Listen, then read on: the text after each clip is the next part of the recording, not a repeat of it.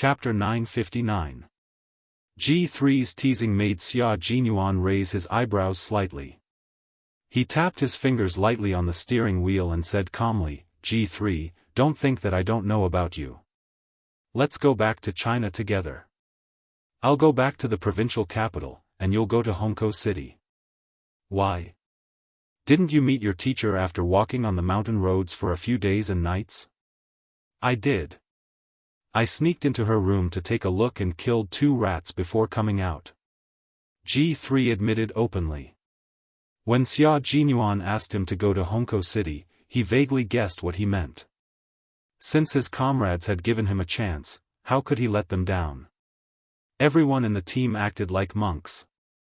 It wasn't that they didn't like girls, but because of the special nature of their profession, they didn't dare to pursue them. Xia Jinyuan's initiative really taught them a lesson. If they didn't pursue the girl they liked, were they supposed to wait for the girl they liked to put on a wedding dress and marry another man? That was too cruel. You only killed 2 rats and didn't do anything else? You didn't even have physical contact. When Xia Jinyuan saw G3's stiff face from the rearview mirror, he smiled knowingly. He had the intention but didn't have the guts to do it. He had to continue working hard. He had to be like him. He didn't regret his actions and fell head first until he got the girl. When it came to the topic of girlfriends, it had always been a sore spot for his comrades. G3 closed his eyes to rest and didn't want to ask for more trouble from Xia Jinyuan. When Yi Qian got out of the car, he clearly saw a fresh little red mark on her neck. It was bright red. It was obvious that it was planted not long ago. No wonder he was so proud of himself. He even kissed her neck. The all-round soldier king was at the forefront in all aspects. He even had to be at the forefront when it came to girlfriends. Yi Qian was too honest. He had to get J5 to teach her a lesson. How could he always give in to Q King?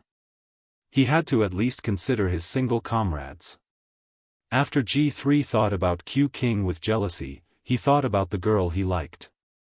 After a while, he sighed faintly in the car.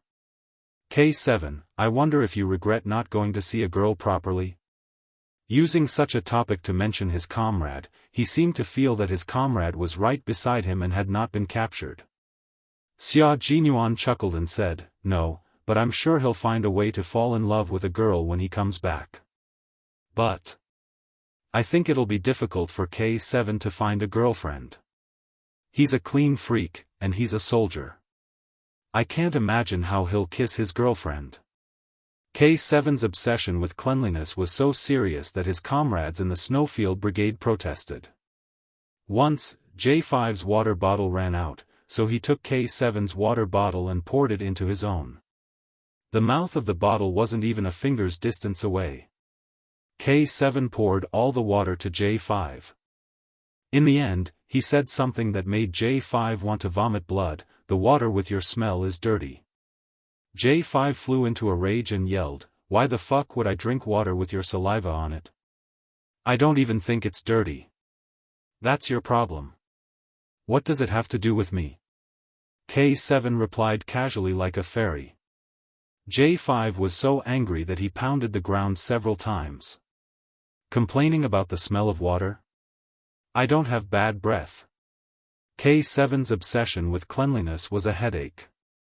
During training, battles, exercises, and long-term training, there would be times when they didn't have enough water and needed to share some with their comrades. However, K7 would never share. He would rather die of thirst than share water with his comrades. Chapter 960. K7's obsession with cleanliness made G3 and Xia Jinyuan fall silent. After a while, Xia Jinyuan said in a low voice, Do you think this kid will die of thirst? After he said that, the car was silent for a while before G3 sighed and said, It's possible, so we have to speed up. From what I know about him, he doesn't drink water, sleep on the same bed, or eat in the same bowl with others. Damn it! I didn't think anything would happen to him before, but now that he's in trouble, why do I feel like his obsession with cleanliness is going to kill him?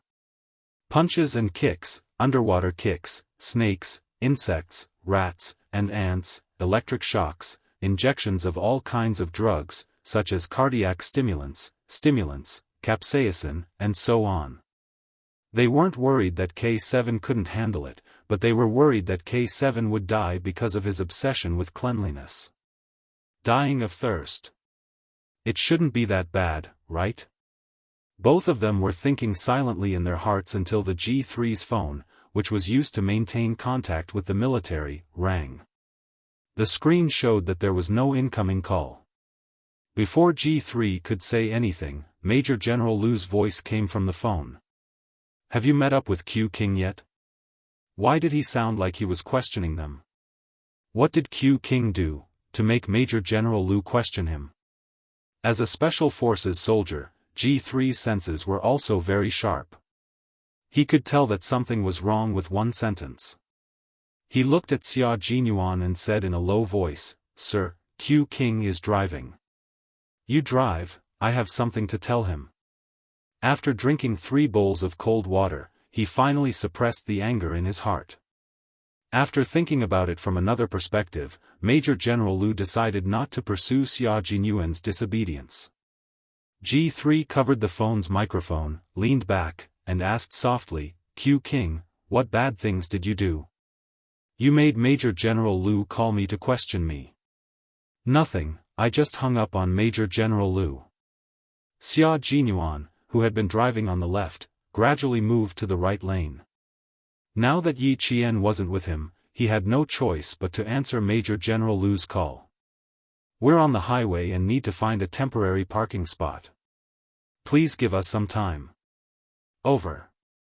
G3 gave Q King, who dared to hang up on the Major General, a thumbs up as he reported their current situation with a serious expression. The Major General grunted and said, "Keep in touch. If you dare to hang up on me again, you'll be punished by military law." Fortunately, he was slow and did not hang up. G3, who was rejoicing, was prepared to throw this hot potato out at any time. He really didn't have the guts like Q King to hang up on the Major General. Xia Jinyuan parked the car at the temporary parking spot and took the phone from G3. "I'm Q King. Brat, you've got guts. You even dare to hang up on me." The Major General was still breathing fire from his nose, but his voice was relatively gentle. Xia Jinyuan was a proud man. If you really went against him, the more you pushed, the more he would twist you. A tiger had to be pacified. Now, he had to pacify Tiger Xia's fur. The Major General lowered his voice again and advised, "I know what you're worried about, but you have to believe in Yi Qian. We all believe in her. Why don't you believe in your own comrade? Yi Qian isn't just anyone. She's your comrade. K7 isn't just anyone either. He's Yi Qian's comrade. Now that K7 is in trouble, Yi Qian won't just stand by and watch. We also hope that she can join us. Why does your brigade need female soldiers? You know the reason. Female soldiers have characteristics that male soldiers don't. She can lower the vigilance of the ST mercenary group and achieve unexpected results. Also, Yi Qian is steady and courageous. The possibility of her being disturbed is very low. With her participating in the rescue, the military has more confidence in your safe return." Chapter 961. Q King, the Snowfield Brigade is the embodiment of our country's blood, sweat, and tears. You are the country's sharp knife. If there is even a small cut on the knife, our heart will ache. "War makes women go away" is no longer the truth. Sometimes, female soldiers are more powerful than our male soldiers. Actually, the Major General could have just called Yi Qian to join the operation. The reason why he tried to reason with Xia Jinyuan was so that Xia Jinyuan and the others could accept Yi Qian. They shouldn't think that Yi Qian couldn't do it. That was what the Major General thought, but Xia Jinyuan didn't think that way at all. His thoughts were simple. The ST mercenary group was too cruel to the female captives. He could accept Yi Qian's injuries. As a soldier, it was normal for his body to be injured. He could also accept being captured because his military skills were not up to standard. But he definitely couldn't accept the psychological damage. Xia Jinyuan's eyes were filled with coldness. He waited for the Major General to finish his words before he said calmly, "Major General, I beg the military ministry to give us a chance to redeem ourselves. I swear on my military uniform that I will try my best to rescue my comrades. I say, you stinking brat, why are you so stubborn?" The Major General slammed the table in his office and stood up. He gritted his teeth and said, "A soldier's duty is to obey orders. You've forgotten all about it." Xia Jinyuan put one hand on the steering wheel and said casually, "Major General, it's not that I don't want to obey orders. Yi Qian is not a soldier. She doesn't need to obey orders." He raised his hand to look at the time and said, "We are still some distance away from the base. We can't waste any more time. I can't chat with you anymore. Don't you dare hang up on me again." In the face of such a stubborn subordinate, the Major General felt that his hair was about to turn white. What the hell? Based on his understanding of Q King, it was impossible for him to refuse such an order that was beneficial to his comrades. Why did he refuse so strongly today? K7 was sent in. For safety reasons, they couldn't send in any more members of the Snowfield Brigade. More importantly, Yi Qian needed to get a list of names from the ST mercenary group. No matter what, Yi Qian must participate in this operation.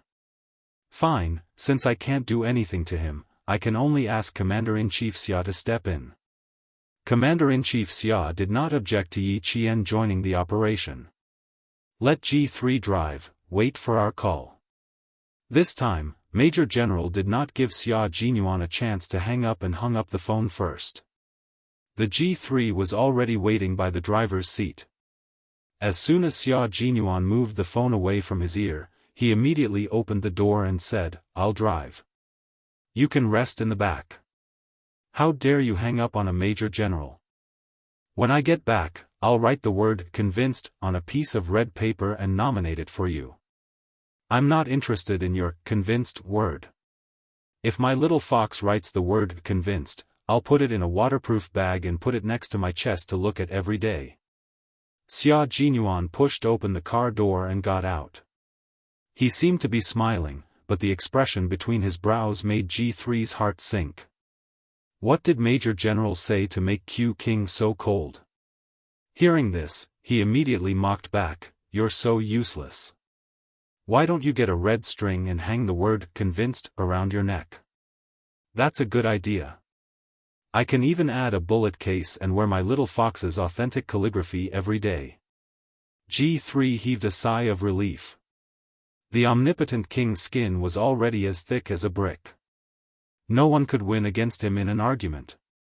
He then asked casually, changing the topic, "Major General is looking for you. Why did he look for me first?" Chapter 962. I turned off my phone. Xia Jinyuan said calmly. He took out his phone from his pocket and turned it on. G3, who was about to start the car, almost lost his grip on the steering wheel. "Q King, our entire team respects you. You're too strong." Only Q King could have done something as tough as hanging up on the Major General and turning off his phone. Faced with his comrade's praise, the tough Major replied calmly, "Thanks for letting me win." "Thanks for letting me win? We can't have a proper chat." G3 shut up completely and drove the car back onto the highway. The imported Mercedes-Benz performance was pretty good. He stepped on the accelerator and the car sped off. The scenery on both sides of the road flashed by rapidly. In the blink of an eye, they were a few kilometers away from the distant southern province. Xia Jinyuan wasn't in the mood to talk. His fingers unconsciously rubbed his phone. His deep eyes were locked in front of him. He seemed to have something on his mind. It's only 7 in the morning. Little Fox wouldn't have gone to the platoon for training, right? Before getting into the car, he specifically reminded her to rest well, go to the hotel or the library, not to return to school early, and not to rush to the platoon for training. He was afraid that the military wouldn't be able to help him, so he had to change Little Fox's mind. Little Fox wanted to carry out her mission, and the two seniors beside her hoped that she would be able to accomplish something and train at any time. What else did she have to do? She didn't have to do anything, she agreed to everything. At this moment, Xia Jinyuan was silently praying that Yi Qian would either return to the hotel or go to the library. That way, the military wouldn't be able to find him within the day. Their car drove on the highway for at least half an hour. Yi Qian stood on the side of the road until the sun was dazzling. He moved his body slightly and looked at the maple trees on the side of the road. They should be able to return when the maple leaves turn yellow. After standing there for at least 5 minutes, Yi Jian carried her school bag and the bag with her school uniform and walked to the side of the G3 car. She opened the door and started the car. After making a right turn, she turned around and headed in the direction of Caesar Hotel. It was still very early. If she didn't want to go back to school, she might as well go to the training ground. She would drive back and ask Z if she could borrow his car for a day and return it before 6. Ho Z happened to be in a room on the 23rd floor of the Caesar Hotel. She didn't look well and seemed a little gloomy. Last night, he didn't manage to find Xia Yiwei. When he rushed to the Riverside coffee shop where they used to meet, he found out that Xia Yiwei had changed her mind at the last minute. She wasn't in the southern province and had taken a plane back to Beijing, with a man accompanying her. When he received the call from the lobby manager, he happened to be packing his clothes. He was about to kill his way to Beijing to snatch the person. He said to the lobby manager, "You can return it whenever you want. Let her use it without worry. Oil card. Prepare an oil card for her. Keep it in reserve." Xia Jinyuan had done him a huge favor, so he had to take extra care of his girlfriend. He would need Xia Jinyuan's help in the future. Ho Zi quickly borrowed the car, saving Yi Qian a lot of time. When they arrived at the location where Xia Jinyuan had sent her that night, Yi Qian handed the car to the sentry and entered the underground training ground. Lu Tuan and Political Commissar Yen were having a meeting with several instructors. Yi Qian didn't disturb them. Instead, he went to his locker and took out the camouflage uniform from the training ground. He changed into it to hide the injury on his arm and quickly went back to training. After the meeting, Lu Tuan came out and heard that Yi Qian was here. He smiled at Political Commissar Yen and said, "She hasn't trained for more than 10 days. Do you want to see if she's rusty?" Chapter 963. I believe that little Yi won't be out of practice. She hasn't been here for more than 10 days and she's still thinking about it. Political Commissar Yen didn't stop and went straight to Yi Qian's training. She's a natural soldier and can fight. She won't be out of practice, she won't be out of practice. The blowers blew loudly, and the off-road vehicles and sedans sped across the large training ground. The tires screeched as they rubbed against the ground, and the smell of rubber and gasoline filled everyone's nostrils. They didn't find the smell unpleasant, and each and every one of them was focused on wiping away their sweat and training hard. The Great Dragon Country of the late 1990s was no longer the early 1990s where they had to swallow their pride after being wronged overseas. The Great Dragon Country had been dormant all this time, waiting for the 21st century to come and roar again. The reason why China's military power could roar and rise was not only because of the weapons secretly developed by the various bases, but also because of this group of secretly trained, respectable and cute soldiers. Yi Qian drove a jeep this time. She didn't slow down and directly swooped down from a high slope. Then, she went over a high platform and rushed past rows of iron nails. She turned the steering wheel tightly and went through a 180-degree turn. Yi Qian was on an S-shaped training path. When she fought with the mercenaries in the hospital, she said that she was a Chinese soldier. The mercenary obviously didn't believe her and even denied that she was a Chinese soldier with a disdainful attitude. He said that Chinese soldiers weren't that powerful. That's right, they didn't think that Chinese soldiers were that powerful. They weren't even as good as the mercenaries. What did this mean? It meant that in their eyes, our country was a weak country. A weak country that couldn't cultivate outstanding soldiers. No wonder they were so arrogant and came all the way here. It was because they looked down on us and took it for granted that our country was a weak country and couldn't do anything to them. Couldn't do anything? It wasn't that our country couldn't do anything to them. It was that we were secretly accumulating military power. One day, we would shock the whole world and let the whole world know what the rise of a great country meant. We have excellent, advanced, and unsurpassable weapons. We also have a group of brave, fearless, and heroic soldiers. The rise of a great country and the awakening of the great dragon. Let's see who still dares to be arrogant. The car passed by in a flash. Regiment Commander Lu sat in the car and looked at the figure that passed by him. He said to Political Commissar Yen, "This girl will finish her apprenticeship in December. It's a pity that we're not an armored unit. Otherwise, we could take her to drive an armored car or a tank. That way, she wouldn't have to wait until she gets into the military academy to go on missions. Haste makes waste. Everything has to be done slowly." Political Commissar Yen was not as anxious as platoon leader Lu. Instead, he hoped that Yi Qian could take each step steadily and lay a solid foundation. A series of gunshots came from the front. It was Yi Qian walking in an S-shaped path. At the same time, he fired at the live targets that were lying in ambush along the S-shaped path. Empty cartridges were fired continuously. Every time a shot was fired, a DDD sound would be heard. Only when a bullet was fired and the shot hit a live target, the sound would be heard. Yi Jian fired a series of shots, and the sound continued to be heard. Needless to say, all of them hit the mark. The car went down the S-shaped path. The brakes were steady and the car stopped precisely at the designated spot. 2 hours of training had made her sweat profusely and her blood boil. She had arrived at the training base at 10 in the morning. It was now 12 in the afternoon. The long-awaited training had ignited all of Yi Qian's passion. If she hadn't seen the final parking spot, she probably wouldn't have let go of the steering wheel. Chapter 964. Lu Tuan and Political Commissar Yen walked over and saw that Yi Qian was still sitting in the car. Not only did she not get out, but her hands were still touching the car. She was reluctant to get out. This made Lu Tuan laugh out loud. He opened the car door and said loudly, "Girl, why are you still not getting out? It's time for dinner. Get out and eat.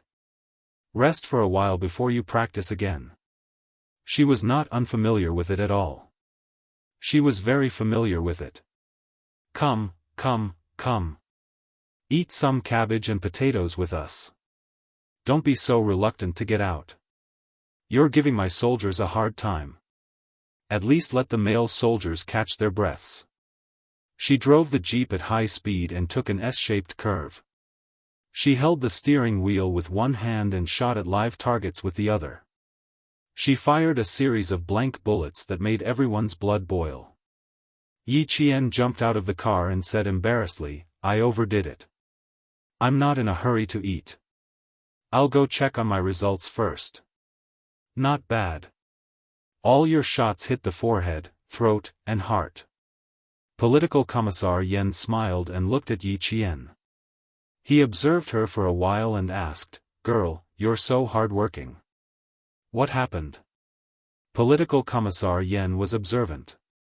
He could tell that something was wrong with Yi Qian. Yi Qian did not know what was wrong with her that Political Commissar Yen noticed. She smiled and said, "When did you get a pair of discerning eyes? You usually start eating when it's time. You're never later than the male soldiers. Today is different. Why do I need to use my discerning eyes? I can tell just by looking at you." Political Commissar Yen narrowed his eyes slightly. After carefully observing Yi Jian's expression, he could not help but frown slightly. You look a bit angry and thoughtful. What happened? Girl. When Lu Tuan heard this, he also looked at her carefully. There was indeed an angry look in her eyes. Did you meet someone who needs to be taught a lesson again?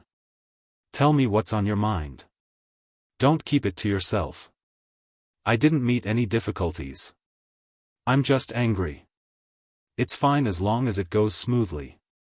Putting aside the matter with Xia Jinyuan and the others, Yi Qian was still upset that the mercenaries thought that the Chinese soldiers were not strong. How dare you look down on the soldiers of our country? She didn't want to talk about it. Political Commissar Yen and Regiment Commander Lu looked at each other. There was no hurry. It was not a bad idea to ask later. That's good. That's good. Political Commissar Yen gently patted Yi Qian's shoulder and adjusted his collar. He smiled and sighed. Little Yi, we all want to see you in military uniform as soon as possible. Why don't you skip a grade and directly enter the 3rd year of high school? When he was in the army, he often told the soldiers that if they had time, they should study more and increase their knowledge. But when she came to Yi Qian, it was the opposite. He felt that studying in school was a waste of time, and that it would be better for her to join the army early. Look. Just now, you were criticizing me for being too impatient and saying that I had to take things slowly. Now that it's your turn, you're asking Yi Qian to quit his studies and join the army.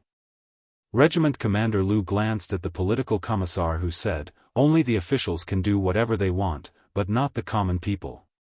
He said to Yi Qian sternly, don't listen to his nonsense. We have to study. Not only do we have to study good books. Political Commissar Yen has been busy recently.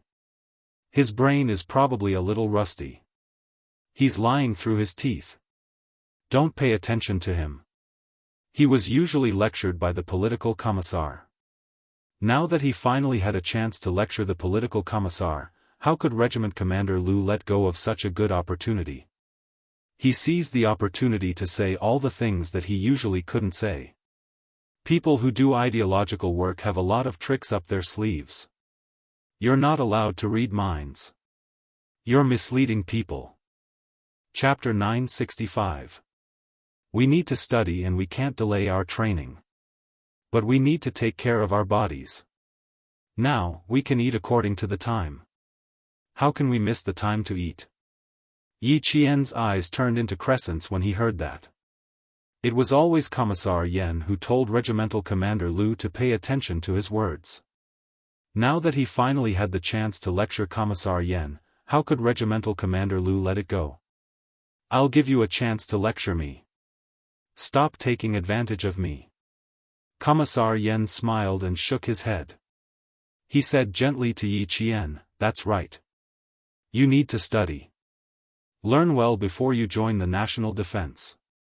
Let's go. Let's eat first. We can practice in the afternoon. To be honest, Yi Qian really didn't have the mood to eat. It was already midnight. She didn't know if they had arrived at the base or if they had caught the support plane. She also didn't know how they would rescue K7. She couldn't help but think about all these things when she was quiet. She could only forget about them temporarily when she focused on her training. She only hoped that each of them could come back safely. Even if they were injured, it didn't matter as long as they could come back safely. There was an hour-and-a-half break at noon. Yi Qian didn't rest after eating. She put away the plates and chopsticks and walked towards Training Area B. Regimental Commander Lu chased after her. You're too hard-working. I told you to take a break. Why didn't you listen? Yi Qian was drinking water as she walked. When she heard Regimental Commander Lu's question, she quickly turned around. I can't relax. My steering wheel slipped when I was driving on Route S. Also, the soldiers under you will be going to Zongnanhai for a change of camp at the end of December. I need to hurry up and learn more. Regiment Commander Lu's car soldiers would train throughout the year without any breaks. Now that the training of this batch of soldiers had entered the final assessment stage, it was also the most rigorous stage. Learning from them would also be beneficial to improving Yi Jian's ability. Don't give yourself too much pressure. You're not a soldier yet. Commander Lu was just saying that. In reality, he hoped that Yi Qian could excel in all aspects. Otherwise, he wouldn't have come over to monitor Yi Qian's training from time to time. Yi Qian waited for Lu Tuan to come up and continued to walk towards Zone B. He had no intention of stopping. He devoted himself to training so that he could fight back and not think too much about Xia Jinyuan's operation. He then said seriously, although I'm not a soldier now, I've always regarded myself as a real soldier in my heart. If I don't put my life on the line during training, it'll be too late when I really have to. Take advantage of the time when you can to fight for your life. Fight for yourself, fight for your future, and fight for your life. I think that's pretty good. Oh no, the little girl had become like a political commissar. She had a set of words that sounded like a tongue twister. You have class at 7 o'clock. When it's time to rest, you have to take a good rest. You don't really have to risk your life. However, you're right. If we don't work hard during training, it'll be too late when we really have to. Lu Tuan didn't force Yi Qian to rest. It was rare to see a soldier with such a high level of awareness. How could he discourage him? When Yi Qian went to Zone B, Lu Tuan turned back to look for Commissar Yen. The little girl has a lot on her mind. Talk to her. She's used to hiding her thoughts. You can't ask her directly. Old Yen, give her some real advice. I'll find a chance to ask her after training in the afternoon. She'll drive over herself. I'm going to the military headquarters anyway. I'll rush back to the regiment early tomorrow. You don't have to arrange a car to send me. I'll take her car into the city. It had become a habit to go to the military headquarters at the end of the month. Chapter 966. That's fine too. Ask her properly. I don't feel confident seeing her like this. You go and keep an eye on her. I'll go to Area C to take a look. After saying a few words, Lu Tuan adjusted his training cap and strode away. At 5 o'clock in the afternoon, Yi Qian's day of training ended. Political Commissar Yen, who had been waiting for a long time, smiled as he watched her complete a few difficult maneuvers to avoid obstacles. He clapped his hands and walked to the front of the dead jeep. The afternoon was more exciting than the morning. You were completely in training mode. The training can't be interrupted. It has to be continuous. I feel much better in the afternoon. Yi Qian jumped out of the jeep. The tall military jeep made Yi Qian look even more petite, but the valiance of the military's red makeup hit her in the face. A green towel was handed over. Here, Political Commissar Yen and Lu Tuan took care of Yi Qian like parents. They would take care of Yi Qian in all aspects. When she smiled and said, "Thank you," and took the towel, Political Commissar Yen said, "Come again tomorrow night. It's getting late. Go change your clothes. I'll take your car into the city today." He could talk to her in the car. She was still young, so she shouldn't be so worried. She should be more angry too. He should ask her clearly what was going on. It was indeed getting late. Yi Qian shrugged and accepted the arrangement without any objections. But her clothes, she really couldn't change. She wiped the sweat off her face and smiled. Go back to school and change. I'll send you to the provincial military base first and then return the car to someone else. It'll save time to change clothes. Okay. You go up first and ask the sentinel to drive the car over. I'll go get a document. Walking out of the underground training ground, Yi Jian, who made all the male soldiers blush with shame, stood in the sunlight that was as thin as gold powder. Her slightly thin figure stood straight, revealing the piercing coldness of a steel gun. It was autumn, and the scenery outside the area was even more bleak. The autumn wind blew, and the branches of an unknown tree swayed. A few withered leaves were gently blown to the ground, and then a few more leaves fell together. This year's autumn seemed to come quickly. Could the thousands of maple leaves in Mount Daliang wait until Xia Jinyuan came back? Political Commissar Yen, who walked out one step later, looked at the slender figure standing motionless like a sculpture in the golden sunlight. His eyes were a little serious. This girl did have something on her mind, and it was very serious. There were skills in asking questions and trying to get information out of her. Political Commissar Yen was the best at doing ideological work. He did not directly ask Yi Jian if she was unhappy. Instead, he asked her indirectly and found an entry point. Chinese. This question could not be answered in a short time, and it was also a very sharp question. Do you think our Chinese soldiers are weak? Political Commissar Yen asked in return. Could it be that Yi Qian had something on her mind because of this? Did someone say that our soldiers were weak in front of her? Yi Qian shook his head. His eyes were firm. No. I have never thought that our soldiers are weak. Yes. Our soldiers have never been weak. We practice and learn every day. We protect our country as protectors. We don't need to prove to anyone that we are strong. The value of our existence is not to prove anything to others. Chapter 967. Why do people say that our soldiers are weak? That's because what they see is a facade. Look at modern warfare. Whether it's developed countries, developing China, or those poor and backward countries, war can break out at any time. Since the end of the Sino-Vietnamese border war in February 1990, our country has been keeping a low profile. We don't want the people to lose their homes and live in misery and suffering. We have been secretly accumulating military strength along the strategic direction of peaceful development. We don't act in a high-profile manner, but we are always ready.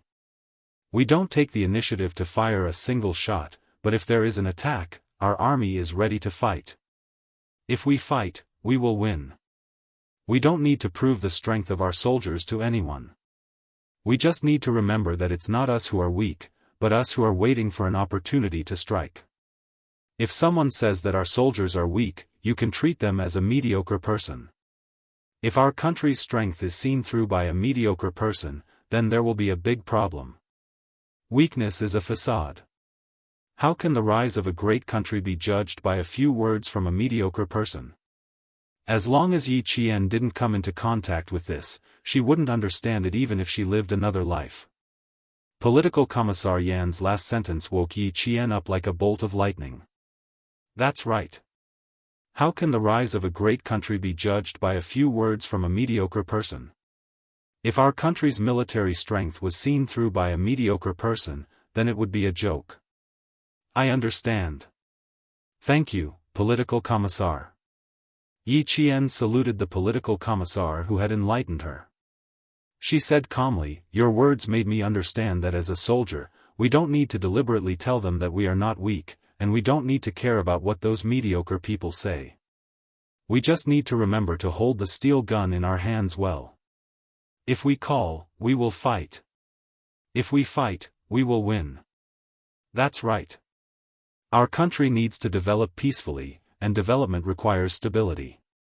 The rise of a great country takes time.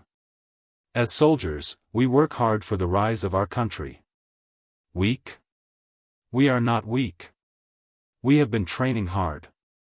If anyone dares to fire the first shot at our country, the first shot will be when we move out. We will fight to the end to protect our country." Political Commissar Yen didn't mind giving Yi Qian a good lesson. An outstanding soldier must know what our country's strategy was. The country was not weak, and the army was not weak. Wait for an opportunity to strike, and it was earth-shattering.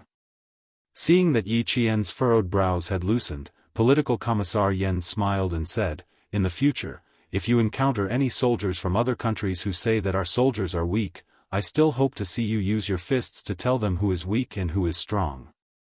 When a scholar meets a soldier, there's no way to reason with him. Why don't we just fight and take them down a notch? Then you'll know what weak means. That was indeed the case. Previously, she had used her fists to show the mercenary who looked down on the Chinese how powerful a female soldier was. Let's see if he still dares to say that Chinese soldiers are weak. However, he didn't have the chance to say anything. He was burned to ashes by Ho Zi's men. If there's a chance, I'll beat him up until he's too ashamed to return to his own army. Yi Qian raised his eyebrows and smiled. He looked up slightly and saw Lu Tuan's secretary jogging over. Political Commissar, Lu Tuan's secretary seems to be looking for you. Reporting. Political Commissar, Lu Tuan asks Yi Qian to come back to the office immediately to answer the call. The person he was looking for was not Political Commissar Yan, but Yi Qian. Moreover, it was an extremely urgent call. It was a call from the military. The person who called was someone who made Yi Qian absolutely terrified. Commander-in-Chief Xia. Yi Qian said, "Hello, I'm Yi Qian." The voice coming from the other side of the phone made her immediately stand at attention and relax. Chapter 968. Xiao Yi, you've made us look for you for hours. Commander-in-Chief Xia's voice came from the other end of the phone. He asked her, "How have you been? Is everything okay?" Yi Qian couldn't help but gulp. She maintained her reporting posture and answered seriously, reporting, "Everything is fine. Why did I hear from my rascal that you're injured and not well?" That rascal probably likes to make a mountain out of a molehill. Yi Qian, who only dared to say this in her heart, maintained her voice and continued to say seriously, "I'm slightly injured, but it's not a big problem." Slightly injured? Where? Lu Tuan and Political Commissar Yan, who were standing on either side of Yi Qian, immediately looked at Yi Qian. They didn't see where she was injured. Her neck? She didn't even tie her hair up during training today. Her neck was injured? Lu Tuan glanced at Political Commissar Yan and said softly, "No wonder the first thing you said when I received the call was to invite the military doctor over. I thought you were going to ask the military doctor about the injury rate down there." Stop talking. Political Commissar Yan also glanced at his old partner. This was a little strange. Commander-in-Chief Xia nodded with a smile and gestured to Major General Lu. Major General Lu took out his phone and said coldly, "Q King, we've already contacted Yi Qian and confirmed that her injuries are minor. She can carry out the mission." No matter how well-mannered Xia Jinyuan was, he couldn't help but curse in his heart. However, his attitude was still very cold. "Major General, it's too late now. We've already gotten off the plane and will be heading to the border soon. I won't give up until I reach the Yellow River. Little Fox, we have to be telepathic this time. Don't agree." It was impossible not to agree. He could already foresee that Little Fox would agree immediately. This was also called telepathic. He could even guess what she would say. She would say, "Okay, I'll leave right away." Too late. No, V8 will be late. Tell him to wait for Yi Qian. As for you, go do whatever you need to do. The Major General hung up and left Xia Jinyuan with a beeping sound. Commander-in-Chief Xia was still chatting with Yi Qian, and he seemed to be quite interested in the conversation. "Are you sure your injuries aren't serious? It would be better to let the military doctor take a look." The rascal was used to being injured all over. When he saw other people's injuries, he would think that they were just minor injuries. Let the military doctor take a look. Whether it's serious or not, the doctor has the final say. On the phone, the rascal had said that Yi Qian's arm was about to be broken. Even though she knew that he had said it was serious, she was still scared. Since he had been injured by ST's mercenaries, it was true that they couldn't treat him casually. They had to let the military doctor take a look at him and report the situation. Whether or not Yi Qian could go would depend on how serious her injuries were. The military doctor had already arrived. Yi Qian took off his camouflage jacket and revealed a section of white gauze on his arm. It was already overflowing with dried brown blood. The military doctor took out the gauze and scissors and carefully examined it. He said, "You didn't hurt the skin. It's really not serious. It's just a minor injury. No matter what, it would require at least 5 stitches to be considered a serious injury." Commander-in-Chief Xia confirmed that it was a serious injury and began to talk about business. He first asked Yi Qian to ask Regiment Commander Lu and Political Commissar Yan to leave. Then he began to talk about the operation. "I'm sure you know that this operation is mainly to rescue K7. However, we received news that ST's mercenaries have a name list. This name list is very important. We hope that this name list will be kept by our country. We know where the name list is, but it's very difficult to enter ST's mercenaries. If we have female soldiers to support us, not only will we be able to help them rescue K7 as soon as possible, we might also be able to get the name list and bring it back to China." Chapter 969. We have female soldiers, but none of them have worked with Xia Jinyuan before. Yi Qian, the military hopes that you can temporarily drop your studies and support them. What do you think? Don't be in a hurry to agree. The military has the responsibility to tell you what kind of existence the ST Mercenary Corps is. Commander-in-Chief Xia would not let Yi Qian go to the front line without knowing anything. He had to make it clear to her and let her understand the danger of the mission. Only by understanding the danger could she better avoid it and protect herself. The ST Mercenary Corps is a group of mercenaries who value money over life. Their top organizer has close ties with a country in South Asia and has the support of the government. They are hired to carry out all kinds of assassinations, kidnappings, and battles. The source of the mercenaries is mainly from South Asia and Namibia. They have a reserve force of thousands and have hired military experts to train the mercenaries. The phone call lasted for a long time, mainly because Commander-in-Chief Xia wanted to tell Yi Qian what kind of existence the ST Mercenary Corps was. In 1994, the ST Mercenary Corps sent out a mercenary force with air protection and armor. It only took a few days for them to quell the danger in a certain country. In 1991, a civil war broke out in Sierra. The anti-government forces attacked fiercely, and the government forces hired the ST Mercenary Corps. Within a few months, the anti-government forces were utterly defeated. There were more than 1 or 2 incidents about the ST Mercenary Corps. Just these few incidents made Yi Qian understand how difficult it was for Xia Jinyuan to rescue K7 from the ST Mercenary Corps. These are national affairs. The ST Mercenary Corps is notorious for being inhumane, especially when it comes to female captives. They torture them physically and mentally. Yi Qian, I'll give you 10 minutes to consider. You can choose to refuse. This morning, the Major General contacted Xia Jinyuan and told him about the military's proposal. However, he strongly rejected it. I'm guessing that he didn't mention it to you.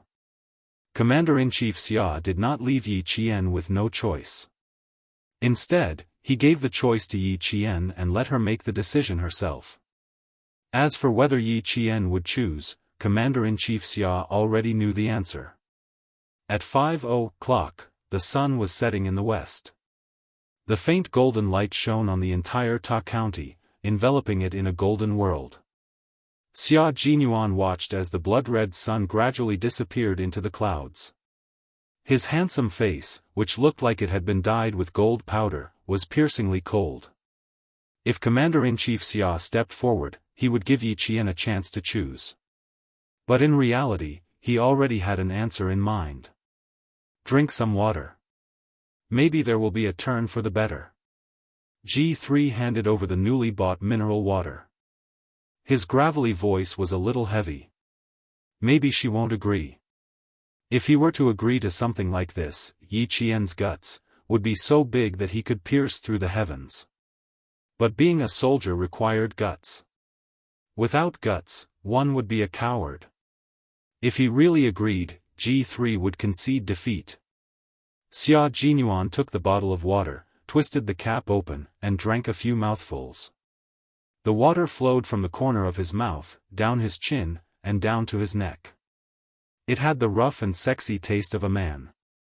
He said in a low voice, "When Commander-in-Chief Xia steps forward, there's nothing he can't accomplish. Yi Qian, I know her. Even if Commander-in-Chief Xia doesn't exist, she will still agree to the military's request. So, I've already accepted the truth and am ready to welcome her." G3 raised his eyebrows in surprise. "You resisted so strongly before, why did you suddenly accept it? Didn't everything you did before become useless?" Xia Jinyuan said calmly, "Brother, how can I go against the military with my own strength? A wise man submits to circumstances. If I resist again, I'll be labeled as disobeying orders. It will make me lose all face and make my little fox laugh at me." Chapter 970.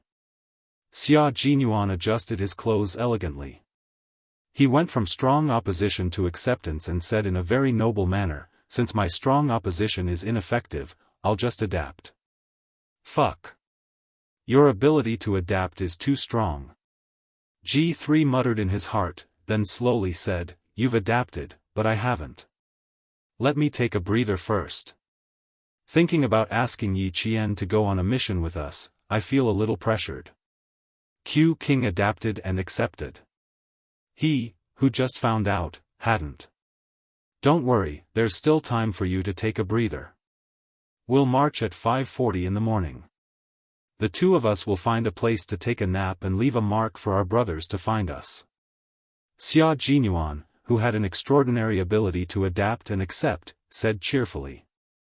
It was impossible to tell from his handsome face that he was so adamant about not letting Yi Qian come over that he hung up the phone and turned off his phone. The military had to go around G3 to find him. He was so adamant before, but now? How could anyone tell that he had objected before? G3 looked up. "Can you sleep?" "Why can't I sleep? The black cars can't come over for a while, and our brothers didn't come over either. I'll sleep if I can." Xia Jinyuan smiled and walked out of the bus station. When they got off the plane and came to the bus station, they didn't find a regular car to leave the country. Instead, they found a black car. A black car was good, but it took a little longer. G3 looked at his back and was a little amazed. "Why can't I sleep?" Was there a need to ask? Yi Qian was going on such a dangerous mission with them. Wasn't he worried? G3 caught up with him and didn't say anything else. What was done, and there was no turning back. It was good that Yi Qian joined. It was easier for him to get into the ST mercenary group. As a soldier, there were many things that had to be accepted unconditionally without a choice. Xia Jinyuan had already understood the uniqueness of his profession. Since he had to accept it without a choice, then he would accept it. He would accept the person he loved unconditionally, go into dangerous places with him, and fight together with him. The person he loved had the same faith as him. He would fight for his faith and share the glory with her. The last ray of the setting sun disappeared, and the sky finally darkened. Yi Jian, who had been speeding all the way from the southern province, got on the highway at 6:30 in the evening. Her speed was so fast that the cars she overtook were amazed. His speed was so fast that he could not even see the car in front of him in the next second. She rushed to the base and took a transport plane to meet up with Xia Jinyuan, who was already waiting for her in Ta County. Time was tight, so she didn't even go back to school. She didn't even ask for leave from her teacher and drove all the way to the base. If they missed the time set by the military, the next transport plane would have to wait until the next day. K7 was still waiting to be rescued. She could not wait until tomorrow.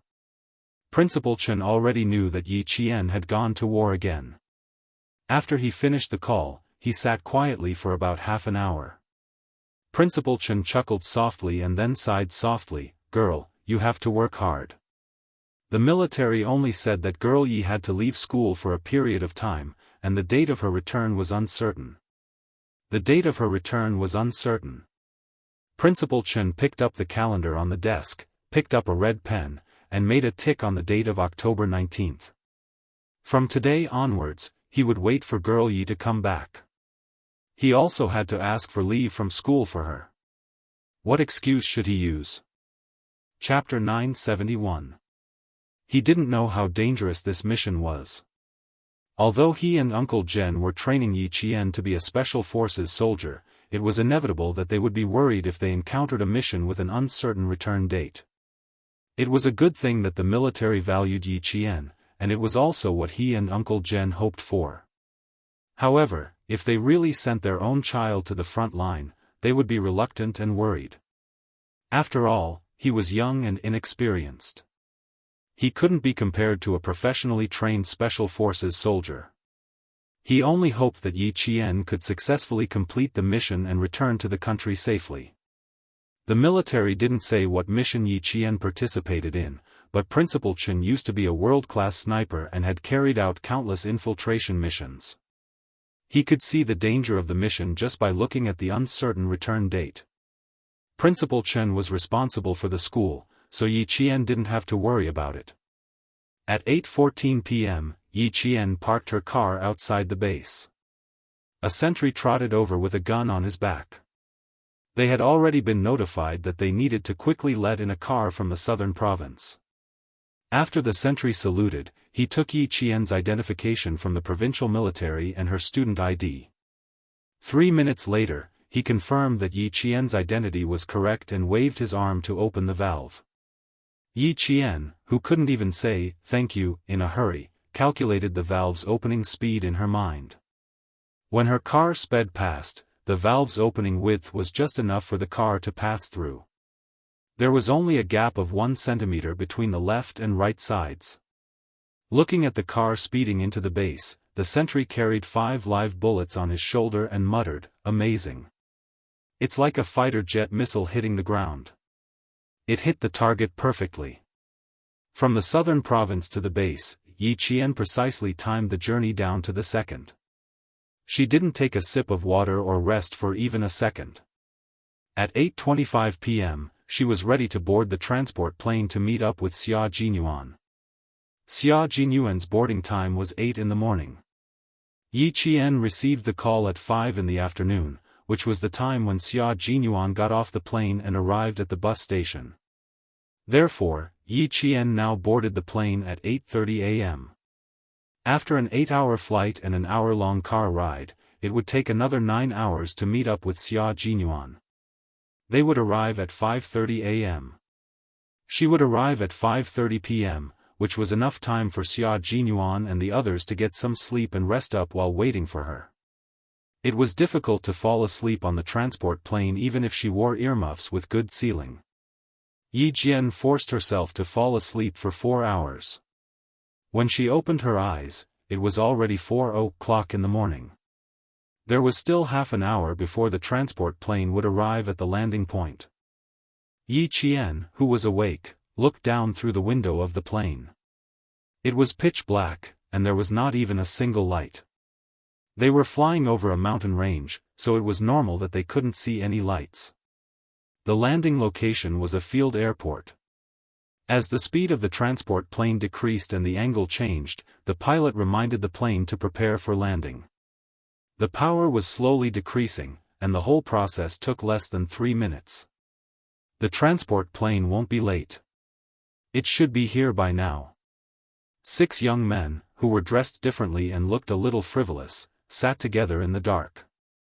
They looked casual, but in fact, their eyes were like eagles, constantly observing their surroundings in the dark.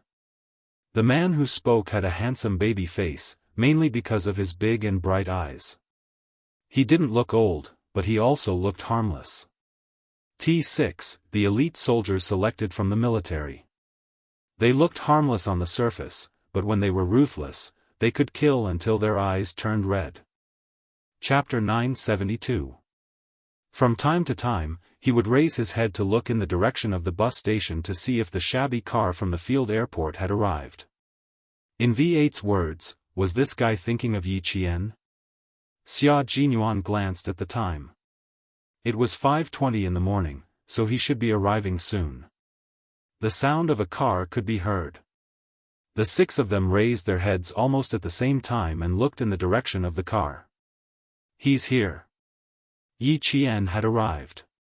Dressed in camouflage, he appeared more military-like than the 6 people who had come to greet him. It turned out that the 5 of them had done the same thing. They subconsciously adjusted their collars and tugged at the hem of their clothes, waiting for Yi Qian to come over as if they were waiting for a review. Except for Xia Jinyuan, his comrades were waiting in place. As for him, he held a large backpack filled with thick clothes and went over to greet him. We meet again less than 24 hours after we parted, little fox. It was unclear if he did it on purpose, but his tall figure blocked the view of the people behind him. When Commander-in-Chief Xia is involved, there is no target that he can't take down. Little fox, you're really brave. Yi Qian took the large backpack from the man who was dressed like a traveler. He raised his eyebrows and said with a half-smile, "If you had told me this morning, I wouldn't have been so nervous and would have come over together. That would have saved me 9 hours. It was different then. Let's go and get to know our brothers. You know G3, T6, V8, and Z7, but there is one more comrade that you haven't met." Xia Jinyuan immediately changed the topic, in case she wanted to settle the score with him later. He opened the backpack and took out a thick coat for her. "You must be cold. Put on the coat first." "A little, but it's still okay. Let's go. Don't let them wait too long." Yi Qian put on the thin coat inside. It was much warmer to wear a windproof coat. Xia Jinyuan zipped up the coat for her. His eyes were full of tenderness. This little fox. She really dared to come. He tried his best to stop her, but it still ended up like this. "Then, my lover, my comrade, it's time for us to protect each other's lives." Z7's Han Zheng had already waved at Yi Qian, but unfortunately, he was blocked by Xia Jinyuan. When Yi Qian came over, he stood up and said, "He's not nice. He's deliberately blocking our enthusiasm.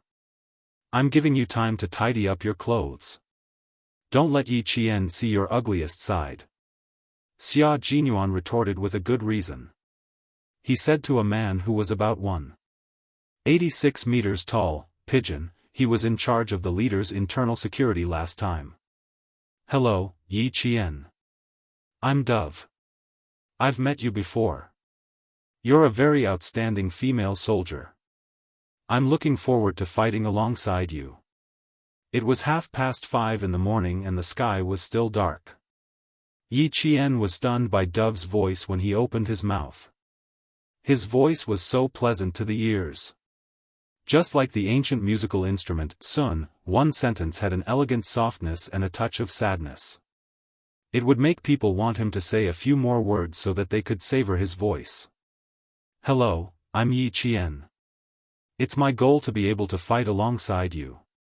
Yi Qian reached out and shook his hand gently, then politely let go. "That's why I'm here to pursue my goal." This was the first time he heard a girl say that her goal was to fight with the special forces. Surprise was written all over Dove's face. It was so strange. Fighting as her goal. Wasn't she a little too courageous? Chapter 973. How is it? I told you Yi Qian is interesting, didn't I? V8 raised his hand and put it on Pigeon's shoulder. He smiled until his white teeth looked like a beast's teeth under the faint sky. It was fine when he didn't smile, but when he smiled, he gave off a ferocious aura. Pigeon looked at Yi Qian for a while and smiled. "You are indeed interesting." Pigeon was a special forces soldier. He joined the army because he had a good voice. After singing a song, he immediately became a special forces soldier. Xia Jinyuan, who was beside him, sensed Yi Qian's surprise at his voice. He chuckled and said, after that, it took him a year to get back to the position he wanted. In the army, he first became a special forces soldier, and then a special forces soldier. He became the most incredible member of the Snowfield Brigade. That was indeed incredible. Yi Qian pursed his lips and smiled. That was my dark history. I applied to go to the border, but I was screwed by my own voice. When I received the notice of enlistment, my parents laughed and I cried. Pigeon was a talkative person. He was the assaulter and explosives expert in the army. Yi Qian did not know him, but he had heard of Yi Qian. Therefore, he did not feel unfamiliar when they talked. He had met his other comrades before and had even fought side by side. When they met again, they both punched Yi Qian. They smiled at each other and felt an indescribable sense of familiarity. At 5:30 p.m., the small county was still asleep. Even the street lamps on the narrow streets were lit up, making the small county seem even quieter. It was as if the night had just begun. The sound of a truck came from afar, breaking the silence at the station. The truck is here. Cover Yi Qian and get on. Xia Jinyuan raised his hand slightly. G3 quickly picked up the travel bag and ran towards the truck that flashed 3 times. They stumbled as they ran, as if they were not fully awake. They were not very fast either, which made the driver in the truck curse in a low voice. Now, they were bold stowaways who wanted to make money from the war. The truck driver had seen many such people. When he saw them, he counted them and took the money from Xia Jinyuan. He pointed at the back of the truck and said arrogantly, "There are 6 seats in the middle for you. Listen, you are not allowed to move my goods. Do you hear me?" His Chinese was not good. Based on his accent, it was obvious that he was a local. The 6 of them carefully tried to please him and said softly, "We know, we know." The bearded driver glanced at the 6 of them with what he thought was a fierce gaze and snorted softly. Until the truck started moving again, the driver didn't notice that there was an extra person in the truck. Taking advantage of the fact that it was still dark, he headed towards Princess Castle. A total of 8 of our comrades went to Operation Storm. K7 was captured, J5 was injured and hospitalized. Now, the 6 of us, including you, are going to St. Xia Jinyuan first told Yi Jian the number of people in the previous operation. Then, he spread a map on a nylon bag that was filled with something unknown. He drew on the map with his finger and said, "From here, follow the Zhongba Highway for 60 kilometers and enter the Karachi Ancient Mountains. There is a border guard post in the middle. We need to hide here. After leaving the Karachi Ancient Mountains, the truck will go directly over the frozen river. 30 kilometers to Princess Castle, then enter the Wakan Corridor." As Xia Jinyuan pointed out the route one by one, the 6 of them looked solemn. The Wakan Corridor was their only way out. The Wakan Corridor is about 400 kilometers long. The truck driver can only send us out of the 100-kilometer Wakan Corridor that belongs to the Chinese side. We need to find our own way out of the remaining 300 kilometers. Chapter 974. Q King, we have to find a shorter route for a 300-kilometer journey. Otherwise, it's impossible to make it on foot. Xia Jinyuan glanced at the T6 combatant who asked the question and smiled faintly. "That's true, so I asked around and found out that there's a place where we can go." He pointed at the mountain range on the map. "We'll go from here. Someone will lead the way for us." Several pairs of eyes stared at the mountain range he pointed at. They needed to hike up an iceberg 6,000 meters above sea level and cut into the desert country where the St. Mercenary Corps was located as quickly as possible. The time is 1 day, 24 hours. What do you think? When he finished speaking, Xia Jinyuan's gaze slid past Yi Qian's face. "Little fox, you chose a mission that was difficult from the beginning. Do you regret it?" "Regret?" Yi Qian's lips curled into an extremely light smile, and there was a hint of provocation in his eyes. Major Xia, when she was running for her life, her endurance, leg strength, and perseverance had been accumulated over 2 lifetimes. Climbing icebergs was no problem for her. In the days in the no man's land, she and Principal Chen had climbed icebergs and snowy peaks the most. Sometimes, they would walk through the snow all night while carrying a 13-kilogram sniper rifle on their backs. That was how she got through it. After preparing for so many years, it could be said that she had been preparing from her previous life to this life. She had walked through her previous life with tears of blood. Even if there was a way out, she would still look down on herself. Receiving her provocative gaze, Xia Jinyuan's thin lips curled up slightly. Good girl, the more she fought, the braver she became. Can we choose to ride a horse? Look for a Kyrgyz rider? Han Zheng, who was holding a flashlight, whispered, we can ride a horse first. At least it'll save us some time. G3 shook his head and said, the ST Mercenary Corps is a disaster in the eyes of the civilians. We can't bring disaster to them. I'm in favor of walking. Also, the iceberg is not suitable for riding a horse. No, I mean to ride a horse in the Wakan corridor. We can borrow the local nomads' horses. Before Han Zheng could finish his sentence, G3 interrupted him. The Wakan corridor belongs to the high and cold mountains. Every year, except for the 3 months of June and August, the mountain is covered by heavy snow. The nomads' horses have already been fenced up and raised. Where can we borrow them? Even if we do, the horses won't be able to pass through the deep snow. In the end, we'll be wasting our own time. We have no choice but to hike the iceberg. That's right, so we have no choice. Right now, there's a civil war in this country, and the savagery of the ST Mercenary Corps makes the civilians even more afraid. Choosing to walk on foot can hide our identities, and we won't implicate the civilians. V8 Chenling said. The storm mission was not in the battlefield that they were heading to. This time, in order to rescue them, they had entered the war-torn countries that the soldiers of various countries did not want to enter easily. Therefore, caution became the first choice for everyone. The strategy of this rescue operation was to not alarm or implicate them, to only ambush them, and to quickly retreat. Han Zheng's expression turned solemn as he nodded and said, all right, I agree to walk. I'm in favor of walking. I'm in favor of walking. Several voices rang out in succession, low and steady. Yi Qian's voice was also among them. Xia Jinyuan did not ask Yi Qian if they could walk the iceberg at night. There was no need to ask at this time. Since they were here, they had to accept the hardships and dangers of the conditions without any conditions. He had already sorted out the entire route, and the follow-up arrangements and operations had all been drawn up.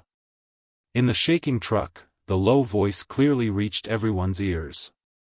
We need to disguise ourselves as locals.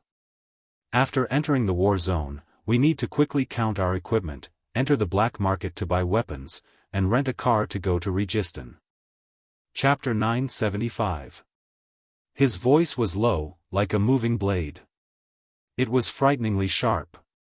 G3, Z7, V8, T6, and Pigeon all listened with serious expressions.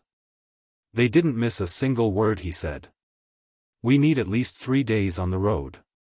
K7 won't give us that much time. We also don't think that the ST mercenaries and the government behind them will have enough patience to deal with K7. So, we don't have much time. We can't delay the progress of the entire team because of personal problems. Do you understand? Understood. Several voices came in unison. Their morale was high, and there wasn't a trace of fear in them. Yi Qian's dark eyes reflected the cold light of the flashlight. It was as if a thin layer of frost had been dyed in his eyes. Yi Qian, you're in charge of infiltration. The military will send someone to bring you into Saint. You only have 2 days.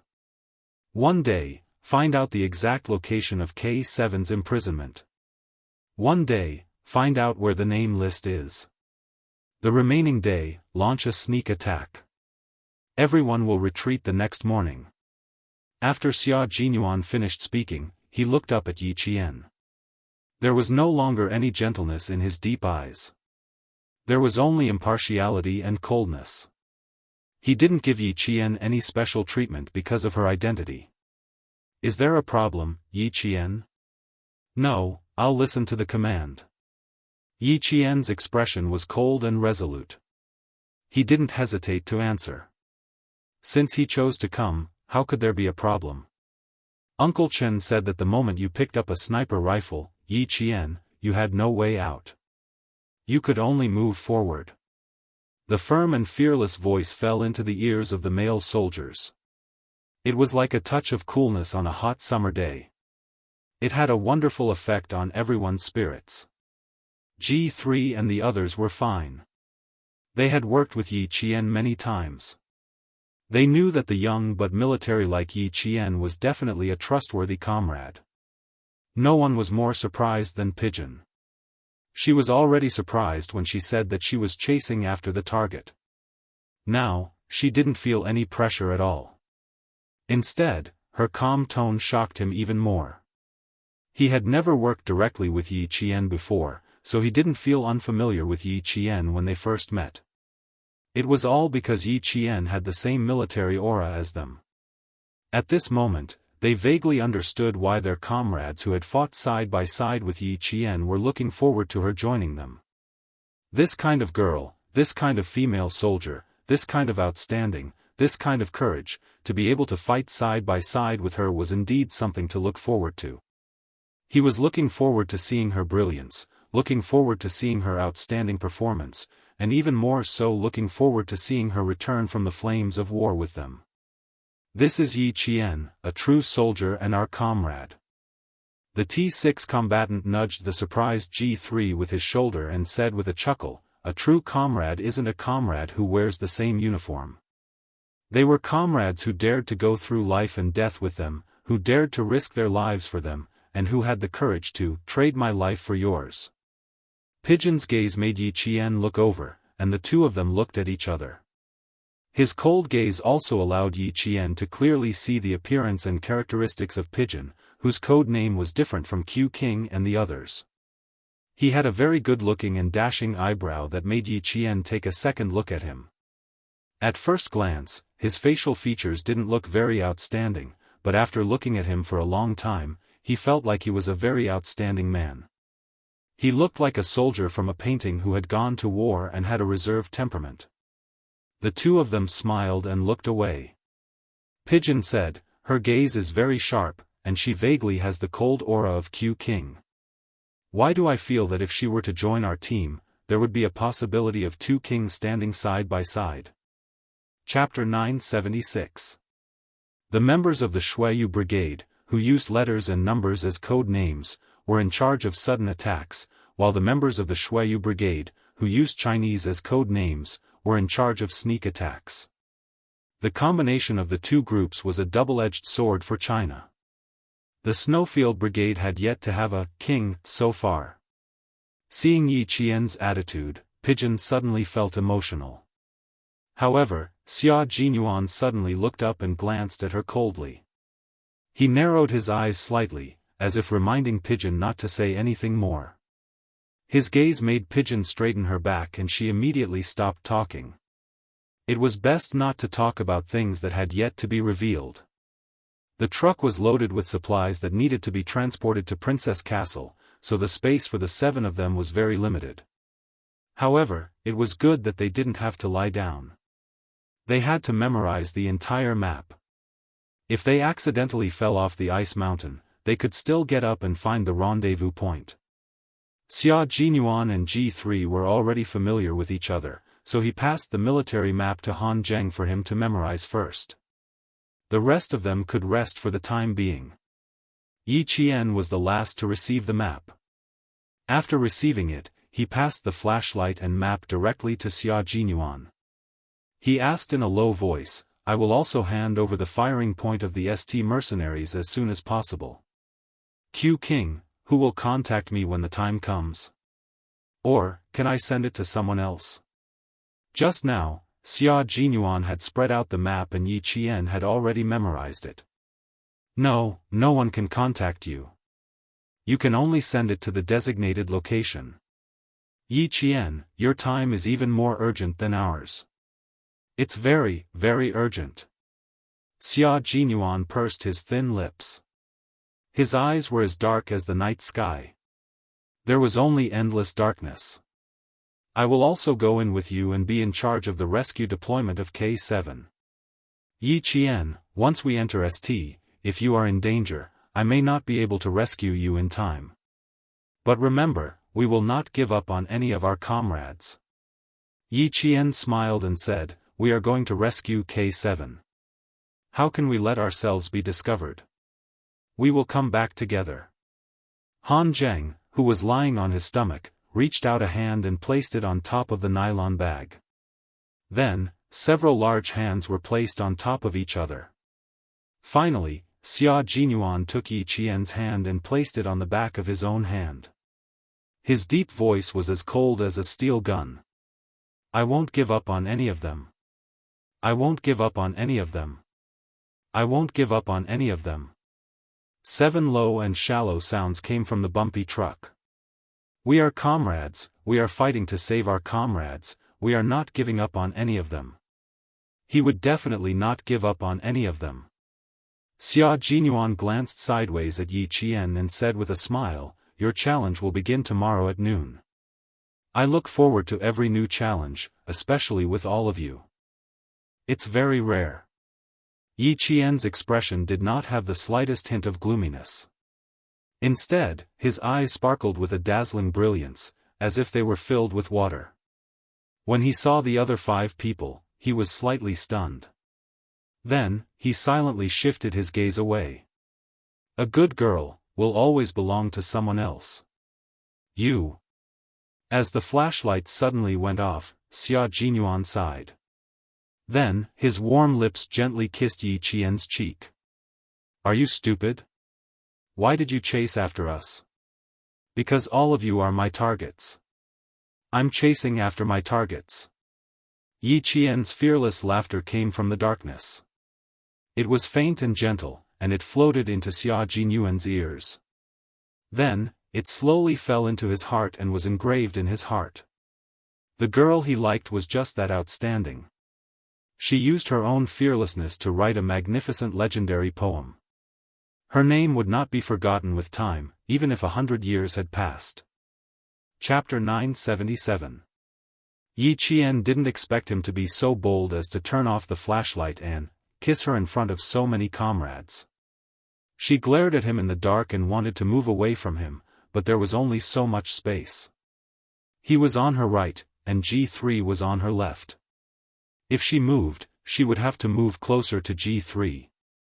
Yi Qian had no choice but to bury her head under her arm to prevent another kiss. Not only did he steal a kiss, Major Xia, who was acting like a boyfriend in the dark, put his arm around Yi Qian's shoulder and let her lean on him. Rest for a while. At least you can lie down. Yi Qian froze. He was so stiff that he didn't dare to move at all. He even held his breath, afraid that his 5 comrades would notice something. This bastard. How dare he? Not only that, his warm lips were pressed against Yi Qian's earlobe, and his breath was hot. Old Luo, who brought us into the iceberg, told me to give you more money and suffer less. Brothers, the money you took out just now won't be reimbursed. You know that the money a man saves is for his wife. Remember to return it all to me. It's not much, just 5 fingers.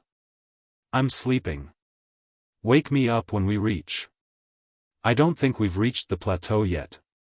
Why do I have altitude sickness and tinnitus? You too? Me too. Do you want to take some pills? I'm already deaf. I can't hear what you said just now. After the 4 people in front of them finished talking, they heard faint snoring sounds. G3 seemed to have slept for a long time. Fuck. This is a real master. 4 pairs of eyes looked over at the same time. They all agreed that G3 was too cunning. Yi Qian buried his head in his arms and laughed until his shoulders trembled. It would be difficult for Xia Jinyuan to get back the money he took out from his personal wallet. Who would want to marry him and be his wife? Dream on. Just as he thought this, he heard Xia Jinyuan's soft voice that only the two of them could hear. You have to marry me and be my wife. There are 5 of them. Each of them is 500 yuan, so 2,500 yuan. It's all for my wife's money. If I don't get it back, my heart will ache. What should I do? My heart aches. Why don't you rub it for me? My heart won't ache anymore if I rub it. At a time like this, Yi Qian was even more helpless against him. She couldn't do anything to him when they were together. Now that there were so many people around, she couldn't do anything to him. Sleep. Ignore her. Fortunately, Xia Jinyuan knew the gravity of the situation and didn't say anything more.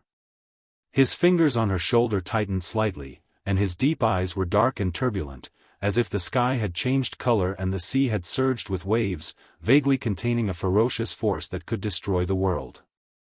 Follow in our footsteps, little fox. You will become a very outstanding female special forces soldier, the best in the military. After at least 10 minutes, when Yi Qian was about to fall asleep, Xia Jinyuan suddenly said, I'm waiting for you to become my comrade in arms, a comrade in arms who can really fight side by side with me and command the battle. Yi Qian's gaze paused for a moment, and he finally lifted his head from the crook of his arm. Aren't we comrade in arms now? We are comrade in arms now, but not the kind of comrade in arms I want. I want a comrade in arms who can stand at the same height, in the same position, and who can sweep away thousands of enemies. Xia Jinyuan said softly, this is the kind of comrade in arms I want. I want you to become this kind of comrade in arms. Can you do it? Yi Qian? His gaze was close to Yi Qian's. Although he couldn't see, Yi Qian could feel it. Chapter 978. That gaze was like a pair of hands that forced you to move forward and not back down. It also gave you the feeling that you had boarded a pirate ship and couldn't get off. Don't give up, don't abandon me. I will always take you with me. I will never let go of your hand even if we have to overcome all obstacles until we reach a height that belongs to both of us. Do you dare to continue like this with me? For me, for you, for the sake of not letting down this life, do you want to continue like this? Originally, he wanted to give her some time to slowly understand him, to let her know what kind of unit he was in, but it seemed like that was no longer possible. She knew in advance how dangerous the situation he was facing was, so he had no choice but to bring it up quickly so that she could understand and accept it as soon as possible. Yi Qian didn't say anything. She didn't know how to continue. One thing was for sure. Even if he wasn't holding her hand, she wouldn't let down this life. He was her goal, and she once wanted to surpass him. And now, this goal was telling her that he wanted to bring her to the same position, to the same height. Think about it. It wasn't that it was difficult to think about. Instead, it was that a flood had formed in her heart. She couldn't calm down, and her entire body was boiling up. In her previous life, she was mediocre for too long. In this life, there were so many opportunities, and she didn't want to miss any of them. She didn't want to lose any of them. Yi Qian nodded, gently, and then slowly nodded. He said, okay, but I'm not doing this for you. I'm doing this for myself, so that I won't let down this life. I'll stand beside you, and you'll stand beside me. The same place, the same height. We'll be comrades for life. Comrades for life, brothers for life. Never leave, never abandon, never give up. All the members of the Snowfield Brigade swore that they would be comrades for life. No matter what, they would never give up on their comrades. Never leave, never abandon, never give up. K7, who was tied up and tossed in the corner, raised his eyes slightly and looked towards the narrow window. Someone was coming. Not just one, but more than 10 people. The footsteps got closer and stopped outside. K7 closed his eyes again, pretending that he was still unconscious. It was useless even if he opened his eyes. Blood flowed into his eyes and stained his eyelashes, blurring his vision. He even saw double when he looked outside. The next day, other than drinking a mouthful of water, the captives did not eat anything else. It had been 52 hours since he woke up from his coma and struggled to open his eyes that were covered with blood. There was no interrogation or interrogation. It was so peaceful that he could not hear any clues, nor could he determine whether his comrades were coming. K7 was heavily injured. Even so, ever since he woke up, he had been on high alert. He had been looking for a chance to escape, and he had been trying to figure out a way to escape. The only weapon he had on him was the belt that was still tied to his trousers. However, this thing had no way of cutting the rope. It was more like strangling someone's neck. His ragtag military uniform was torn in many places, and his flesh was covered with fine sand. As he breathed, the fine sand seemed to be grinding against his charred flesh. No matter how strong his body was, if the fine sand was not washed out, there was no hope for his wounds to heal. K7, who hadn't moved for 52 hours, moved his head slightly. It was this slight movement that made people feel like he was still alive. Chapter 979. Damn thing, he still hasn't said a single word? You guys are the worst mercenaries I've ever seen. You guys are the most useless interrogators I've ever seen. Someone yelled angrily in English. It was already the third day, and his patience was running out. He was about to explode at any moment. The man with a beard that reached his chest looked at the government official who was yelling angrily at him. A hint of viciousness flashed in his eyes. Oh, so it seems that your government has a way. Then, sir, I'll hand him over to you. The man was wearing a white robe and white wide-legged pants. His facial features were Central Asian. He just raised his hand, and a few mercenaries wearing desert camouflage bulletproof vests walked over. They were tall and strong, and all of them were holding AK-47 assault rifles and standing behind the man. When the government official saw them, he immediately took a step back and looked at the high-ranking ST mercenary warily. With a serious face, he said, "No, we don't need him. We just need to ask which country he's from. Sacra, that's all we need to know. That's all. I know. I've been working hard. But sometimes, we can't get what you want just by working hard." Sacra was still able to smile as he spoke. He pointed at the captive behind the closed iron door. "See, sir. It's hard for him to even open his eyes now, let alone talk. His wounds aren't treated." "Oh, yes, you're not allowed to treat his wounds. Of course, we're all in favor of making him suffer a little. But now, he doesn't even have the strength to speak. How do we know which country he's from? Judging from his skin color, hair color, and eye color, we think he's Asian. That's all we know." Sacra's words made the government official squint his eyes. After a while, he smiled coldly. "Trust me, I'll find a way to make him talk." He waved his hand and ordered his personal guard. The viciousness in Sacra's eyes deepened. After the government's personal guard left, he sneered. "Since you want to interrogate him personally, I think we can collect our commission in advance." When the commission was mentioned, the government official immediately laughed. "Sacra, with our cooperation, I don't think we're in a hurry. Right now? Please wait a moment, we will soon hear that guy's voice." There was no need to consider anything when interrogating a captive, especially a captive who couldn't possibly return alive. As long as he got what he wanted, he would immediately end the captive.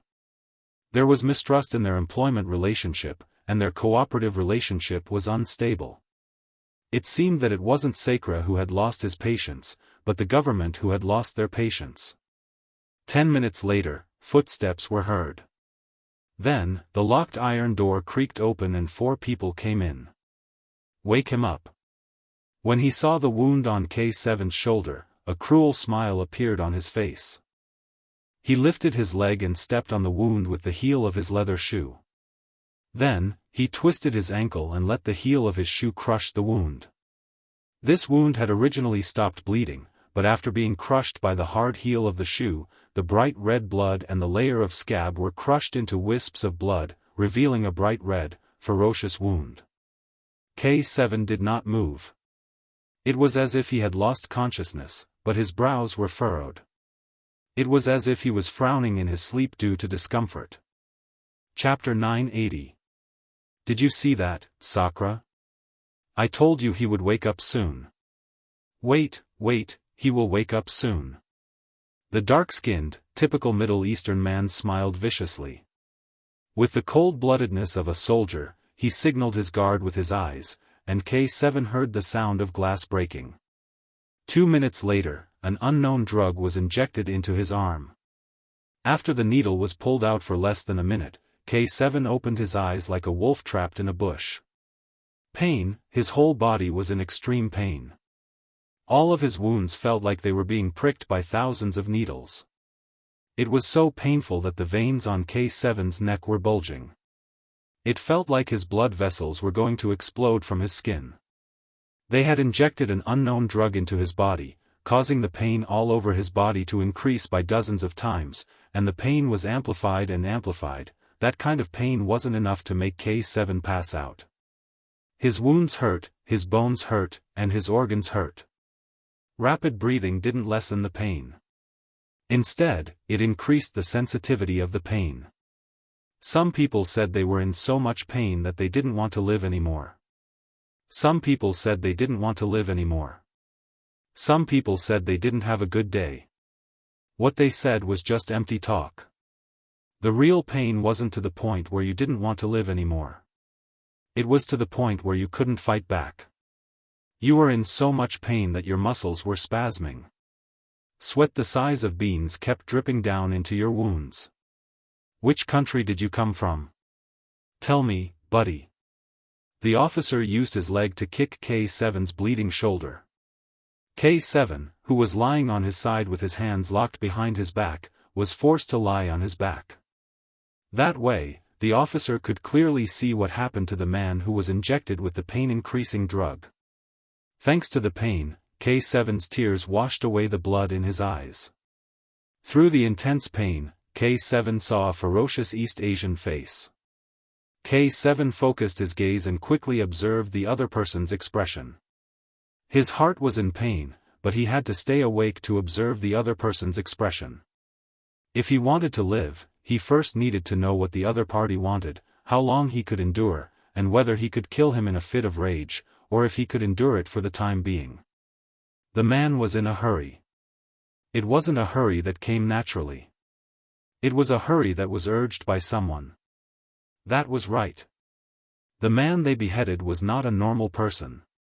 If they wanted to find out the truth, how could they let a captive go so easily? Very well, as long as he knew that the man wouldn't kill him now. After he used up all of his energy to stay awake, K7 growled like a trapped beast. His body couldn't help but twist. He stuck his tongue deep into his throat. He wanted to vomit. If you wanted to get information from him, you had to make sure he was still alive. The special forces from the Shuayu Brigade were invincible. They could return in triumph, or they could die without hesitation. They could face being captured calmly, and they could overcome their fear of death. To die for one's country was an honorable death. Fuck, bro. K7, smile for me. We've known each other for a year, and I've never seen you smile before. Fuck you, I even drank your saliva. Hello, I'm Q King. Nice to meet you. And my brothers.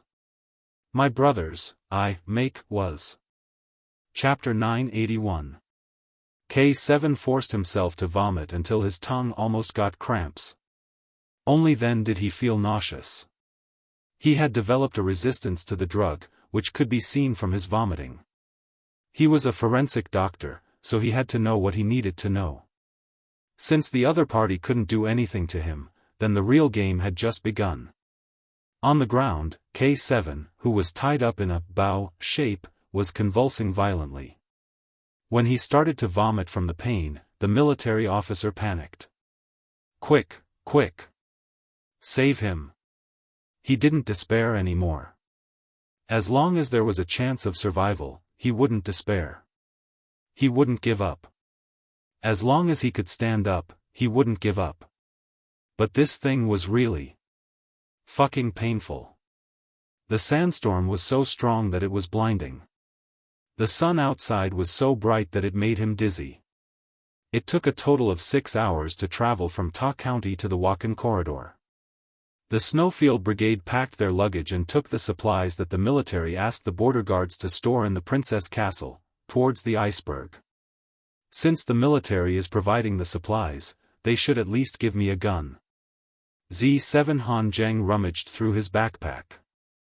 There were windproof and cold-resistant items in his backpack, but there were no weapons. He picked up 2 wooden sledges that could be used to ski on the iceberg. He wanted to say a few more words, but when he turned around, they were all gone. Fuck. They didn't wait for him. He put on his windproof hat and chased after his comrade who didn't even check what was in his backpack. Yi Qian caught up to Xia Jinyuan with the wooden sledge. I need to learn how to ski. I've never skied before. Okay, you only have 10 minutes. If you don't learn how to ski, grab the rope and I'll bring you down. Xia Jinyuan, who was using a compass to determine the direction, said faintly. He was wearing a windproof suit and standing in the snow. His figure didn't look bloated. He was still tall and straight. Yi Qian smiled. No, give me 10 minutes. Uncle Chen taught me the basics. It's a pity I didn't bring a sledge. Looks like you did learn a lot in the no man's land. Not bad, we can use all this. And it won't be just one time. My little fox is indeed knowledgeable. I haven't found anything you don't know yet. Xia Jinyuan smiled at her. The curve of his thin lips made Yi Qian look away. She didn't want to see him smile. After a few hours of driving, he really. Whenever he had time, he would kiss her and shamelessly say, "Relax. Relax." Was there anyone who could calm down and relax like him? Did he still need to calm down and relax? He's obviously being shameless. Yi Jian's reaction made Xia Jinyuan smile so much that the corners of his eyes turned soft. Silly girl, he was not joking when he said that he wanted to calm down and relax. He was indeed letting himself relax and suppress the irritation in his heart. He could easily tell G3 that since Yi Jian was here, he would accept it. But in his heart, how could he accept it instantly after such a strong objection? She still needed more time to grow. Would she be able to adapt to the sudden increase in danger of the entire mission? Was she enough to handle? One had to know that Yi Jian was truly fighting alone this time.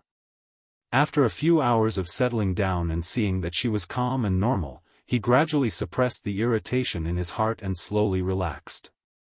Follow closely. There are snow leopards in this area.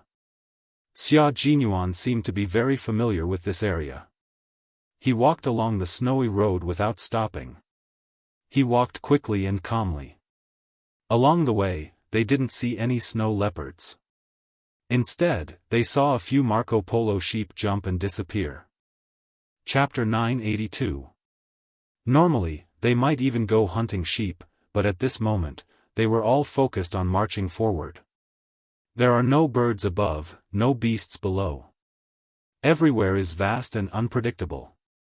Only the sun can guide the east and west, and human bones can guide the way. The journey described by Fa Shi, a monk from the Eastern Jin dynasty, was now the journey of the Snowfield Brigade. Between heaven and earth, there were boundless snowy mountains. Walking at the foot of a snowy mountain, everything seemed small. Old Luo is here. Walking past a pile of weathered rocks, Xia Jinyuan saw 4 stones neatly placed. The smallest stone was facing the direction of an iceberg 6,000 meters above sea level.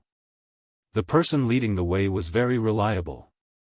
During the Civil War, Old Luo was the first to escape to China with his eldest son on the iceberg. When he went back to pick up his wife and 3 children, he took the iceberg again. When he escaped to China, he took the iceberg again. The 2 of them went back and forth once, a total of 4 times. He was the most familiar with this route. The 7 of them headed towards the iceberg like stowaways. The deeper they went, the deeper the snow became. When they reached the bottom of the slope, the 7 of them tied wooden sleds to their feet and rushed down the valley.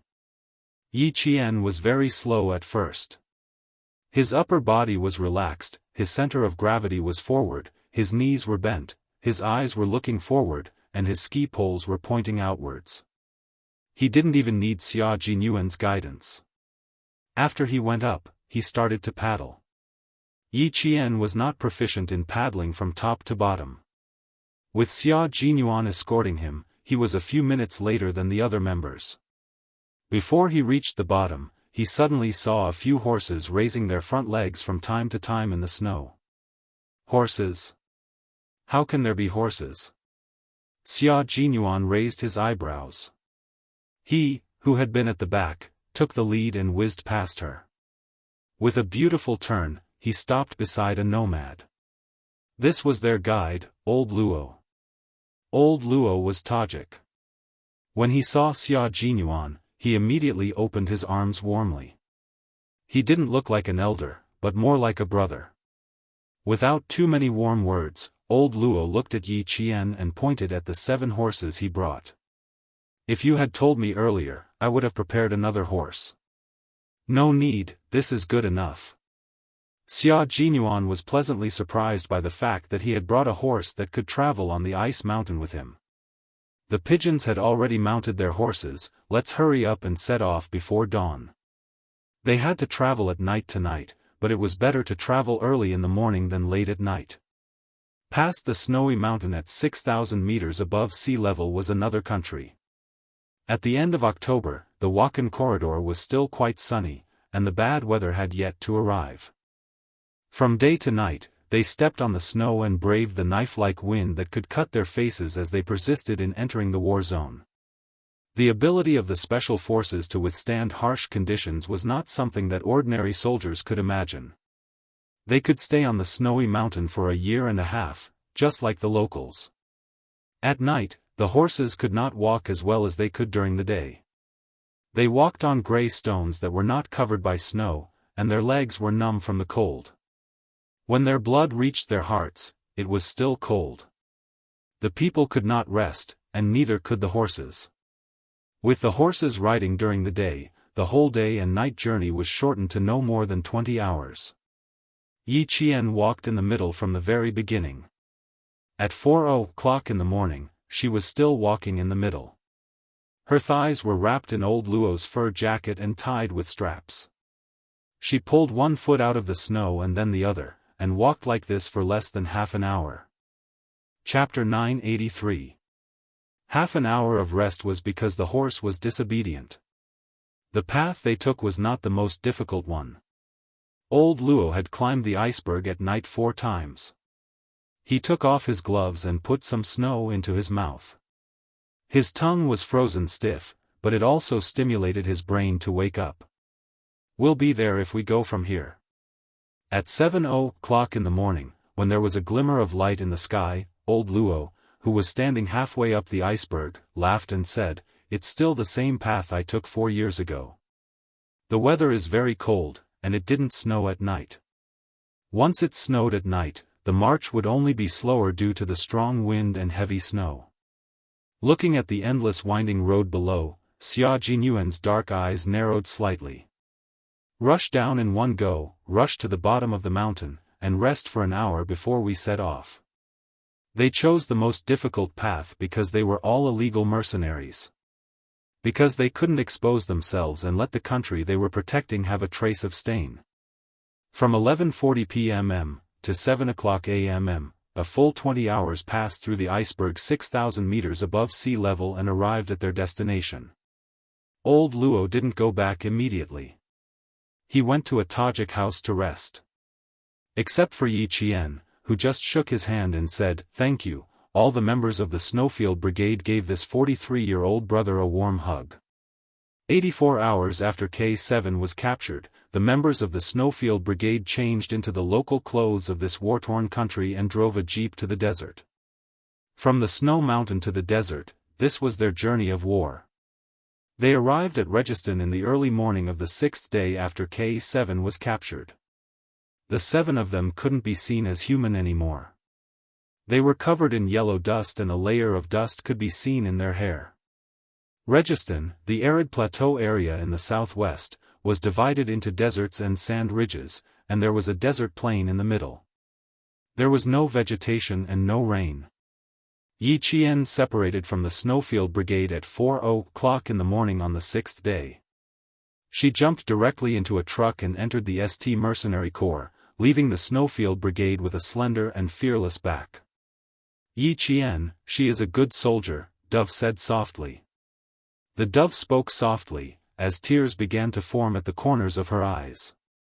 This journey was filled with unpredictable dangers, yet she had chosen to leave without a trace of hesitation. His low voice fell into the ears of his comrades, and they all looked up at Xia Jinyuan, who was standing in the middle of them. "Why are you looking at me?" Xia Jinyuan retracted his gaze and a cold glint flashed across his eyes. His handsome face was cold as he quickly ordered, Z7, establish communication. Explosives personnel, prepare more explosives. G3, follow me to the market. The rest of you, stay alert. He was worried about Yi Qian, but he still needed to be one step behind Yi Qian to enter Saint. The sun had just risen, but the desert still seemed to be shrouded in darkness. There was no vibrant green, only endless desolation. Fine sand and dust were blown over by the wind. Yi Qian blinked slightly and raised her hand to rub her eyes that had gotten into the sand. She was now a local nomad in Helmand. Her family had sold her to the St. Mercenary Corps for money, and she had officially become the lowest member of the St. Mercenary Corps. She wore a white gauze dress and a headscarf of the same color. She held freshly baked naans and gave them to the mercenaries from different countries. It was the 10th hour of entering the St. Mercenary Corps. Yi Qian had already started her work at 5:00 that day. The low adobe house was much more square than the adobe house in Pakistan. In Yi Qian's eyes, it was like a cage. The entire St. Mercenary base was huge. When Yi Qian saw a few mercenaries dressed in miscellaneous military uniforms appear, the white gauze gently swept past and hid behind a mud house. She had to wait until it was completely dark before she could take action. Chapter 984. Holding the metal locator in his hand, Yi Qian rushed to the southwest corner as fast as he could. To ensure that they could safely rescue K7, the Snowfield Brigade marched 24 hours a day from the southern central province to this country that was in constant civil war. They crossed 5 provinces of this country and were the first to arrive in Helmand. 80% of the families in Helmand grew opium poppies. They smuggled the opium poppies out of the country to earn high profits, and most of the money was used to fund the local rebels. A portion of the money was given to the St. Mercenaries. In Helmand and Registan, the St. Mercenaries became the protection of some civilians and officials, but they also became the nightmare of the poor civilians. They only stayed in Helmand for 2 hours. T6, a member of the Snowfield Brigade, obtained information in fluent Farsi. He found out that the St. Mercenaries kept the criminals and disobedient local civilians in the southwest corner, and the executions were also carried out in the southwest corner. Now, Yi Qian only had one thing to do, and that was to hand the metal locator to K7. V8 and the others would then secretly rescue K7 based on his location. Xia Jinyuan would act alone like Yi Qian. He would create an explosion in St to create a diversion so that Yi Qian could obtain the name list. Then, he would cover Pigeon and the others to rescue K7. They would not engage in a fight with the St. Mercenaries. Unless they were stupid enough to think that they were invincible, they would not do such a thing. To put it more elegantly, this operation was mainly about fishing in troubled waters, as the vanguard, and then secretly crossing Chencang as the escape route, successfully rescuing K7. Using G3's vulgar words, they were doing something big in secret. The entire ST base was built with a mixture of ash, clay, and gravel. Every time Yi Qian lay down in a corner, her white gauze would be stained with a large amount of yellowish-brown dust. If she could, she wanted to roll in the dirt and turn her white body yellow. It was late at night, and wearing a white gauze that fluttered when the wind blew, it was too conspicuous. What's the situation? Is there any movement? 12 hours after Yi Qian entered ST base, the Snowfield Brigade established communications. The comrades on standby started exchanging information with each other. They were asking the T6 combatants closest to ST base. An hour ago, Z7 had set up a very small ultra-short-wave radio base station. Although it was small, the transmission signal was stable. It could even transmit images and data through infrared scanning. The location data of the metal positioning device had already been downloaded onto the portable computer purchased from the Hellman market. As long as Yi Qian found K7 and turned on the positioning device, they would immediately be able to pinpoint K7's exact location. There was no response from the radio waves. Z7 said in a low voice, "Nothing. Let's see if Q King is doing anything. He's in electromagnetic silence. We can't contact him for now." Electromagnetic silence meant that the connection with the radio waves was cut off. Xia Jinyuan was afraid that ST base had an electromagnetic interference system that would capture their radio waves. The operation had not yet begun, but they would be directly exposed. "You guys stay here. I'll go to the southwest corner to check out the situation." She's been in there for 12 hours, and it's been dark for 4 hours. Based on her efficiency, she should have found something. The T6 combatant did not keep watch in the front anymore. He slowly pulled himself out of a pile of sand and said after a while, "It's so cold." Burying himself in the sand, there was no cold wind blowing against his body to warm him up. The temperature difference between day and night was already very large, so when he came out of the sand, the cold wind scraped against his skin and seeped into his bones. The location of the ST Mercenary Regiment's base was not bad. In front of it was a desert, behind it was a mountain and a river, and further ahead was the desert of Registan. The ST base, which was built on a gravel hillside, had an excellent view of the front, back, left, and right. The sentries stood directly on the high walls and could see anyone coming in and out below. Of course, this would have to be done during the day. Chapter 985. At night, the power grid was destroyed. The ST mercenaries, who lacked power, could only rely on a few strong lights that had been charged during the day. Even the sentries were extremely undisciplined. This was their territory. Even the government forces had to be polite to them. So far, no one had launched a sneak attack on the base. The rebels did not dare, and neither did the government forces. In a country with the most chaotic internal enemies, the ST mercenary base had become the safest place. T6 bent down and ran straight towards the southwest corner. V8, who was in charge of ground observation, said softly, 20 meters away. 3 patrols, make way. A military base that's even more military than a military base. This is already the third wave. No, there's something wrong. T6 bent down like a groundhog and crawled behind the sand pile. His whole body clung to the yellow sand and blended into the darkness. The 3 patrols were obviously dressed much more formally. They wore formal uniforms, but their guns were not as good as the other 2. After walking away, T6 shouted excitedly, "Great news!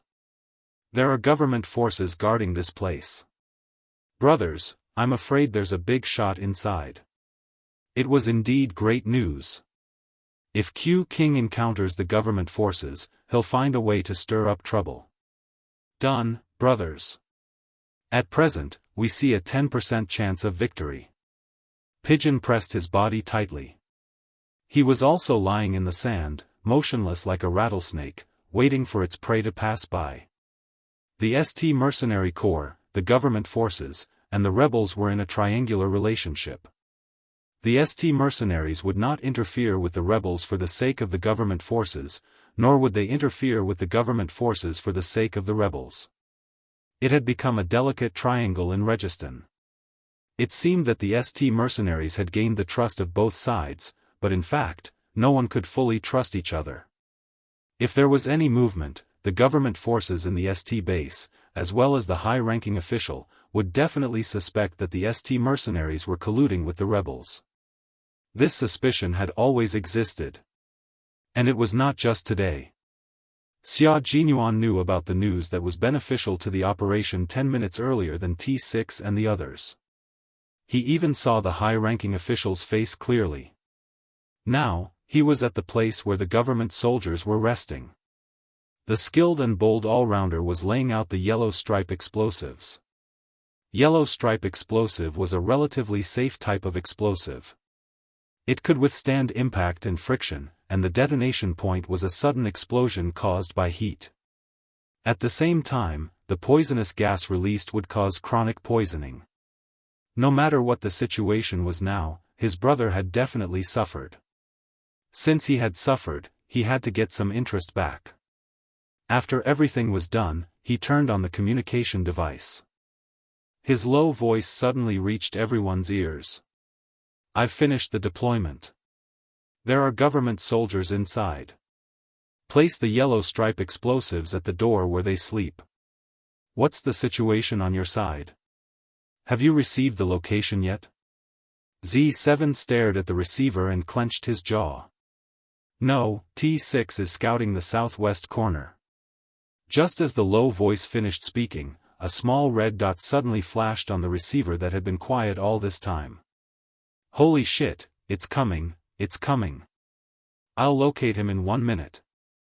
Z7, who was wearing a piece of anti-cold cloth to hide himself in the dark, typed rapidly on the keyboard. "T6, retreat. It's not in the southwest corner, but in the east." The T6 combatant immediately turned around and came back. "Q King, it's about time. It's about time." Yi Qian threw the HKP-7M8 pistol he had brought over from China into the building through the window together with a dagger. She, who was lying prone on the roof, quietly retracted the dagger without alerting the guards. She lay prone on the roof of the bungalow and exhaled slightly before quickly leaving. Chapter 986. K7 wasn't in the southwest corner, he was in a medical room similar to Saint. If it wasn't for the secret code that connected to K7, she would have suspected that the person inside was K7. From the southwest corner to the east, it took them 2 hours to confirm K7's location.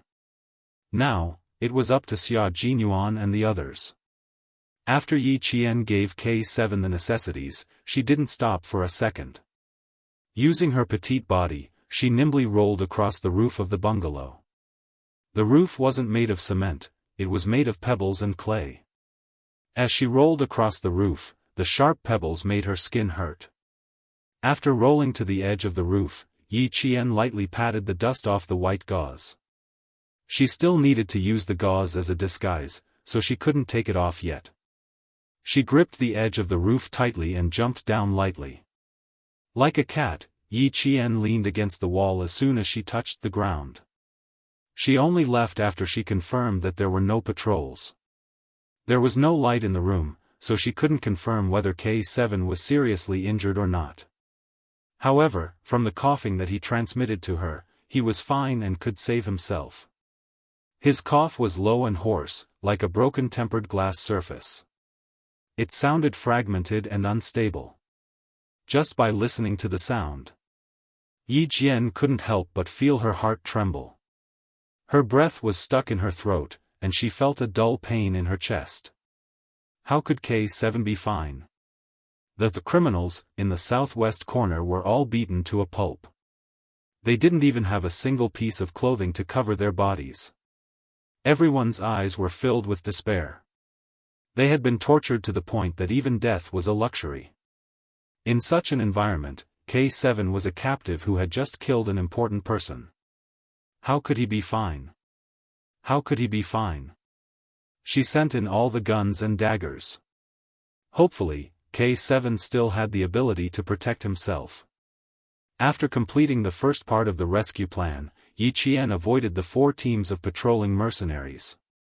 Hearing the screams coming from the southwest corner, Yi Qian walked silently like a cat towards the most heavily guarded area. That was the location on the stolen list provided to her by the military. There were 3 floors in total, 2 above ground and 1 underground. She needed to enter the first underground floor to retrieve the list.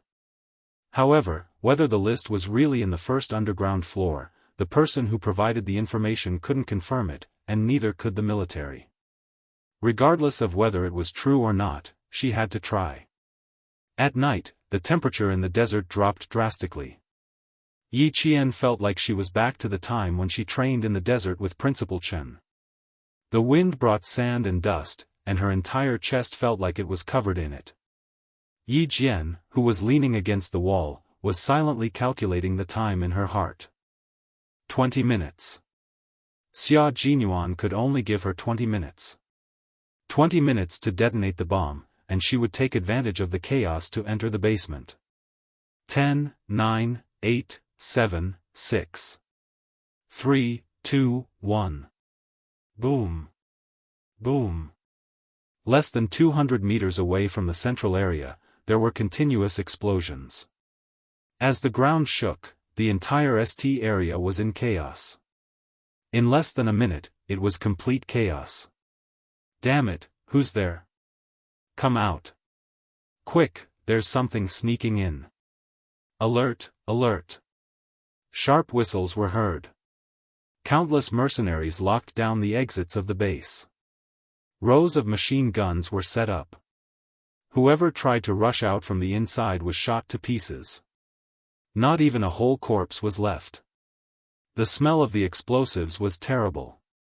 As the wind blew, a large number of mercenaries were knocked down. Chapter 987. This type of explosive didn't have much lethality. Explosives Master V8 added a little more fuel to it, and the resulting chemical reaction caused the mercenaries who breathed in the smell of explosives to choke and cough. Their snot and tears flowed down their faces, and they couldn't even open their eyes.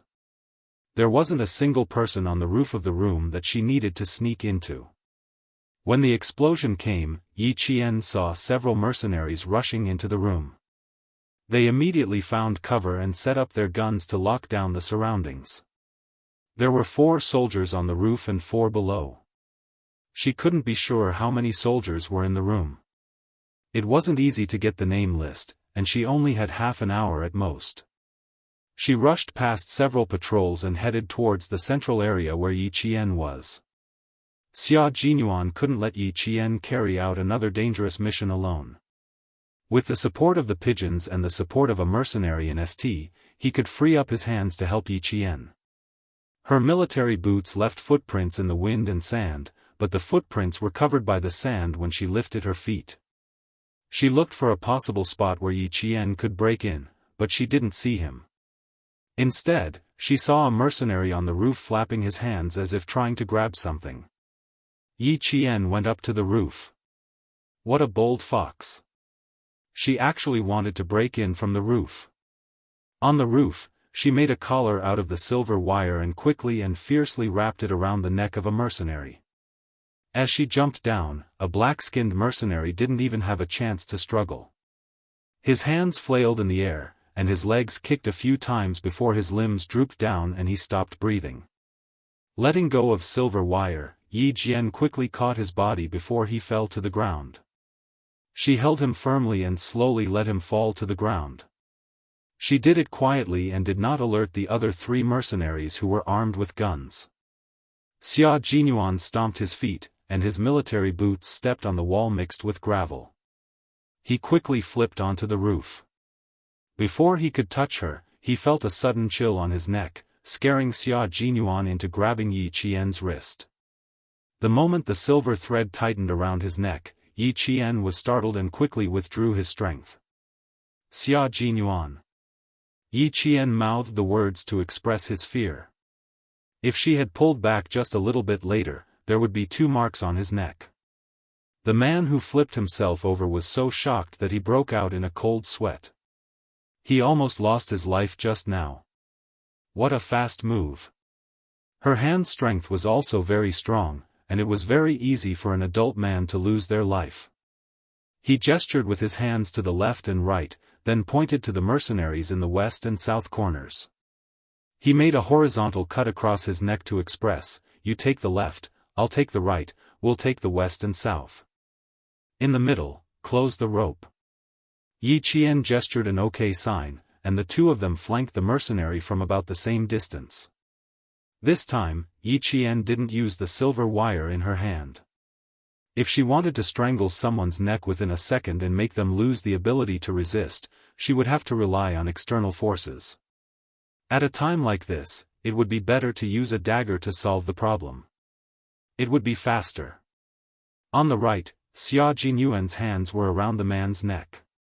After the sound of bones breaking, in less than 2 seconds, he twisted the man's entire cervical vertebrae in a strange 180-degree angle. It was quite terrifying. Yi Qian forcefully withdrew his dagger from the back of the man's neck to his throat. The dagger had to grind against the cervical vertebrae before it could be pulled back. Chapter 988. To strike from this angle, one had to be fast and accurate. They had to cut through the nerves at the back of the neck and pierce through the throat. The trachea would also be cut in half. This kind of assassination was filled with blood, but there was no need for a second stab. It could be done in one go. Sensing danger, the mercenary who had been staring at the east corner turned his head. He saw that his comrade was still half-squatting in the west. Just as he was about to speak, Xia Jinyuan approached from the south. Like a ferocious beast that specialized in biting people's necks, he clamped down on the mercenary's neck at the fastest speed. Then, with a forceful twist, the 4 mercenaries on the rooftop were taken care of by the Chinese soldiers just like that. Were the Chinese soldiers weak? No, the Chinese soldiers were never weak. The members of the Snowfield Brigade weren't just special forces. They were specialized in anti-terrorism, decapitation, assassination, and other high-difficulty operations. This type of soldier was definitely not inferior to the special forces of the American Delta State.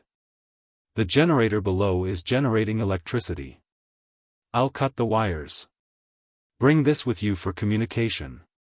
Xia Jinyuan's breathing quickened. He placed the infrared imaging device in Yi Qian's hands. Then, he took out a receiver and earplugs. He placed the receiver on her waist and placed the earplugs in her ears. Z7 made his own ultra-short-wave radio base warfare device. It can ensure that we can communicate normally. The Snowfield Brigade was filled with talented people. They could make simple wireless communications, explosives, and so on. As long as they had simple materials, they could establish communication. Yi Qian fastened the receiver and opened a channel. He pressed the earplugs with his hand and said something. Z7's voice came from the receiver. Work together with Q King. Finish the mission as soon as possible and come out. The pigeons have already gathered with K7. The STs are now searching for K7. Yi Qian, you and Q King should finish the mission as soon as possible and support them. The 2 of them looked at each other. Then, they picked up 2 submachine guns and entered from the rooftop. The wire cutters cut through the main wire, and then there was the sound of someone pulling the trigger. Yi Qian jumped up from the top of the stairs and approached the place where the smell was the thickest. Without the help of infrared and night vision goggles, Yi Qian could only rely on his own intuition and judgment of the source of the smell. He cooperated with Xia Jinyuan at the fastest speed and headed down to the basement. Yi Qian's combat ability was not inferior to a grown man's, and she also had the upper hand in terms of physical strength. However, she still had a shortcoming. Her strength still needed to be improved. If they fought head-on, they would win at the beginning, but they would definitely be at a disadvantage later on. She knew that as well, so she chose the most bloody and direct method of assassination. As time passed, Xia Jinyuan stood there like a guardian angel. He was waiting for Yi Qian to come out of the basement. Countless footsteps came from outside. Someone kicked open the door and shouted in Farsi, "Open the door, get out." Yi Qian did not come out. Xia Jinyuan did not move. He raised his submachine gun and aimed at the entrance. "Let's go." Yi Qian's voice came from behind. He said it clearly and hurriedly. Then, he ran up the wooden ladder and ran up to the rooftop. "Retreat, retreat. Everyone retreat." Xia Jinyuan, who was covering the rear, contacted everyone, including pigeons. "The location is there. Hurry." Pigeons carried K7 with one hand. The two of them hid in a corner of a bungalow and reported the location. She smiled at K7 and said, "Brother, you can't be a weakling now. Q King and Yi Qian are here to help us. If you came half a day later, I would have died. Sakra is fighting with the government forces.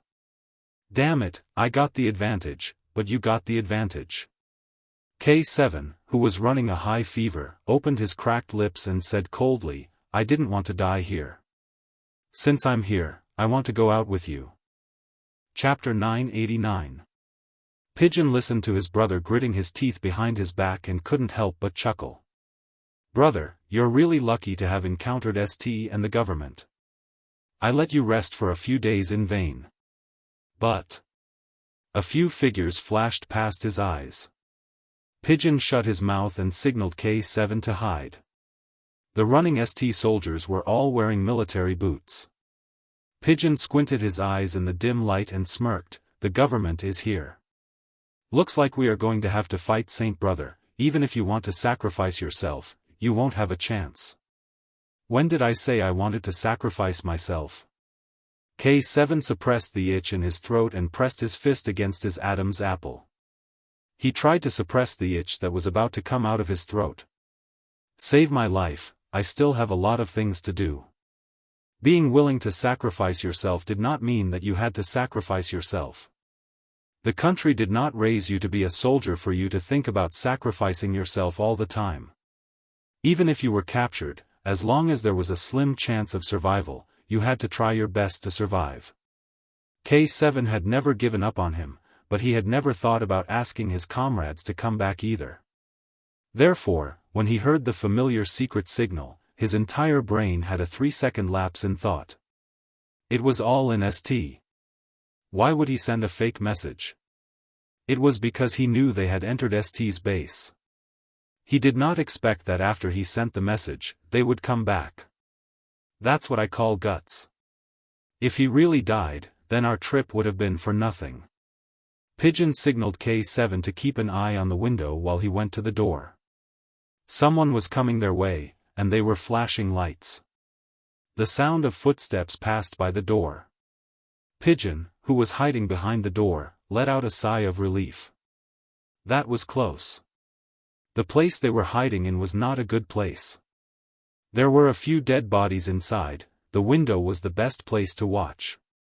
Pigeon, whose alarm was lifted, returned to K7's side. Just as he took a breath, K7's cold voice came into his ears, "How many of you are here?" "Including Xiao Yi, there are 7 of us." J5 had a bit of a bad back. His butt was injured, and his thigh ligament had to be stitched up 14 times. He insisted on coming over, but the brothers who stayed behind to take care of him knocked him out with a backhand chop. In the dark room, only his eyes seemed to emit a cold light. "Never leave, never abandon, never give up. Brother, we have sworn an oath to the war flag. We are just short of swearing blood as an oath." K7 smiled. He finally smiled in the dark. It was not the kind of smile that came from the corner of his mouth. It was a smile that came from the bottom of his heart. "Never leave, never give up. Thank you, brother." No matter how rugged the road was, no matter how dangerous it was, and no matter how deep it was, he came with the determination of the peak of a snowy mountain. He was not afraid that he would die in another country. He came to his side just for the oath under the war flag. Thanks. A lifelong comrade in arms, thank you. Brothers for life. Pigeon turned his head and smiled at K7. His low voice was like a sun falling into a low and deep tone. What are you thanking me for? This is called following through life and death. Do you understand? If you really want to thank someone, you should thank Yi Qian properly after we get out of here. This little girl. Pigeon paused as if he was thinking about how to describe Yi Qian. After a while, he said, this little girl is not simple. What kind of words could he use to describe her? Even the most beautiful words couldn't describe it. No amount of words could express his appreciation for her. He could only use the simplest 3 words to express his thoughts. Chapter 990. Not simple. Everyone knew how complicated Yi Qian was. It was still a mess outside. The entire ST mercenary base was in a state of high alert. All the generators were turned on. As the generator roared, it started to spin faster and faster. The lights in the ST mercenary base did not come on as expected. It was still pitch black. 2 silhouettes stuck close to the base of the wall, stepping on the soundless footsteps as they jumped in through the window, landing on the ground and rolling in the air, sticking close to the wall.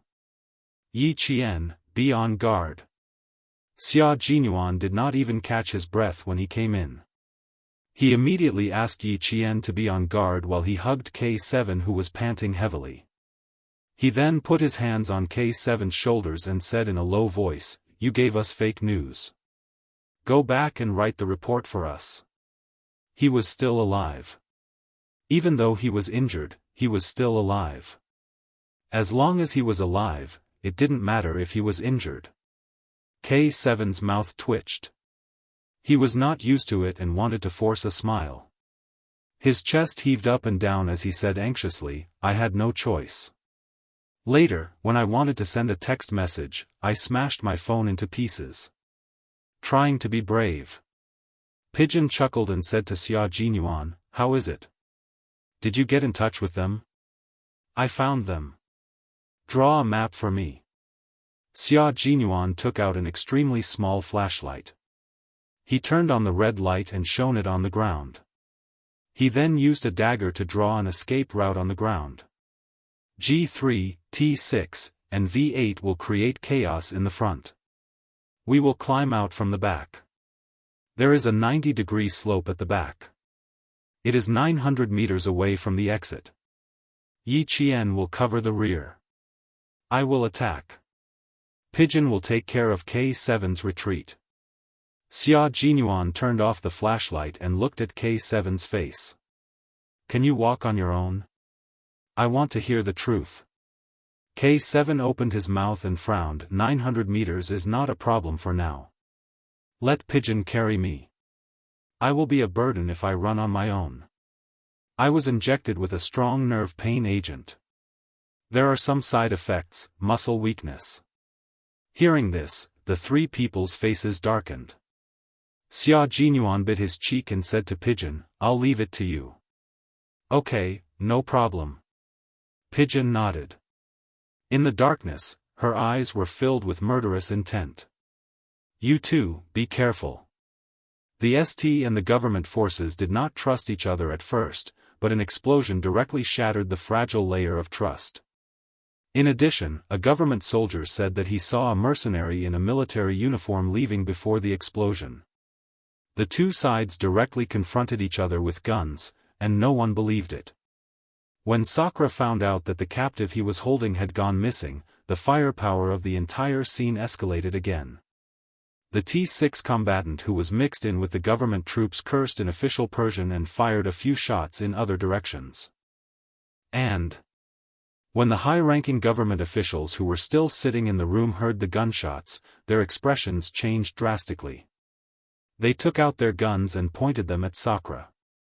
This was the kind of scene that Xia Jinyuan and the others were happy to see. This was also why they said it was great news when they saw the government troops appear. How could it not be great news when a third party retreated while the two armies were in a confrontation? What's more, the Chinese side did not think of directly using firepower to fight ST head-on, nor did they think of becoming enemies with Saint. At least for now. Of course, the premise was that ST did not provoke the Chinese side. Chapter 991. The fight was a little fierce. Hearing the gunshots behind her, Yi Jian raised her hand and knocked down a mercenary who had rushed out and bumped into them. She covered the mercenary's mouth and nose and used the military dagger, big white lackey, she bought from the black market to cut the mercenary's aorta on his neck. Then, she cut into his vocal cords and moved the blade upwards. The struggling mercenary's body twitched violently. As Yi Jian withdrew the dagger, one of the obstacles was removed. "Keep up, Yi Qian." Xia Jinyuan's cold reminder came through the earpiece. He didn't want Yi Qian to fall too far behind them. He didn't want the four of them to split up and allow ST to take the lead. They saved one, but lost another. Yi Qian grunted softly and dragged the corpse in the middle of the road to a dark corner. His feet swept across the blood-stained ground and covered the blood stains with a thin layer of yellow sand. He didn't stop at all and chased after the pigeon that was protecting K7. "Dodge to the right. Dodge." Xia Jinyuan, who was in charge of assault and reconnaissance, saw a strong light coming from the corner. He rolled on the ground and hid behind a pile of protruding gravel. The pigeon was a bit slow with K7. It didn't jump or roll elegantly. 1 second before the strong light shone on it, it jumped into the darkness with K7. He didn't even know where he landed. "Move another 10 centimeters to the left, quick." Yi Qian's urgent voice came into their ears. Based on the maximum width of the strong light, the pigeon and K7 had to move another 10 centimeters to the left to avoid being hit by the light. K7 rolled on the ground, and the gravel hit his back and shoulders. There were multiple wounds on his body, but he didn't even make a sound. It was a group of 3 mercenaries. They were probably a patrol team. They rushed out from the back to support their comrade who was firing from the front. Their footsteps were hurried. The strong light swayed left and right and shone on K7 who was 1 step slower. Yi Qian was like a leopard, pouncing from the darkness. He grabbed the barrel of the K7 and twisted it violently. With the help of the pigeons, he knocked out the enemy's flashlight. All that could be heard was the sound of fighting coming from the dark corner. They shouted loudly, trying to attract the attention of their companions, but the sound of gunfire in front of them drowned out their shouts. Yi Qian stabbed a mercenary's inner thigh with his big white lackey military dagger. As the mercenary screamed in pain, Yi Qian quickly pulled back the hunting knife and used the full, sharp edge of the knife to cut the mercenary's thigh artery. Bang! Bang! 2 gunshots were heard. The pigeon that fired the gun shouted, "Take the K7 and leave." In front of them, Xia Jinyuan dragged 2 mercenaries to death. Yi Qian's eyes darkened. He said angrily, "I'll drag these 2 obstacles away. You take K7 and leave. Quick. Q King, speed up." If they were discovered by the patrolling mercenaries, they would be in danger. Xia Jinyuan's face was covered in blood. His eyes were bloodshot. He clamped a mercenary's neck with his legs and twisted it. He broke the mercenary's neck with the strength of his legs. After getting rid of the 2 mercenaries, he smiled in a low voice and said in a warm voice, "I've finished cleaning up here. There are still V8 and T6 fighters disguised as government soldiers and mercenaries behind. They will clean up for us while they are at it. So there's backup." Yi Qian was relieved. Pigeon helped K7 up. His heart was beating wildly. "Brother, we finally got out. Don't fucking die like this. Hang in there. Hang in there." Chapter 992. My throat is so dry that it's on fire. Don't make me talk all the time. K7, who had his arm on Pigeon's shoulder, spoke in a hoarse voice to show that he was still alive and wouldn't die so easily. 900 meters wasn't a long distance, but at this moment, it wasn't an ordinary distance. Alert, clearing, hiding, and avoiding. After countless encounters with the mercenaries, they finally reached the bottom of the wall where they could retreat. 1, 2, 3, jump. Xia Jinyuan half-squatted and placed his palms on his knees. He let Pigeon step on his palms first. As Pigeon rushed up, he raised his hands to help Pigeon jump onto the 5-meter-tall wall. K7 gritted his teeth so hard that the roots of his teeth were rusted. Suppressing his pain, he prepared to step on Xia Jinyuan's palms and jump onto the wall. Sit on me. Xia Jinyuan supported himself on the wall with both hands. His tall and slender body was half-squatting as he gestured for K7 to sit on his shoulder. He would then send him up. It wasn't easy to save your life. Don't give us a shock attack again. Yi Qian had been holding the assault rifle he snatched from Xia Jinyuan. When he heard countless footsteps in the sandstorm, his eyes turned sharp and he shouted, "Hurry!" At the top of the wall, Pigeon caught K7's hand. His palm was so hot that it made his heart tremble. As the footsteps caught up, he hugged his comrade and fell down the wall. Why are you so slow? Fuck, where are the others? Z7, Han Zheng, and G3 worked together to catch the two falling people. Without waiting for anyone to appear at the top of the wall, they rolled down the 90-degree slope like a ball. Pigeon didn't forget to reply even after rolling down a mouthful of sand. There are pursuers. Q King and Yi Qian didn't manage to escape in time. Protect your base station well. Don't let the brothers inside lose contact. How did it feel to stuff a mouthful of sand into your mouth? If you ate too much, you wouldn't feel anything. Rolling down the slope, you wouldn't even have time to vomit. Yi Qian had also eaten a mouthful of sand. At this moment, she secretly used her tongue to clear the sand. The pursuers suddenly appeared. She pulled Xia Jinyuan and ran wildly. When she saw a cover, she didn't think much of it. She jumped into the pile of sand and ate a mouthful of it. No one knew where the pursuers had gone. After some noise came from the earpiece, V8 said, "Fuck, someone took advantage of the chaos to escape. T6 and I thought our identities had been exposed. How are you guys doing?" The message wasn't very good, and he couldn't hear it clearly. Xia Jinyuan crouched down and held his submachine gun. His eyes were cold in the dark, and when he looked ahead, his eyes were filled with hostility. Escape to your 11:00 left, 400 meters to your 10 o'clock.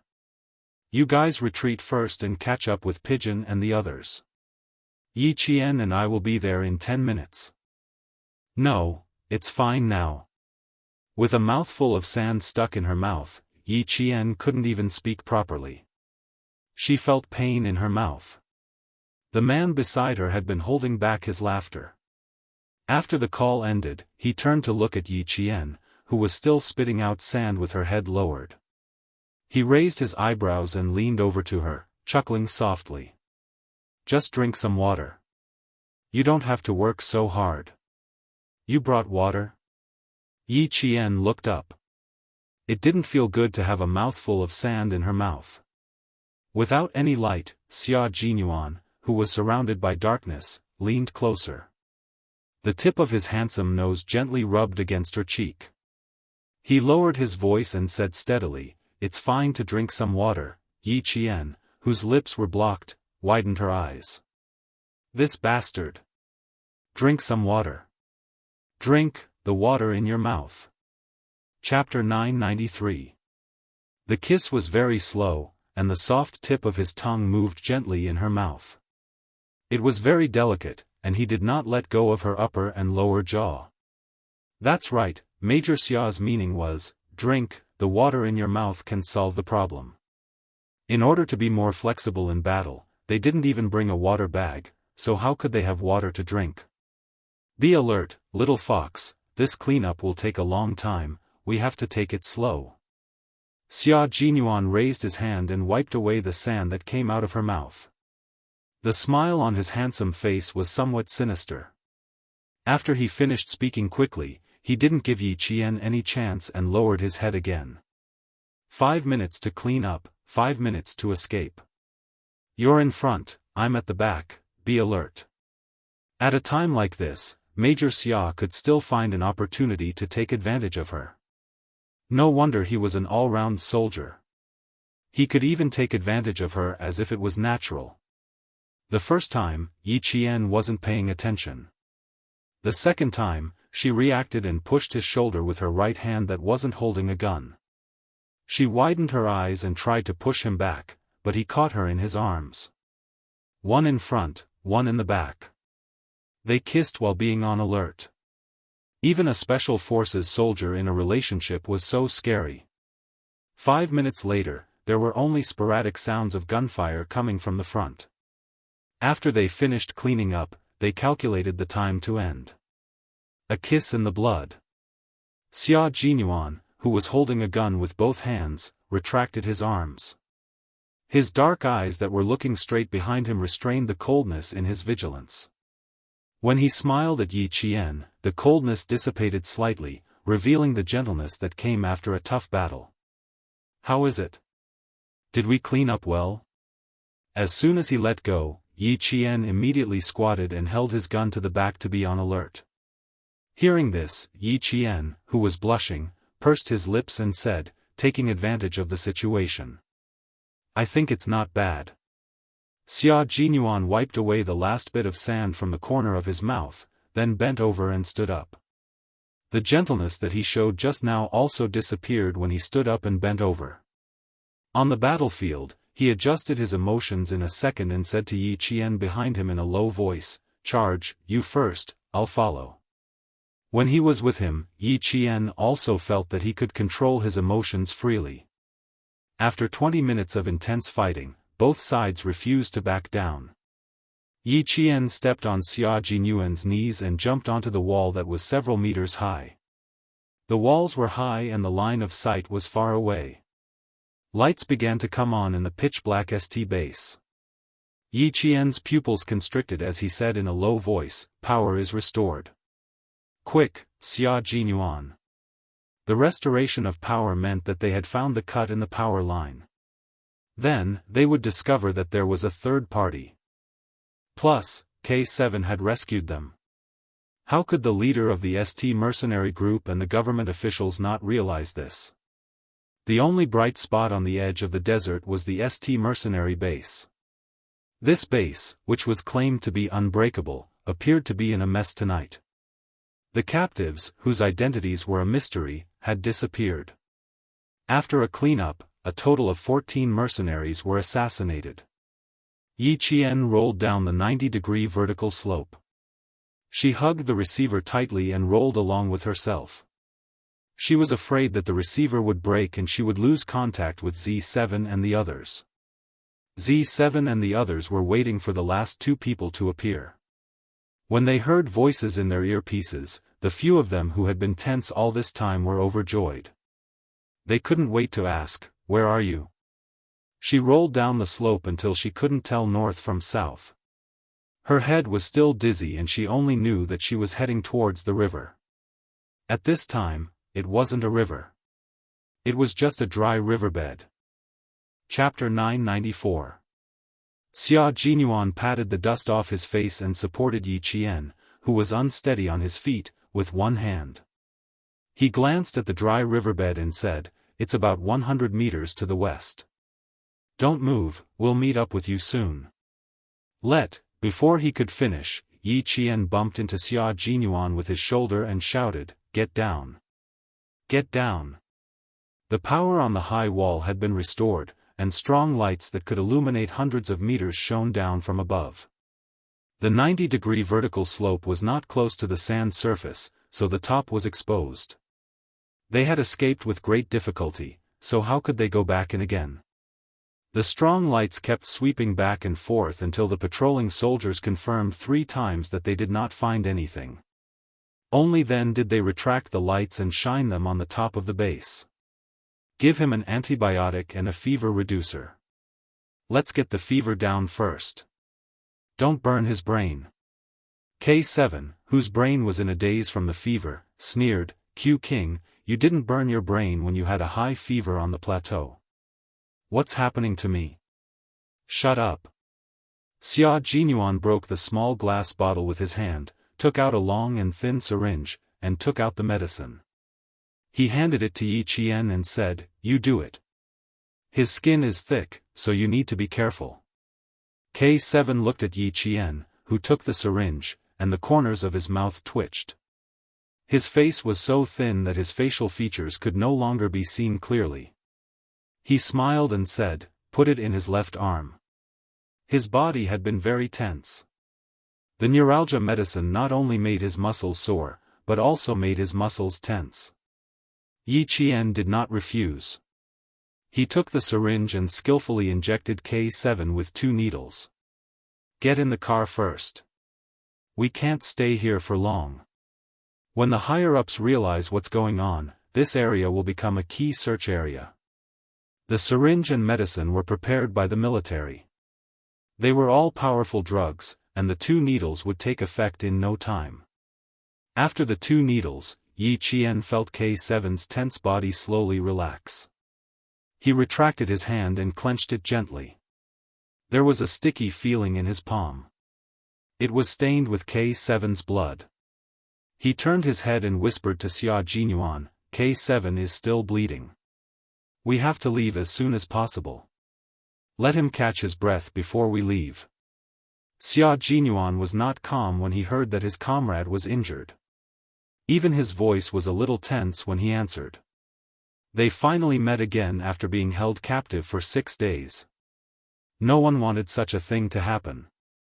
Once it happened, they would do their best to rescue him, even if they were injured.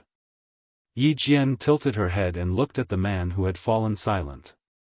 Then, she raised her hand and patted his shoulder gently. There was gentleness in her low voice. It's over. Leave this place. Everything is over.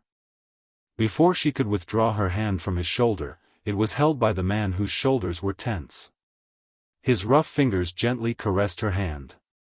After a while, Xia Jinyuan said in a deep voice, this is our profession. Little fox, look at your goal. The goal you are pursuing is sometimes more dangerous than this. I only hope that you can always hold my hand and never let go. No, I've never regretted what I've chosen, and I've never given up. Although it is dangerous, it is even more admirable. Yi Jian answered him. Just like before, she answered him softly, calmly, and with incomparable determination. Behind them, G3 touched K7's forehead. Did you drink any water? You sound like smoke is coming out of your throat. You're not obsessed with cleanliness, are you? Did you refuse to drink water? Chapter 995. I've only drunk 2 mouthfuls of water in 6 days. I don't even have the chance to commit the crime. K7's lips were dry and cracked. He gritted his teeth and said, did you bring a needle and thread? I'm afraid there are a lot of places on my body that need to be stitched up. Sakura was afraid that I'd die, so he removed all the shrapnel from my body. Damn it! He didn't even stitch me up. When the T6 combatant who was on guard heard that, he cursed and laughed. Don't be too greedy. If you were in ST, you'd definitely be the first captive they'd give preferential treatment to. The group of 8 people moved forward by following the clues given to them from the inside and retreated towards a safe zone. Which country are the mercenaries who contacted us from? I was wondering why the military was so sure that K7 had entered Saint. So it turns out that there's a spy. I don't know which country they're from, but in a place like this that's no different from a terrorist base, there has to be someone from our own side. If something big happens, at least our country will know immediately. The dry and cold wind blew across the yellow sand, stirring up sand and covering the footsteps of the group of people. The dark figures who were walking towards the light in the darkness did not stop. They continued on their journey back to their country with their rescued comrades. Sunlight appeared at the end of the horizon again, illuminating this land that had been ravaged by war for decades. The golden sand was soaked in the blood and tears of countless people, and there was a sense of desolation and loneliness everywhere. Even though it was daybreak, it was still so desolate. Yi Qian, who had slept for 2 hours, opened her bloodshot eyes and stood on the sand dune. She quietly watched this devastated land usher in a new day. She opened her palms and let the morning breeze pass through her palms. Then she slowly closed her fingers. "What are you thinking about?" Xia Jinyuan's voice came from behind her. His military boots made a soft sound as he stepped on the sand. "Nothing. I just think that the sunrise here is very beautiful. Unfortunately, this land is always full of danger. Unknown danger, danger that the civilians are afraid of." Yi Qian did not turn around. She was wearing a white shirt and black trousers under the morning sun. Her androgynous outfit made it hard for people to immediately think that she was a girl. Xia Jinyuan stood side by side with her. After a short 2-hour sleep, his eyes were also bloodshot as he smiled and said, "Civil strife is the biggest problem, but we protect our country and its citizens. We can let them quietly enjoy the beauty of the sunrise and enjoy the time without gunpowder and war. This is what we have always insisted on. And one day, this land will return to peace. There will be someone to protect it, to keep the civilians away from fear, away from the smoke of war.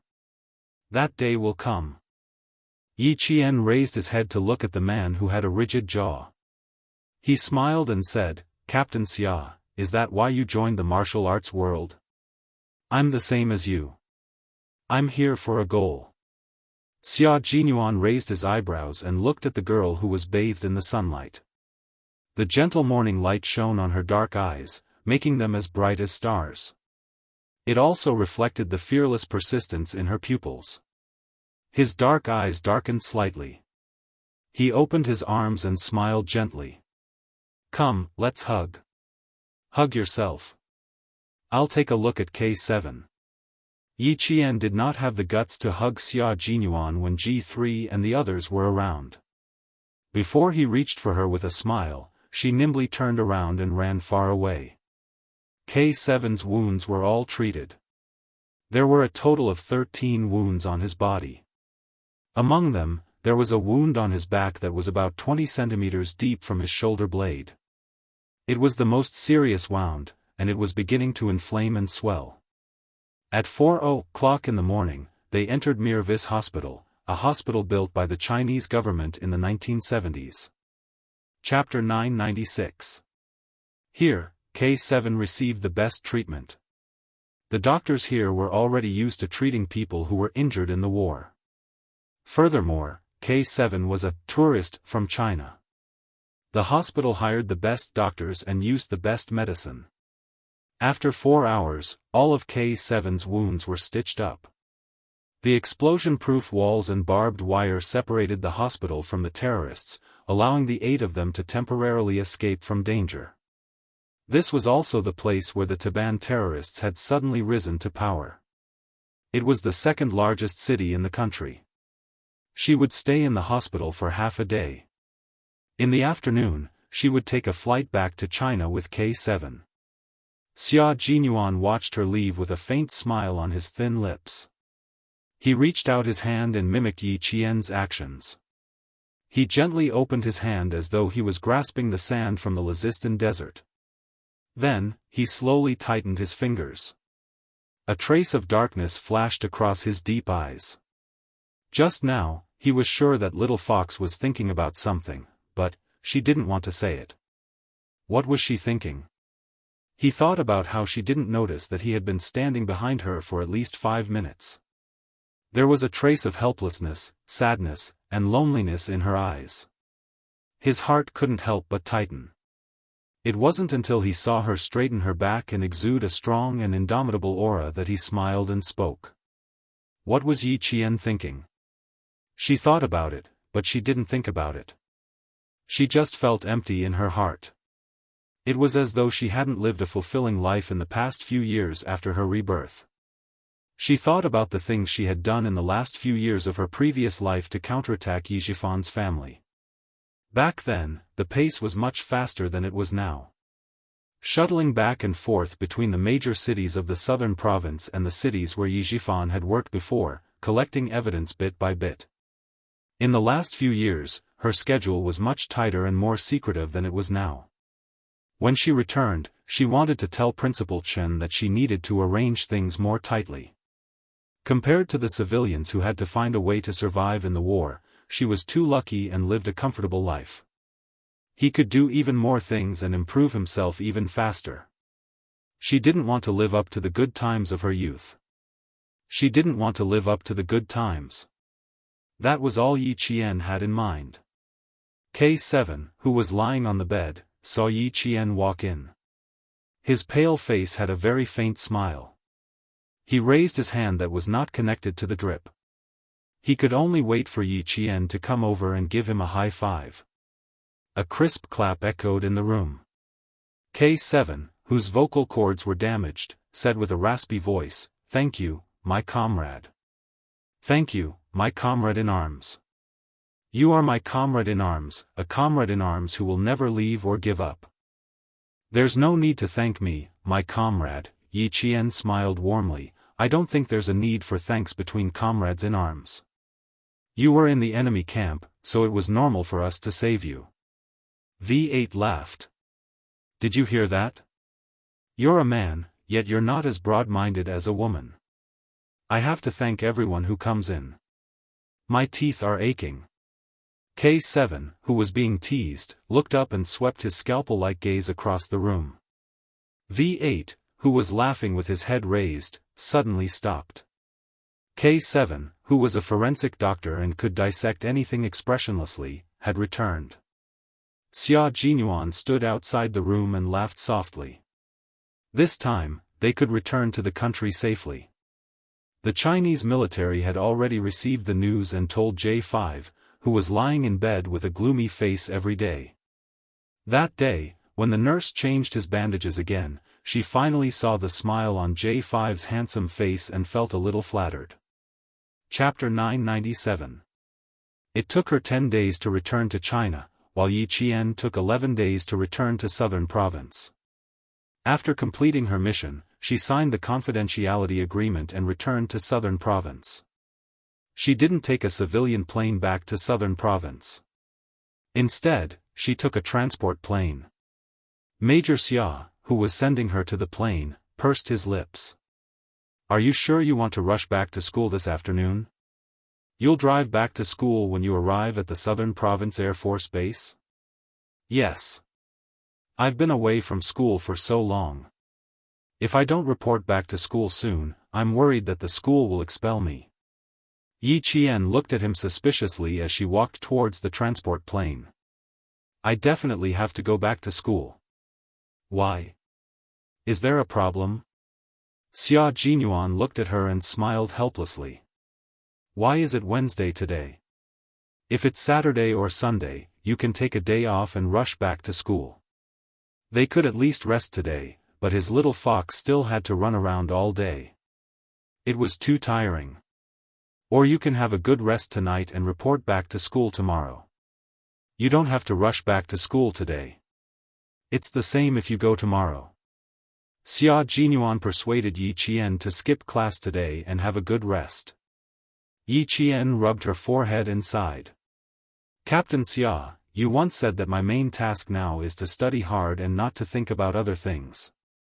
I just want to study hard and not waste time on being wishy-washy. How many days have I skipped?"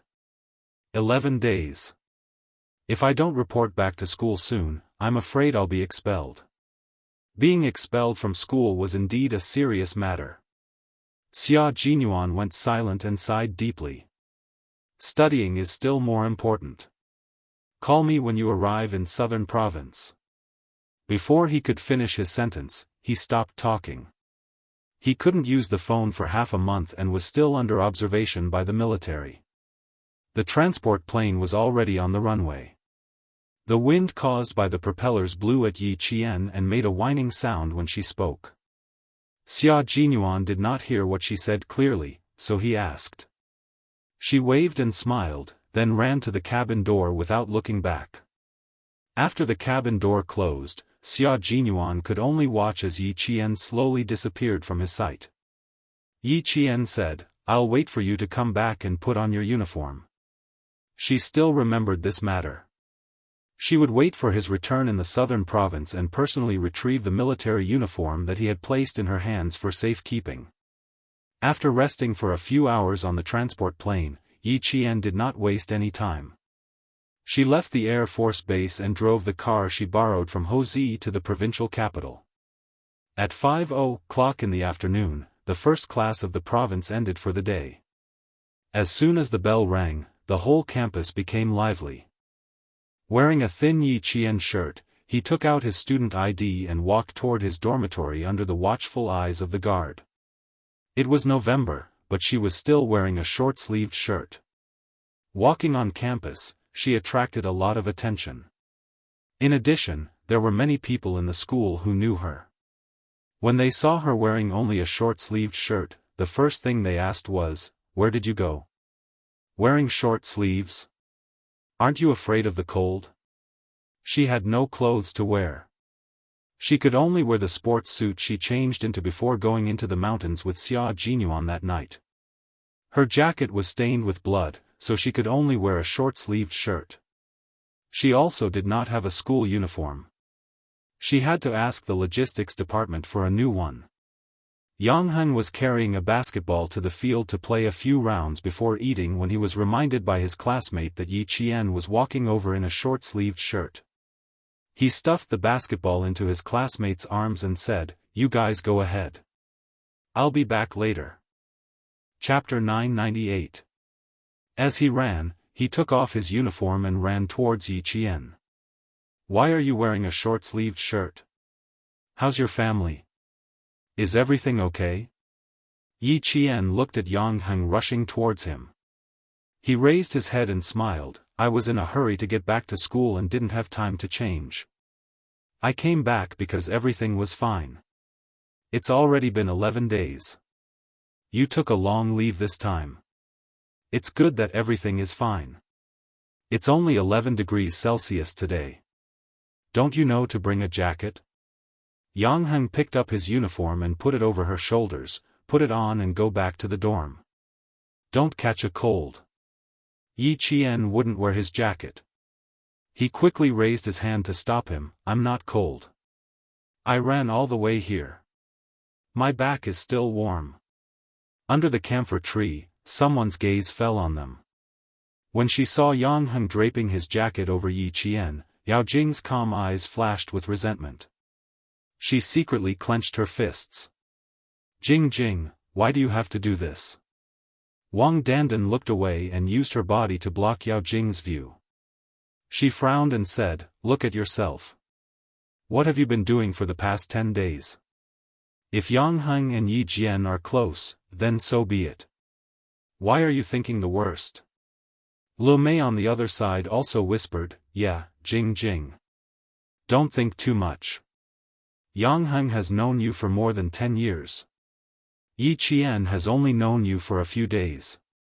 Look, you all know that I've known him for more than 10 years. Yi Qian has only known him for a few days. But..." Yao Jing looked away and lowered her head. Her voice was so soft that it was strange, but on his birthday, he said I was disgusting. He said I made him feel disgusted. This sentence made Wang Dandan and Lu Mei's expressions change. They didn't know about this.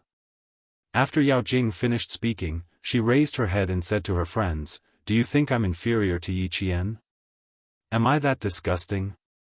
Am I that disgusting?" Her expression was not only a little strange. She was clearly smiling, but her smile was filled with coldness, making Wang Dandan and Lu Mei's hearts thump fiercely, and a layer of goosebumps appeared on their backs. Something was wrong with Yao Jing. Her smile, "It's too scary. Jing, don't be like this." Wang Dandan, who was braver, pulled her sleeves and resisted the goosebumps.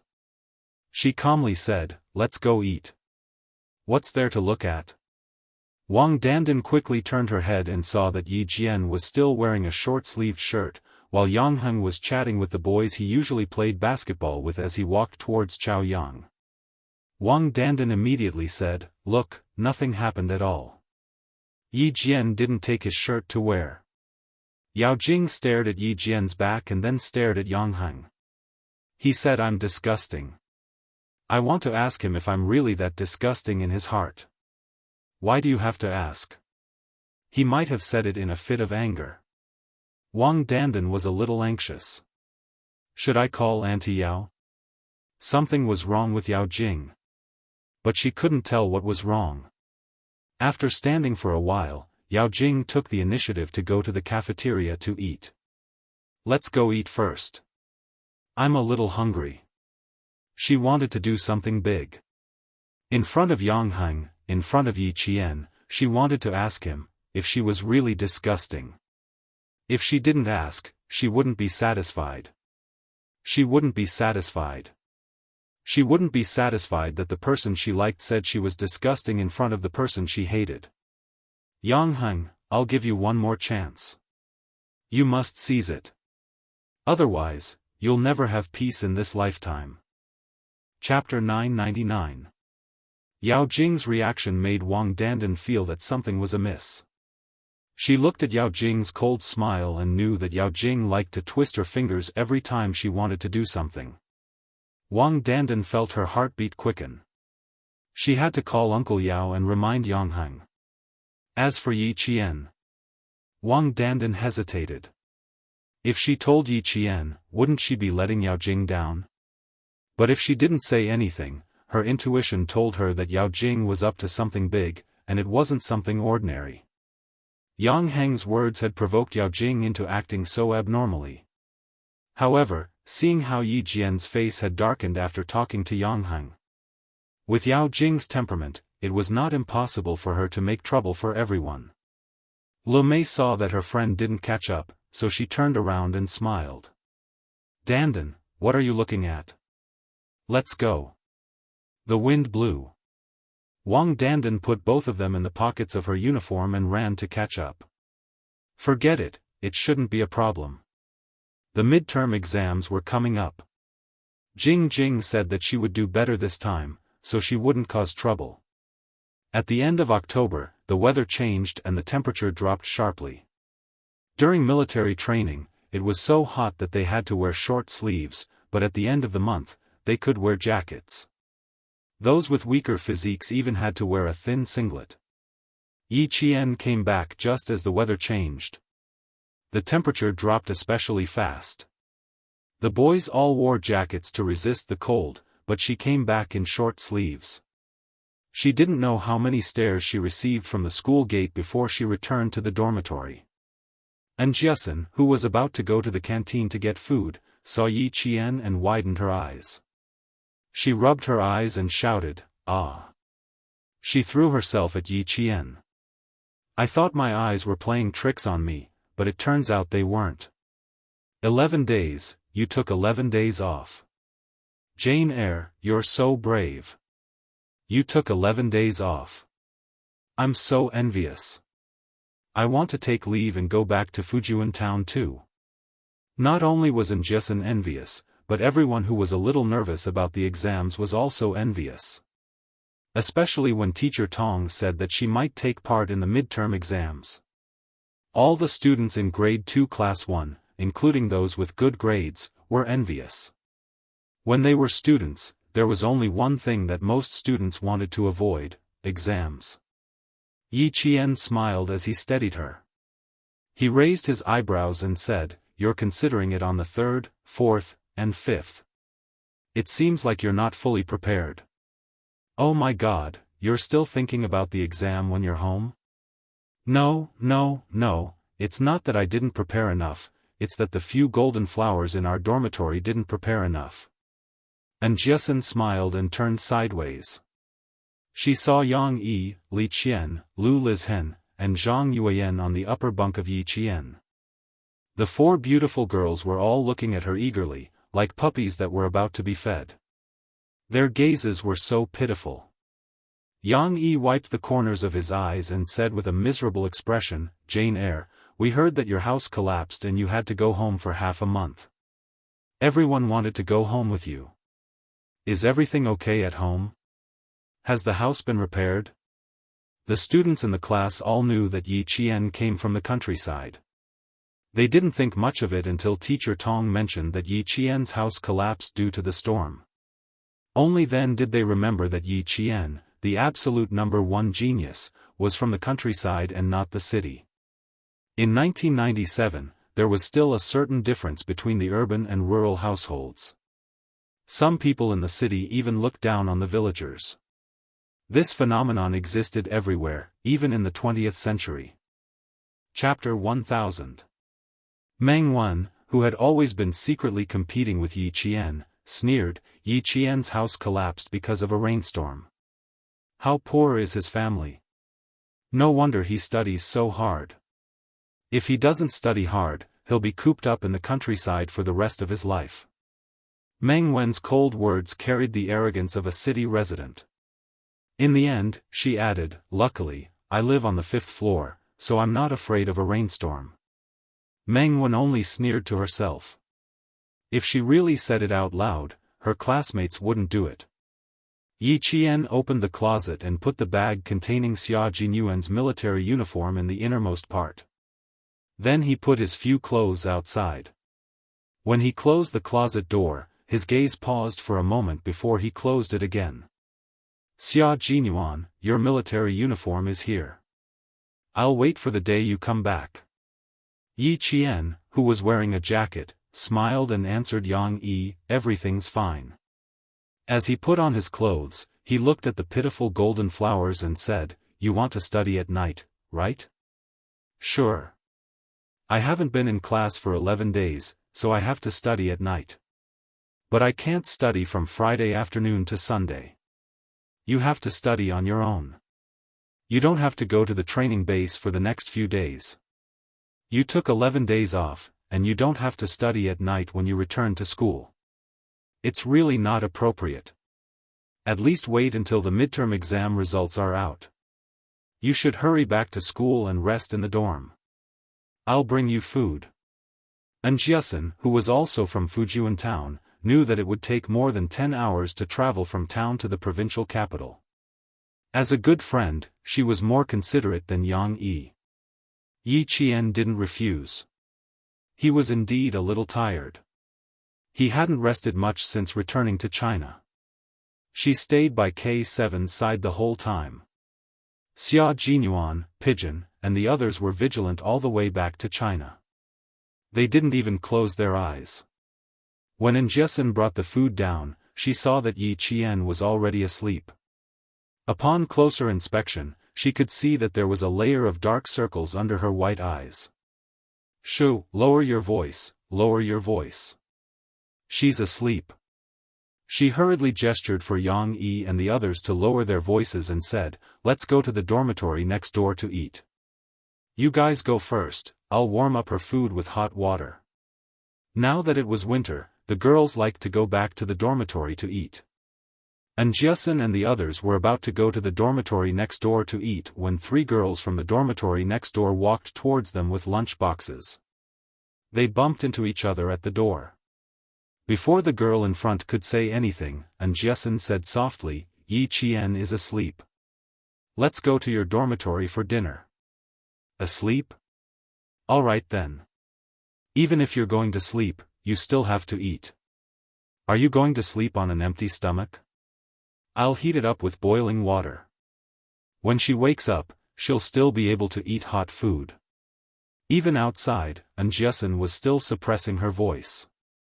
She then asked Li Qian, who was the last to come out, "Is the door closed?" Li Qian turned to take a look. It's off, it's off. Go over quickly. It's so cold.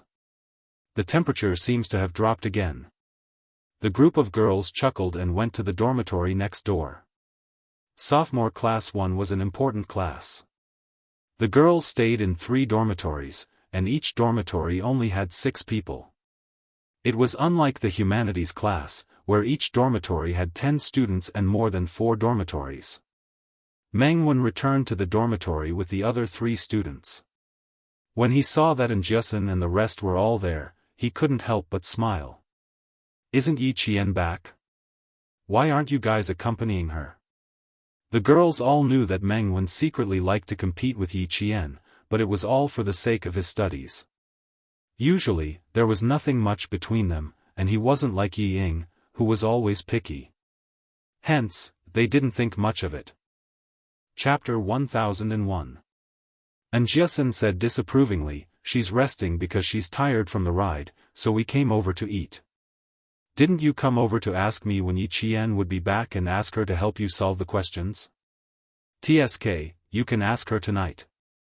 It would have been better if she hadn't mentioned it, but the moment she did, Meng Wen's expression changed. She said angrily, "Didn't you say she might not even take the midterms? Why did she come back early?" "Yeah, I said she might, but I didn't say she might." Jiasun stuffed a mouthful of rice into her mouth and didn't notice that something was wrong with Meng Wen's expression. "I think she's quite tired. I'm afraid she didn't rest well at home because she had to rush back for the exam." Meng Wen's expression became even more unhappy when she heard that. There was a hint of disappointment and resentment. "Is it necessary? Is there a need to rush back to school for an exam? Doesn't she need to rest? If she's so tired that she sleeps as soon as she gets back to school, she might as well rest at home for a few days before coming back. What's the difference between resting at home and resting at school? If she rested for a few days and came back on the day of the midterms, wouldn't she?" Jiasun answered her. As she spoke, she seemed to have thought of something and stared at Meng Wen. Her eyes looked Meng Wen up and down, and after a while, she let out a long, "Oh, oh, oh. Oh." Meng Wen, who felt uncomfortable under her stare, harumphed. "Oh what? You're so weird." Jiasun chuckled.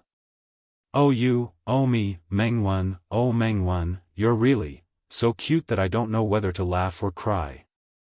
Ha ha ha, now I understand why you've been coming to the dorm every 2 or 3 days to ask me when Jane Eyre is on leave and if she'll be back in time for the midterms. I couldn't tell that you had so many little schemes in your mind.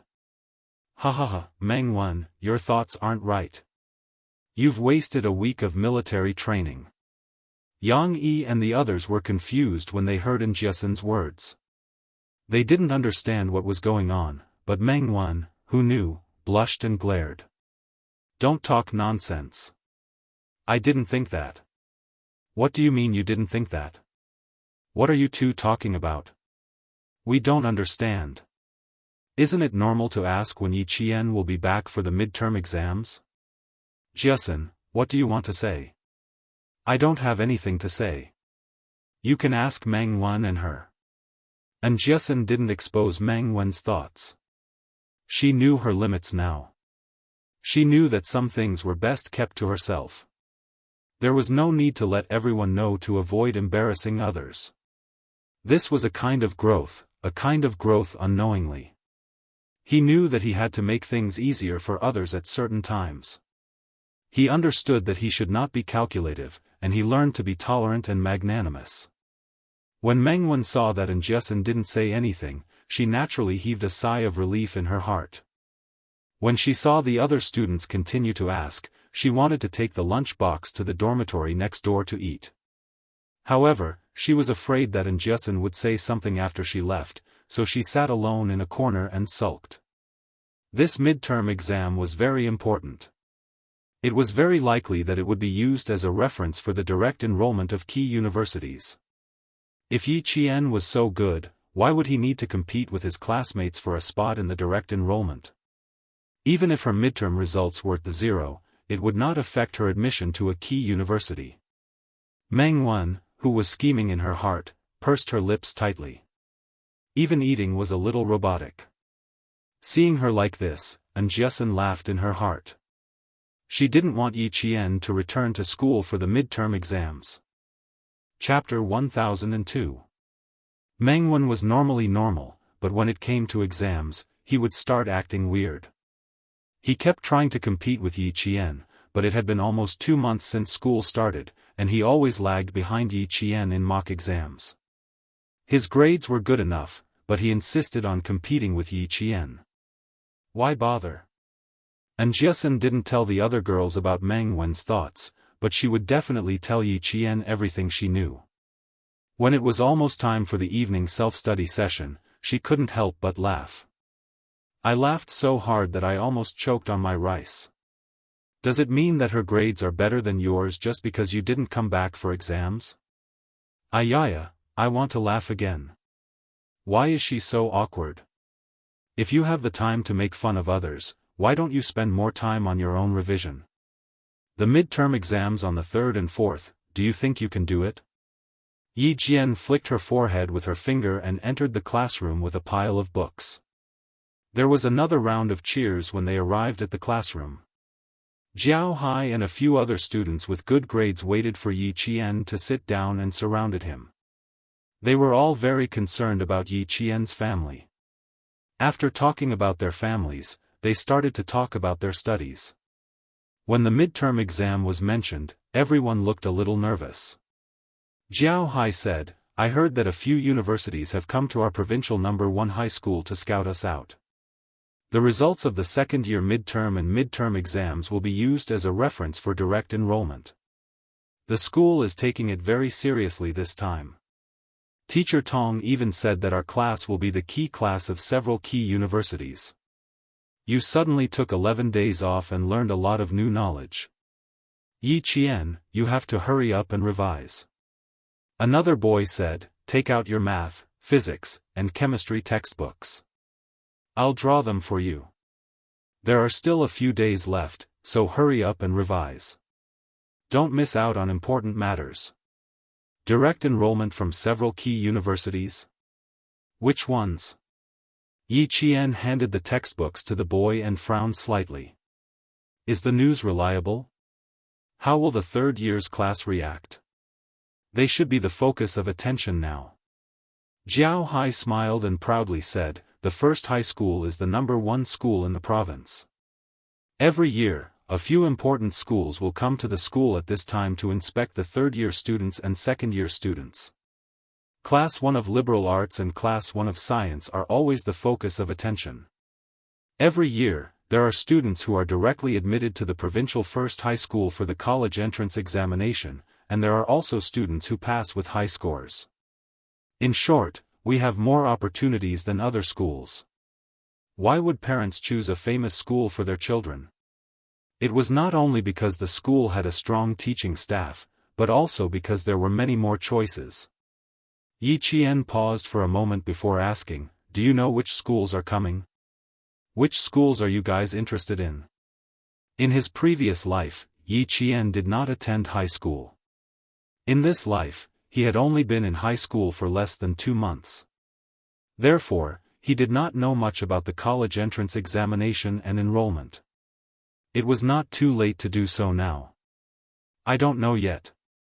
The school only revealed some small news, and Teacher Tong didn't say much. Yi Qian, which school do you prefer? She only had one school in mind. She smiled and said, I'm afraid you guys won't believe me. If it was Hua University or Shi University, I wouldn't choose. I don't have any other schools either. Yi Qian raised a slender finger and said slowly, I only have one goal in high school.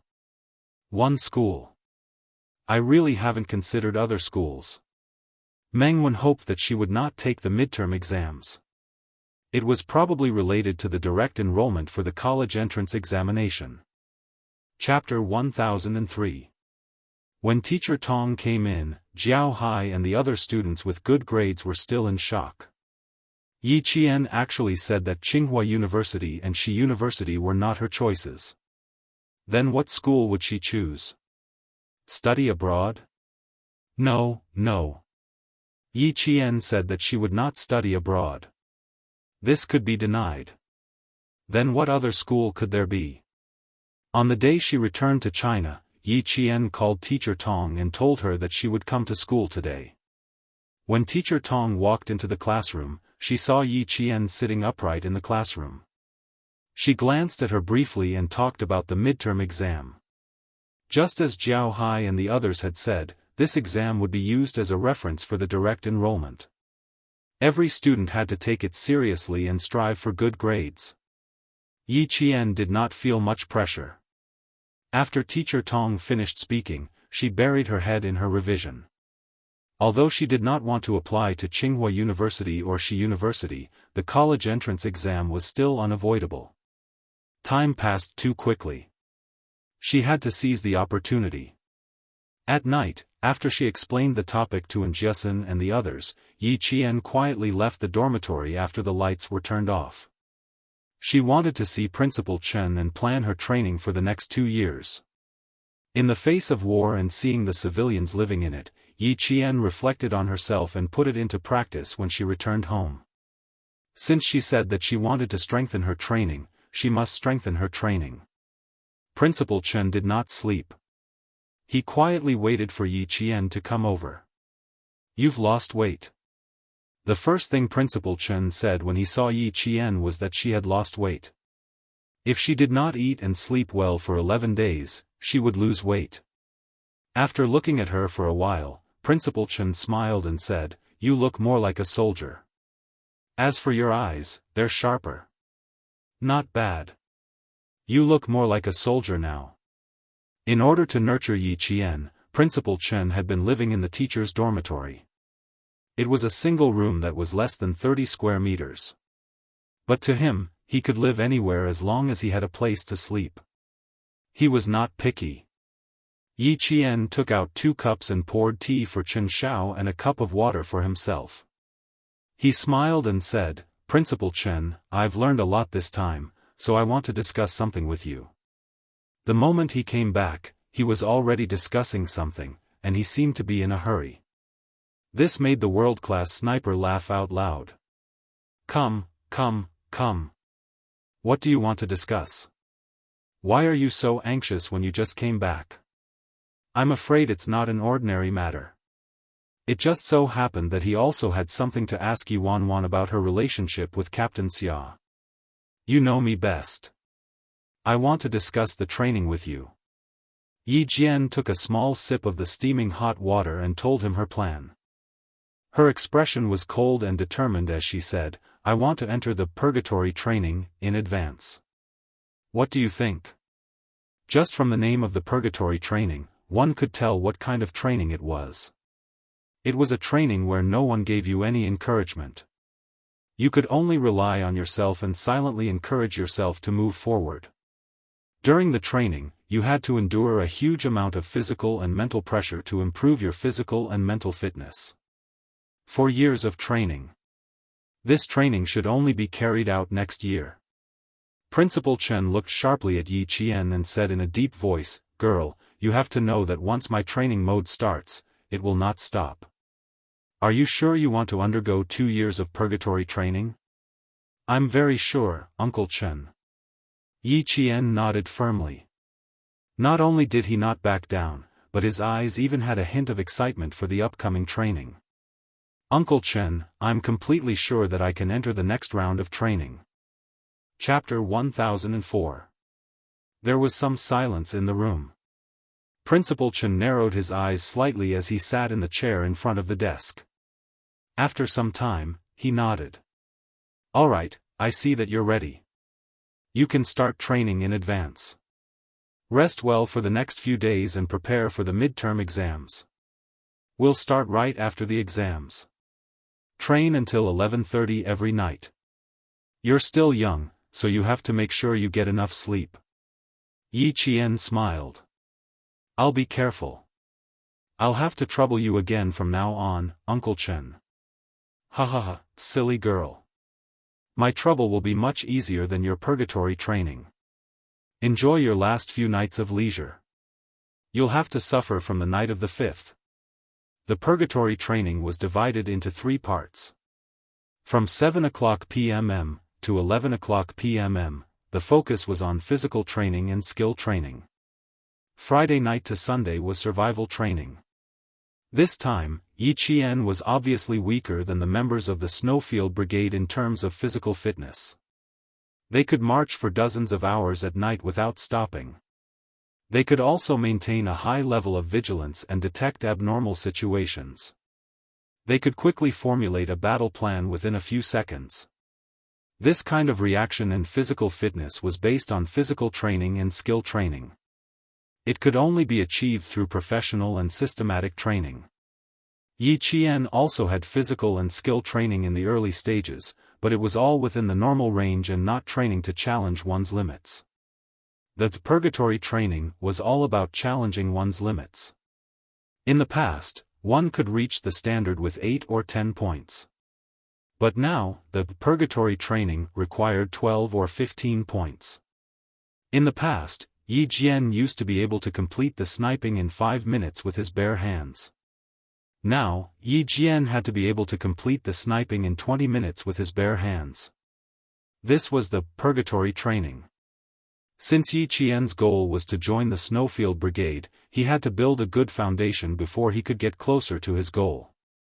The wound on his arm had healed after 11 days, but it hadn't healed enough to form a scab. It should be fine by the 5th. Yi Qian didn't mention his situation to Principal Chen, and Principal Chen didn't ask either. Instead, he drafted a training plan. The black pen scribbled on the white paper. Principal Chen's gaze was cold as he said, "If you want to join the Special Forces, you won't be able to snipe alone. You have to develop in all aspects. Take Captain Xia for example. He's known as the all-around soldier king in the army. I heard from Commander Liu that he's extremely talented in explosives, reconnaissance, electronics, and commanding. In terms of shooting, he's even better than the entire army. Even one of Commander Liu's Gun King veterans couldn't beat him. He has talent, and your talent isn't bad either. If you set him as your goal, girl, you really have a lot to learn." Yi Qian, who had been watching Principal Chen draft the training plan, was caught off guard when he heard this.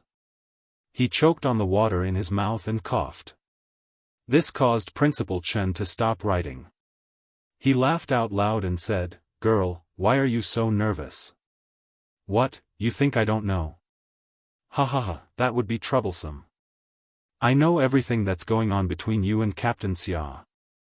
I even talked to Commander-in-Chief Xia on the phone and discussed your future development with Captain Xia." Yi Qian choked and coughed even harder. Uncle Chen even talked to Commander-in-Chief Xia on the phone and discussed his future development with Captain Xia. He looked up and stuttered, "You. How did you know? I didn't tell you. Commander-in-Chief Xia called you to tell you?" Chapter 1005. Even if you didn't tell me, someone else would. I was also quite surprised that Commander-in-Chief Xia called me, but I was even more surprised that he actually approved of it. Principal Chen still felt a little incredulous at the mention of his call with Commander-in-Chief Xia. That year in the No Man's Land, he knew that Captain Xia was interested in Yi, so he deliberately mentioned family Xia and mentioned that their family backgrounds were not compatible. He vaguely implied that Commander-in-Chief Xia would most likely not approve of his son falling in love with a helpless female soldier. Who knew that, not only did Commander-in-Chief Xia not object, he was even happy to see it happen. He even discussed with him not to stop the two young people from getting together and to let nature take its course. Yi Qian calmed herself down and took a big gulp of warm water. She cleared her throat and said, "Captain Xia and I are indeed getting along now, but I also told him about our relationship. The real confirmation will have to wait until after we graduate from high school. I also met Commander-in-Chief Xia. He participated in our big review on the last day of military training. I took his car back. About Captain Xia and I." Yi Qian's expression was extremely unnatural under Principal Chen's teasing smile. She braced herself and continued, "Commander-in-Chief said that he didn't object, but I had to be careful. After all, I'm still young." She blushed as she spoke.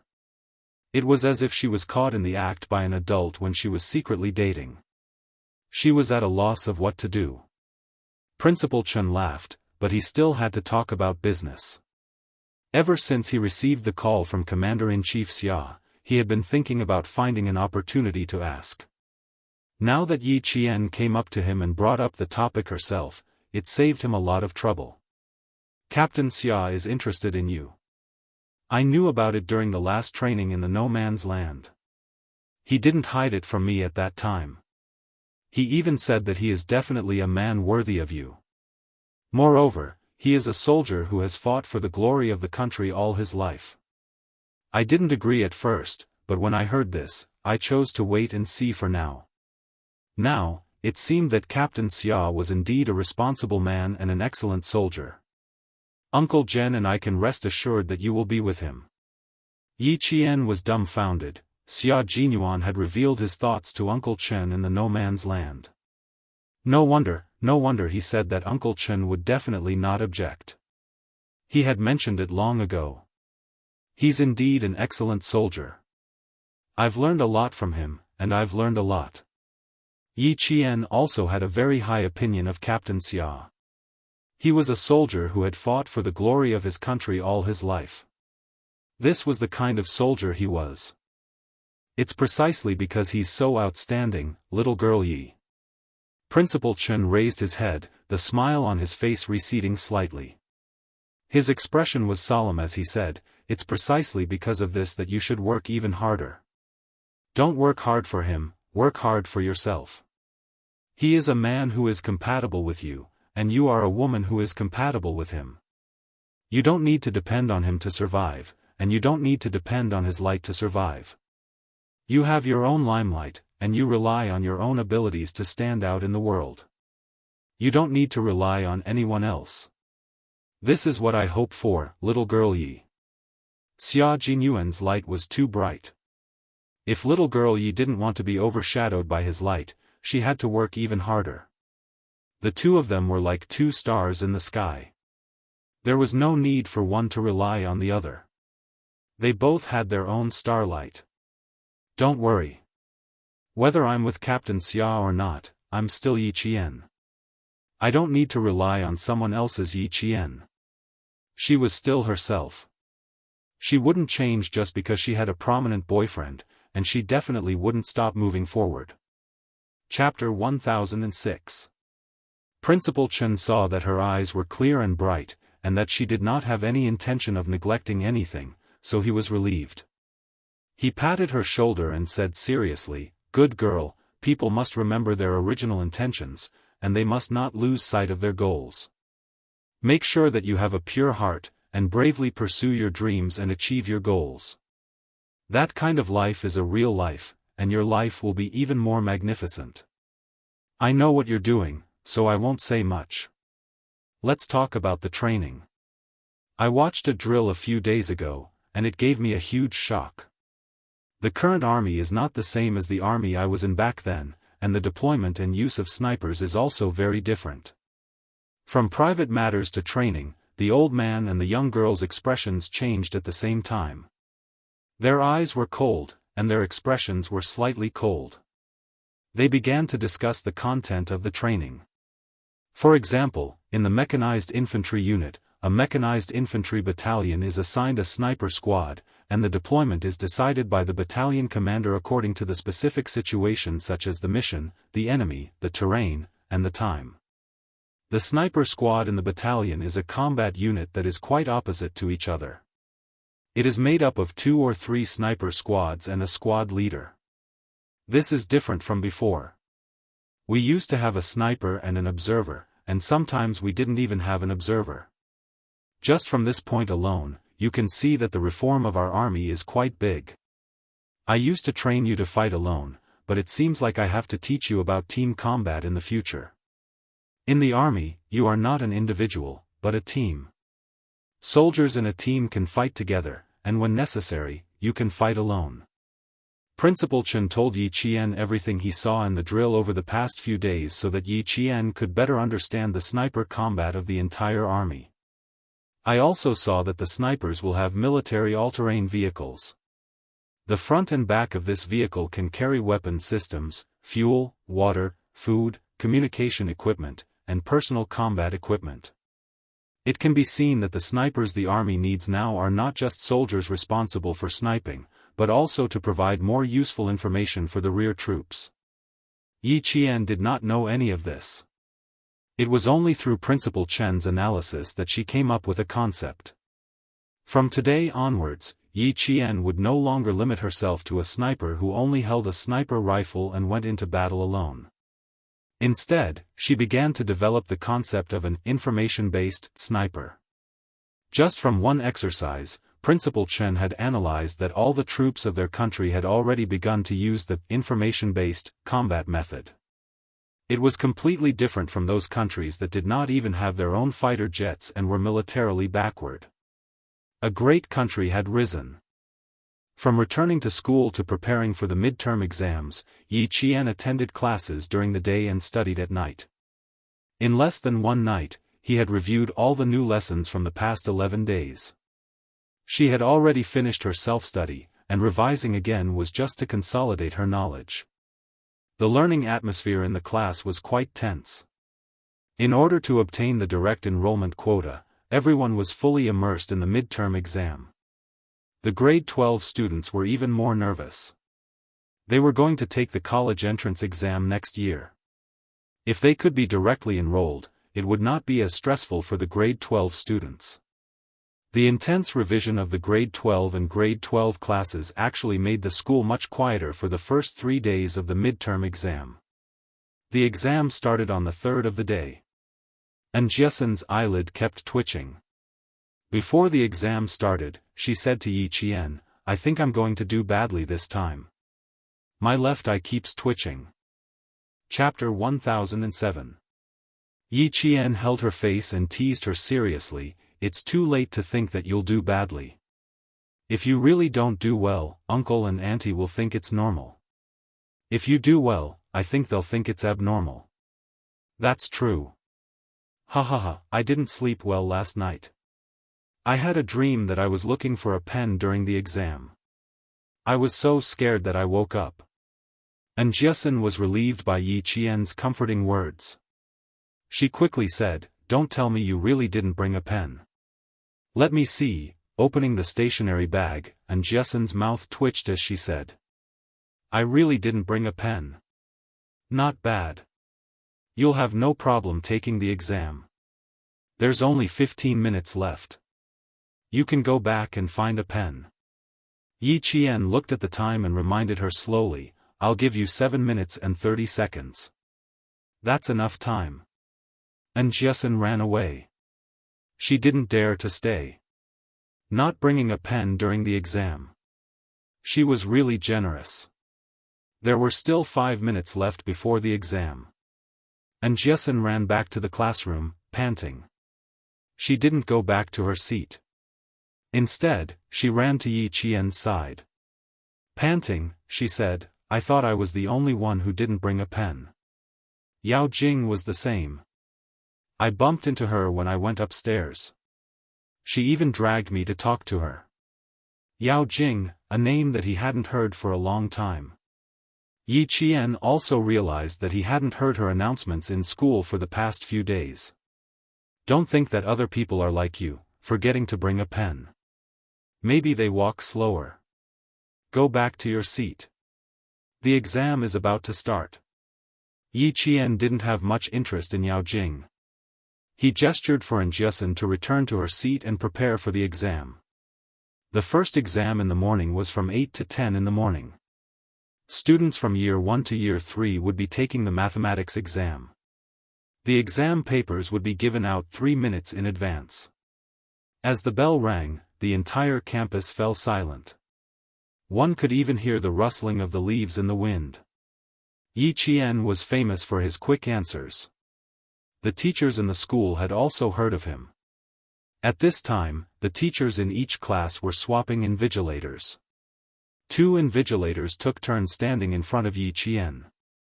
When he was filling in the blanks, the teachers watching at the side were dumbfounded. He didn't even need to use a piece of draft paper. He just kept writing. While others had only done 1 dish, she had already done 3 or 4. With this speed, she could finish the 2-hour exam in less than an hour. After standing there for 10 minutes, the teacher rubbed his face and left. Standing in front of such a student, even a teacher would feel a little sad. The pressure was so great. The other teacher did the same.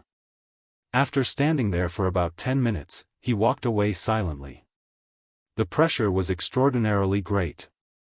Being a teacher was not as fast as being a student.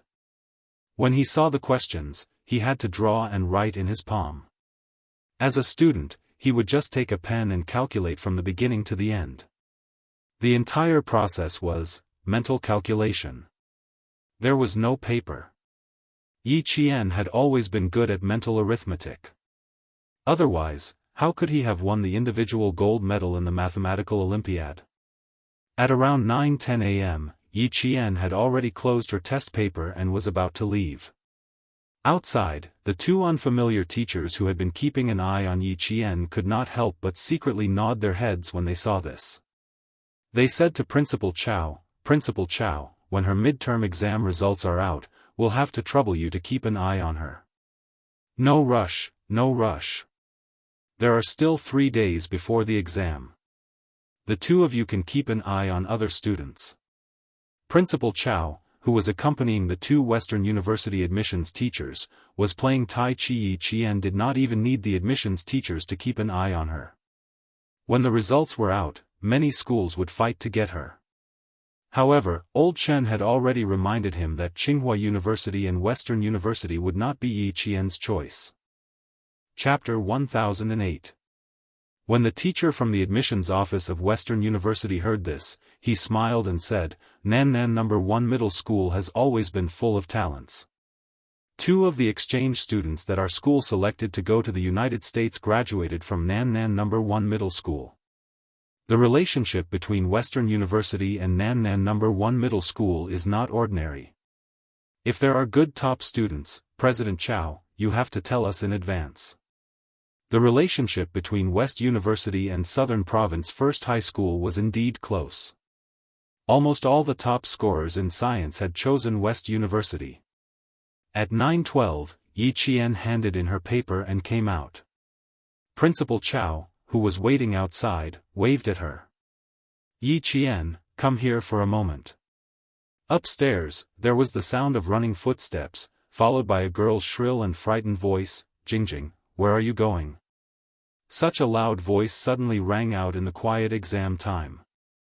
The students upstairs and downstairs could all hear it. Naturally, Yi Qian and Principal Chow also heard it.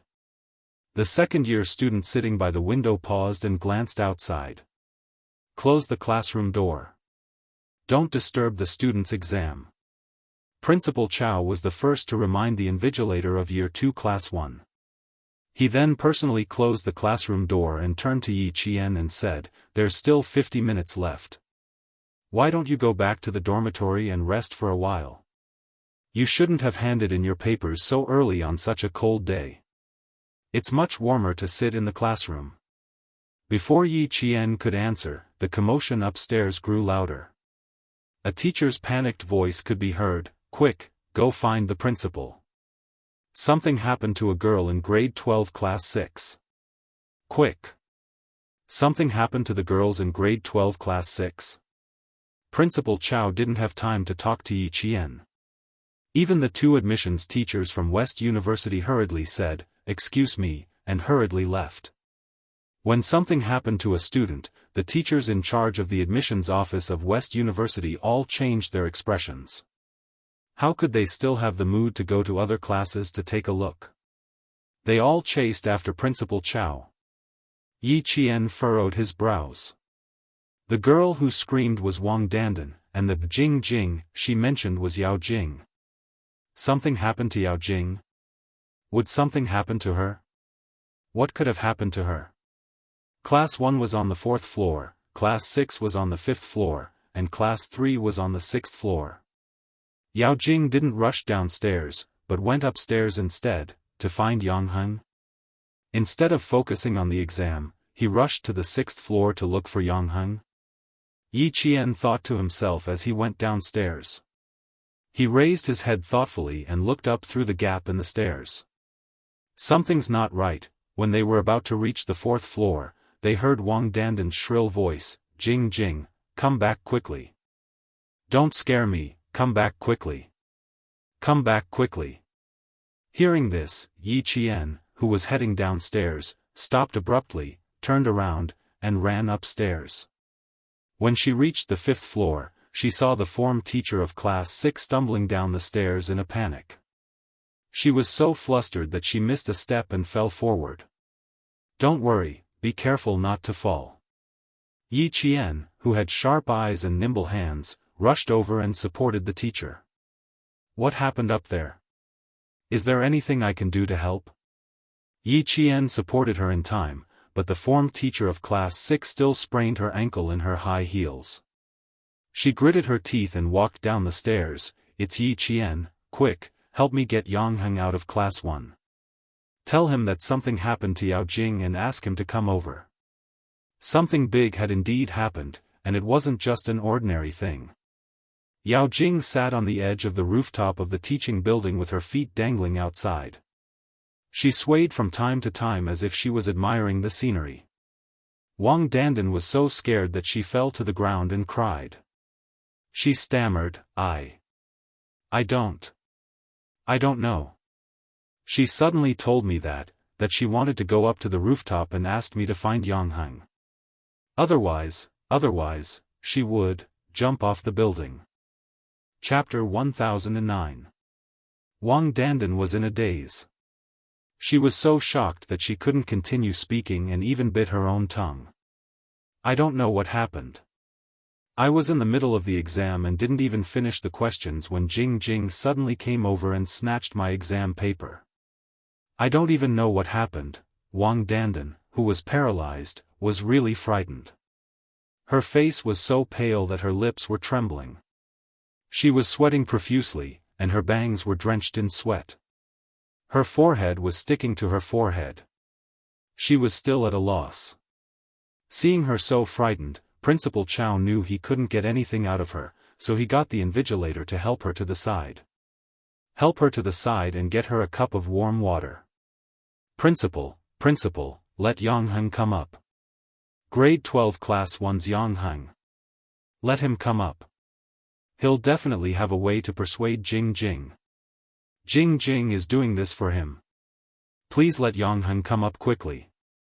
Although her good friend Wang Dandan didn't agree with Yao Jing's way of doing things, she had never said anything bad about her behind her back. Sometimes, she would even advise her appropriately. For example, Wang Dandan had always tried to persuade her to relax about Yi Qian and Yangheng.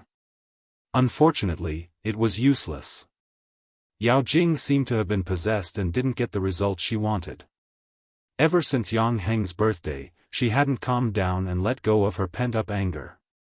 Not only did she not let go, but the more she thought about it, the more she felt that she wasn't wrong. Everything she did was because she liked Yangheng. She just wanted Yangheng to lead a good life. She just wanted to get Yangheng's only attention. After giving so much, all she got was disgusting from Yangheng. Why? How could Yangheng call her disgusting after giving up so much? She gave up so much just to prevent him from being seduced by those students with ulterior motives. Didn't she know why they liked Yangheng? Wasn't it because of Yangheng's family background? He was good-looking, had a good family background, and was good at studying. Who wouldn't like him? They all liked him. No one disliked him. But that was exactly what they liked. Liking someone with ulterior motives was despicable. Unlike her, she only liked Yangheng himself. From middle school to high school, she only liked Yangheng. She liked him so much and wanted him to lead a good life. Yangheng. What makes you think she's disgusting? How was she not worthy of him? In what way was she inferior to Yi Qian, that wretched girl from the countryside? Yao Jing was humming songs one after another. They were all sung by Yangheng's favorite celebrities from Hong Kong and Taiwan. Sometimes they were happy, sometimes they were sad. They were all tunes that Yangheng would hum from time to time. She didn't look back. She placed her hands on the edge of the rooftop and looked up at the gray sky.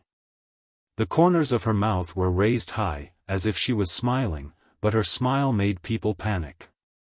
Hearing these tunes, Wang Dandan's tears flowed down one after another. Her hands holding the cup were still trembling.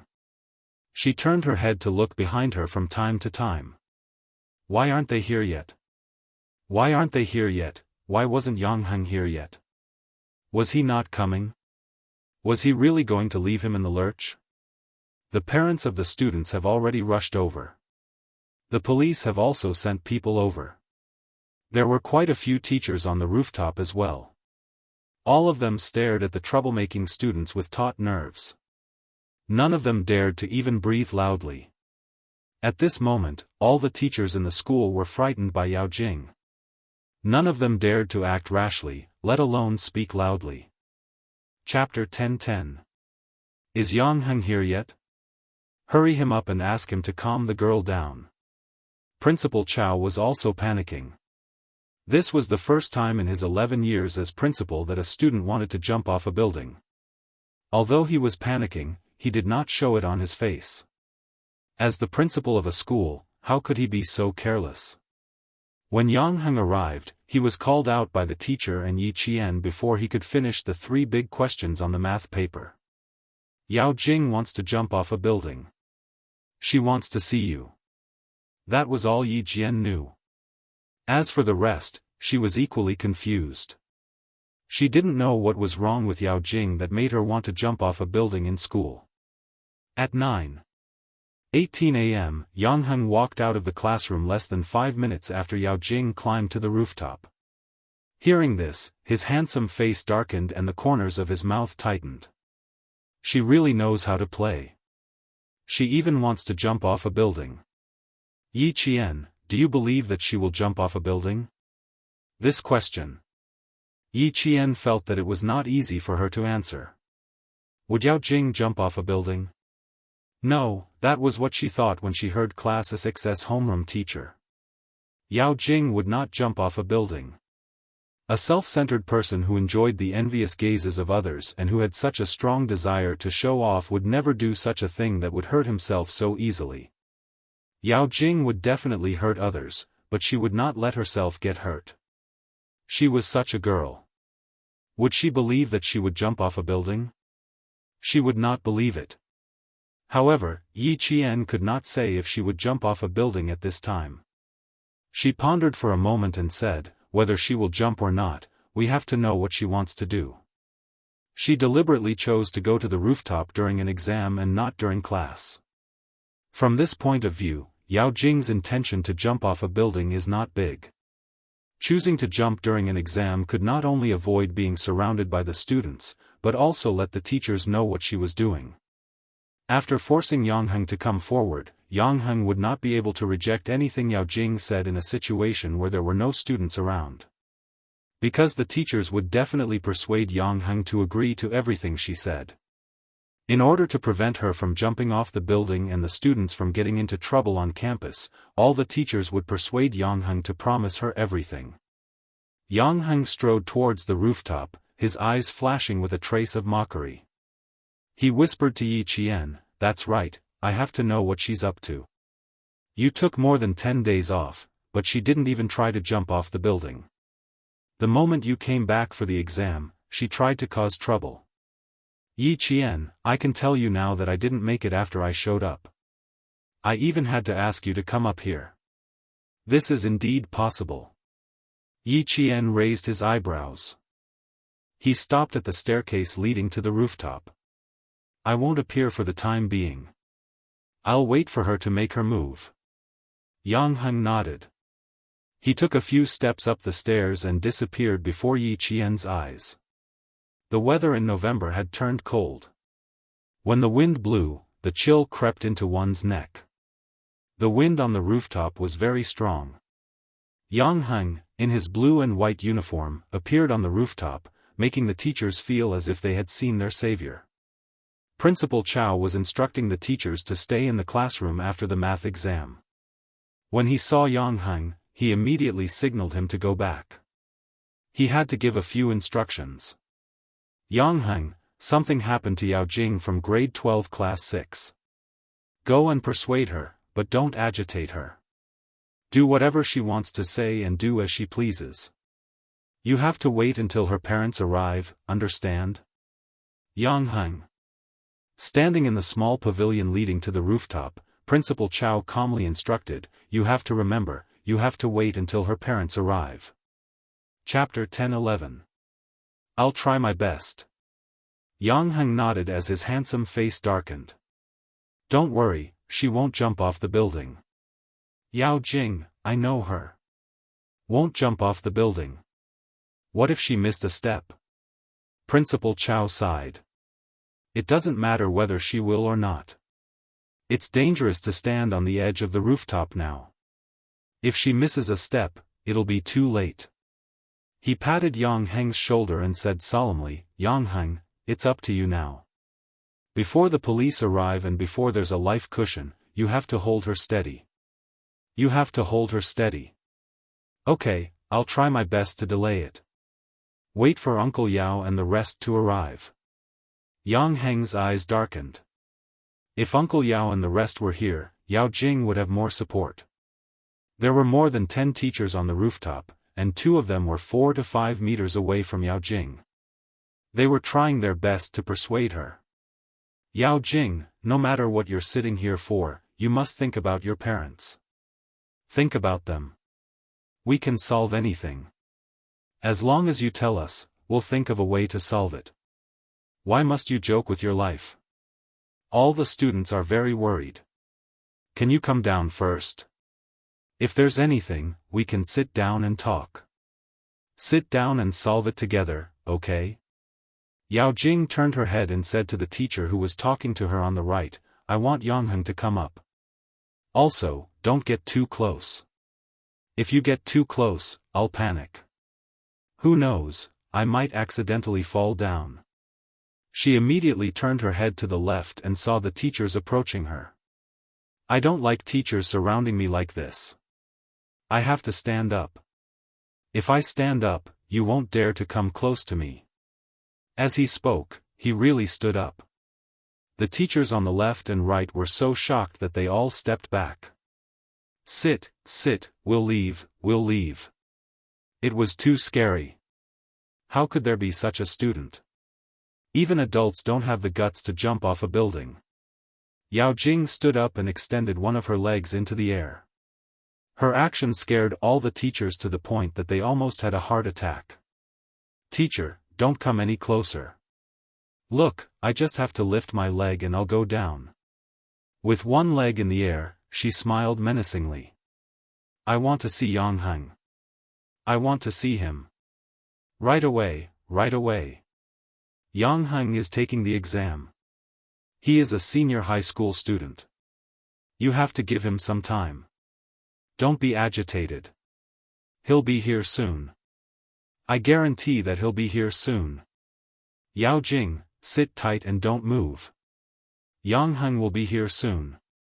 At this time, they could only go along with her. Their hearts were in their throats, and the teacher in their eyes did not dare to do so. Everyone opened their mouths to persuade her. I want to see him immediately. Are exams more important than my life? Is it more important than my life?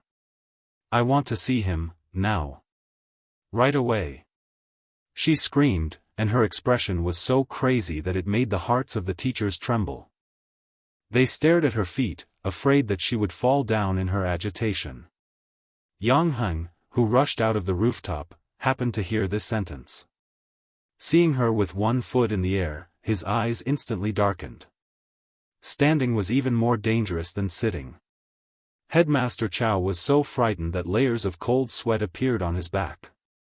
Yang Heng, hurry up and persuade Jing. She's been acting strangely for the past 10 days. That day when Yi Qian came back to school and saw you talking to her, even her expression changed. Wang Dandan grabbed Yang Heng's sleeve and said with tears in her eyes. She placed all her hopes on Yang Heng. She can jump, she really can jump. Chapter 10-12. Yang Heng lowered his head to look at her. The corners of his mouth twitched slightly as he said softly, "Do you believe that she will jump?" Yao Jing is not afraid of heights. Yao Jing was not afraid of heights. She sat on the rooftop of the school building with her hands on the edge. Her center of gravity was tilted backward. From this posture, it was obvious that she was secretly protecting herself. "I don't know, but she is really in danger now. Yang Heng, you can't leave her in the lurch." Wang Dandan said softly, her red and swollen eyes full of pleading. "Yao Jing, she likes you too much." Yang Heng pursed his lips and remained silent. When it came to Yao Jing, no matter what he did, she always had a way to force him to stand up. He walked out and said loudly, "Yao Jing, I'm here now. Can we talk about it after you come down?" Yao Jing, who was still in a frenzy a second ago, stopped yelling at the teacher when she heard the familiar voice. She smiled and said to Yang Heng, who was still a distance away, "Yang Heng, why are you only here now?"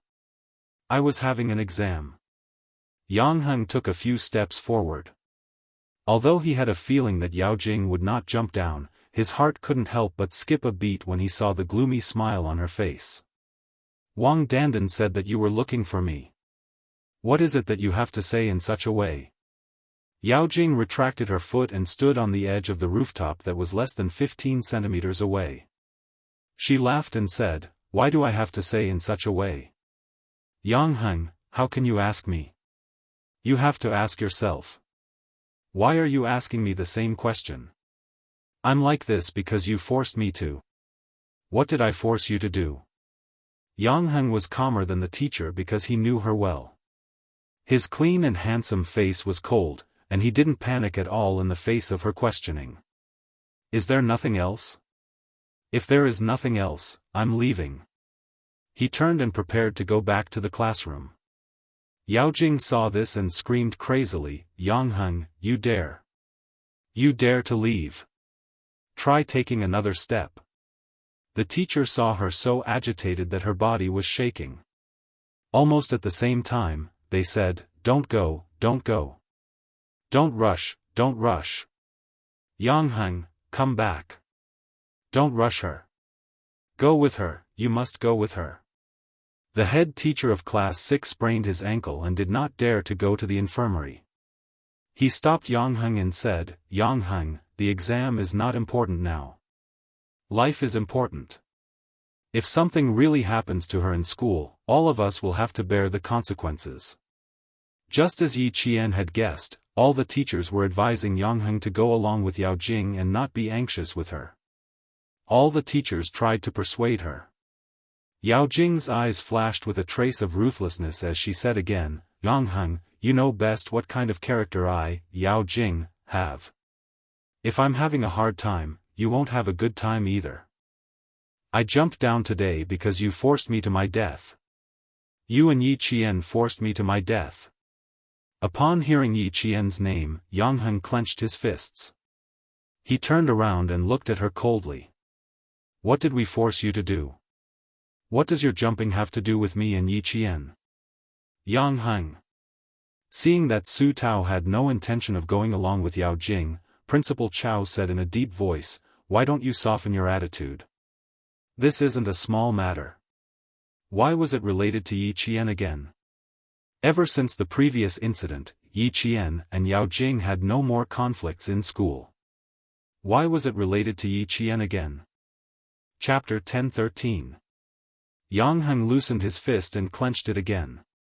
He took a deep breath and said, "Say it yourself, what do you want? The whole school is having an exam and you're jumping off the building. Yao Jing, I know you, and that's why I don't want to talk to you. Now I'm listening, you tell me. At most, I'll skip the exam this time and spend a day with you on the rooftop. You said that I forced you to jump, so it's fine. If you jump, I'll pay with my life." The moment she said that, more than 10 teachers' knees turned to jelly. A life for a life. Yang Heng, what nonsense are you talking about? His tough attitude showed no signs of obedience. Yao Jing's eyes were filled with hatred. Yang Heng. You're really ruthless. She didn't even soften his heart. It's fine, it's fine. As long as he didn't leave, her plan would succeed. Are you forcing me to jump now? Fine, a life for a life is fine. But do you dare to stand up? If you dare, I'll believe you. A life for a life. Yao Jing's voice was extremely sharp. Tears flowed out of her eyes. She cried while wiping her tears. How can you do this? How can you force me like this? Will you be happy if I jump? Will you be able to be with Yi Qian? Will Uncle Yang and Auntie Yang be happy? Yes, yes, yes, you'll all be happy, you'll all be happy. The more she said, the crazier Yao Jing's expression became. She was almost shouting in the end, but there was a strange light in her eyes. She seemed to be very happy with Yang Heng's "a life for a life." Yang Heng took a step forward but was stopped by a few teachers. How could he go over? A student stood up, then another student. What was this? Yao Jing, calm down. How old are you? You're talking about a life for a life over a small matter. What will happen to your parents? Yang Heng, calm down too. Both of you can talk about it calmly. Don't do anything that will make your parents sad. The teachers persuaded Yao Jing and Yang Heng at the same time. In just 10 minutes, the teachers felt their hair turn white. Fortunately, Yang Heng was able to hold him back. The teacher's focus was still on Yao Jing. He tried to persuade her until his mouth was dry and cold sweat broke out on his back. He was so nervous that his muscles were sore. Seeing Yang Heng being held back, Yao Jing's face darkened. She wanted Yang Heng to come over. Not only did she want him to come over, she also wanted Yi Qian to step forward. Yang Heng, who was held back by the teacher, glared coldly at Yao Jing, who still believed that she had done nothing wrong, and said coldly, I don't understand what you're saying. What does your own business have to do with my parents? Why should my parents be happy when you jump off a building? Yao Jing, don't treat the things you want to do as if you were forced by others. No one forced you. It's just like jumping off a building. Who forced you? All the teachers advised you to come down, I also asked you to come down, but you didn't want to come down. Are we forcing you to do this? Well said. The teachers heaved a sigh of relief when they heard Yang Heng's words. He had to drag it out. He had to drag it out. He had to drag it out until the parents and the police came. Why isn't he here yet? It had already been more than 10 minutes. Yang Heng, who was being stared at by Yao Jing, was speechless. The hatred in his heart grew. He gritted his teeth and even his voice was filled with malice. You didn't force me. Call Yi Qian up. The three of us will confront each other. Let the teachers see if the two of you forced me. Chapter 10:14.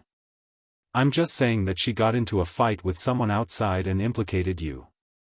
I'm obviously doing this for your own good, but you're helping Yi Qian instead. You even said I'm disgusting. I'm doing this for your own good, Yang Heng, but in the end, I'm still being scolded by you. Call Yi Qian up. Call Yi Qian up. On the first floor, Mother Yao, who had rushed to the school, raised her head and saw her daughter's frail figure standing on the edge of the rooftop. Before she came up, she was already screaming at the top of her lungs, Jing Jing, my daughter. From the first floor to the rooftop, Mother Yao sprinted at the speed of 100 meters, much faster than Deputy Bureau Chief Yao. Mother Yao, who only had eyes for her daughter, lost all color in her face and said in a trembling voice, Good baby, come down quickly, don't scare mommy, don't scare mommy, come down quickly, don't scare mommy. Mom, I'm chatting with Yang Heng. Didn't he say I'm disgusting? I just want to know how I disgusted him and how I'm not as good as Yi Qian. Mom, you should cry too. If I really fell, it was Yang Heng and Yi Qian who forced me to my death. If you want to avenge me, you have to look for them. The teacher's eyelids twitched when she heard Yao Jing's words. At the same time, she was extremely disgusted by Yao Jing's behavior. Mother Yao only realized that Yang Heng was also there when she heard this. She cried and threw herself at Yang Heng, hitting him with her fists. Yang Heng, you've caused my daughter to suffer.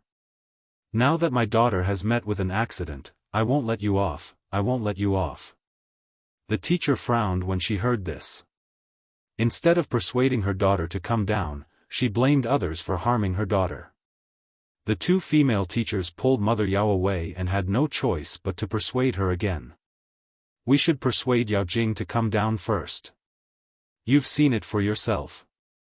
If she continues to stand like this, we don't need to tell you what the consequences will be. I don't care, I don't care. My daughter's accident was caused by him. Yang Heng, if you don't apologize to my Jing Jing today, I won't let you off. Mother Yao struggled and screamed.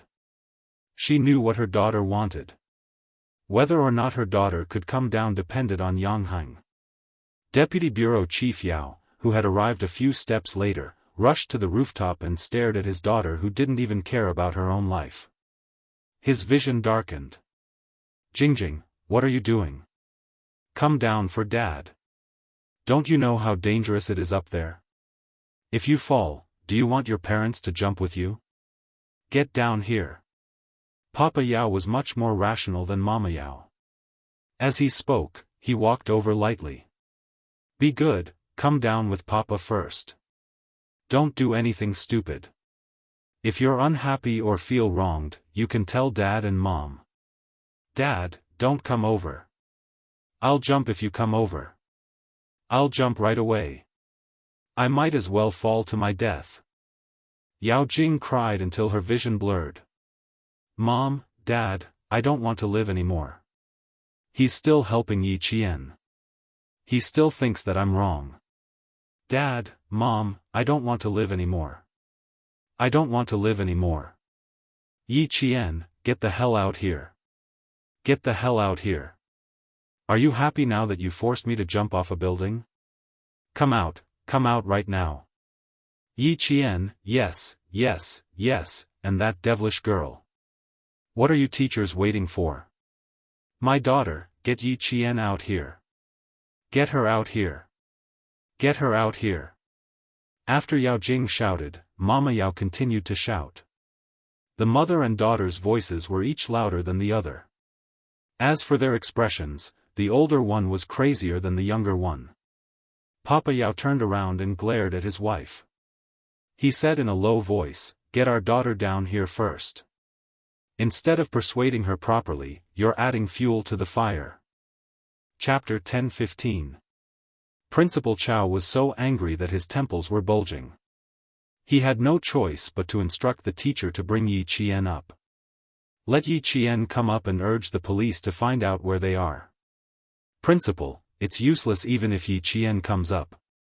Teacher Tong, who had been silent all this while, said with a sullen face, you should be able to tell that Yao Jing is forcing Yi Qian to come out. This obviously had nothing to do with Yi Qian, but she kept mentioning Yi Qian. Teacher Tong's face turned cold. There's no other way. We can only let Yi Qian come up. You go find Yi Qian.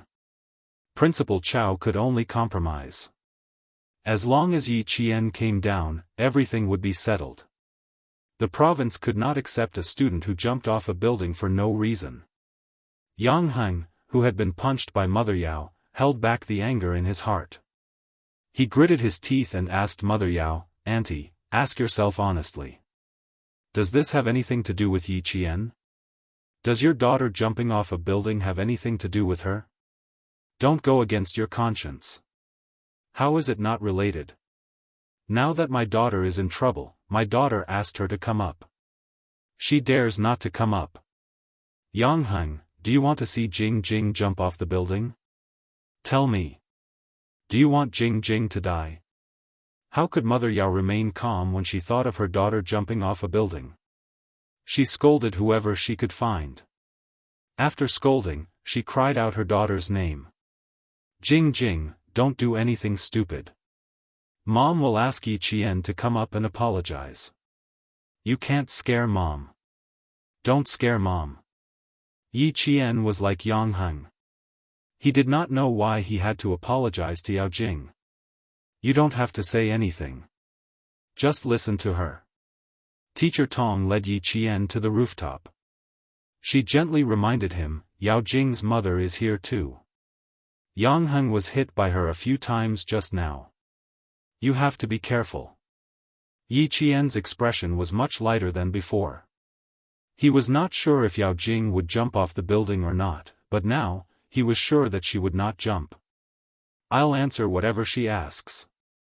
I won't take the initiative to speak. That's right. If she asks, just answer. What's there to apologize for? Regardless of whether she's wrong or not, just bear with it for now. We'll settle this matter slowly after they come down. Teacher Tong's thoughts were the same as Principal Chow's. The school would definitely not accept a student like Yao Jing and would advise her to drop out. It was 9:40 a.m., almost half an hour after Yao Jing ran to the rooftop. There were still 20 minutes before the math exam ended. Yao Jing secretly glanced at the first floor. The police had not arrived yet, and there were no escape mats. But the person she was waiting for was not here yet. Yi Qian was not here yet. Mother Yao cried as she leaned against the teacher. She urged her daughter to come down quickly and blamed Yangheng for not helping her daughter at all. He disregarded their friendship of more than 10 years and instead helped outsiders to bully her daughter. Can you stop talking? Father Yao, who didn't dare to approach, gripped his phone tightly. As he dialed the number, he warned his wife not to say anything that would hurt his daughter. He called the police station and asked them to send someone over as soon as possible. Yi Qian could feel the tense atmosphere on the rooftop.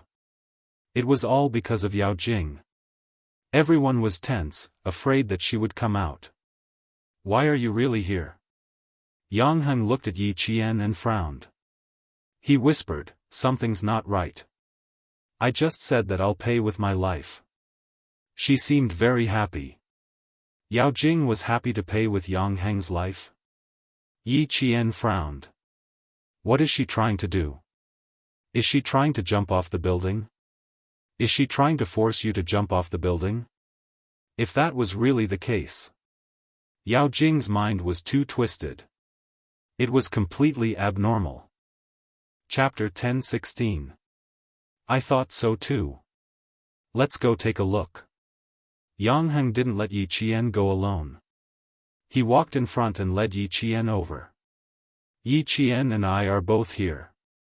Ask whatever you want. Mother Yao heard Yi Qian and immediately turned her head. Her gaze was as sharp as a knife. Yi Qian, my daughter is in trouble. I don't care whose daughter you are, I won't let you off. Yi Qian looked at her indifferently and said coldly, fortunately, the teachers are here. Otherwise, I wouldn't be able to explain myself. How can you blame others for jumping off the building? The director's wife is still the same as before. She's used to confusing right and wrong. I don't care how powerful you are. If my daughter is in trouble, I'll only look for you. Mother Yao shouted fiercely. Then she cried and said to Yao Jing, Jing, they're here. Can you sit down and talk? Can you come down and talk? No, she couldn't sit down, and she couldn't come down. It was still too far away. She had to let the two of them come closer. Yao Jing's eyes flashed with a trace of malice. With a hoarse voice, she said, you two are here. You're finally here. Yi Qian, you're happy today, aren't you? You must be happy to see me jump off the building. As long as I jump off now, no one can stop you from being with Yangheng, right? Jing. Do you want me to jump with you? Mother Yao cried until her voice was hoarse. At this moment, she didn't have the authority of an office manager. She was like an ordinary woman who was worried sick for her daughter. Yao Jing didn't look at her parents again. She only stared at the two people who were a few meters away. Tears flowed from her eyes, but she was smiling. I want to ask you. I have a lot to ask you. Yangheng, do I really disgust you? Do I really disgust you? As she asked, she stepped a little closer to the edge of the rooftop. It seemed that Yang Heng's answer would disgust her and she would jump immediately. Yi Qian, who had been keeping her by his side all this while, narrowed his eyes slightly. It turned out that she really didn't want to jump off the building. She carefully maintained her center of gravity and leaned forward. The teachers on both sides did not leave. When they saw Yao Jing standing at the edge, their hearts almost jumped out of their throats. They signaled Yang Heng with their eyes to let him follow Yao Jing. No, Yang Heng answered coldly and emotionlessly.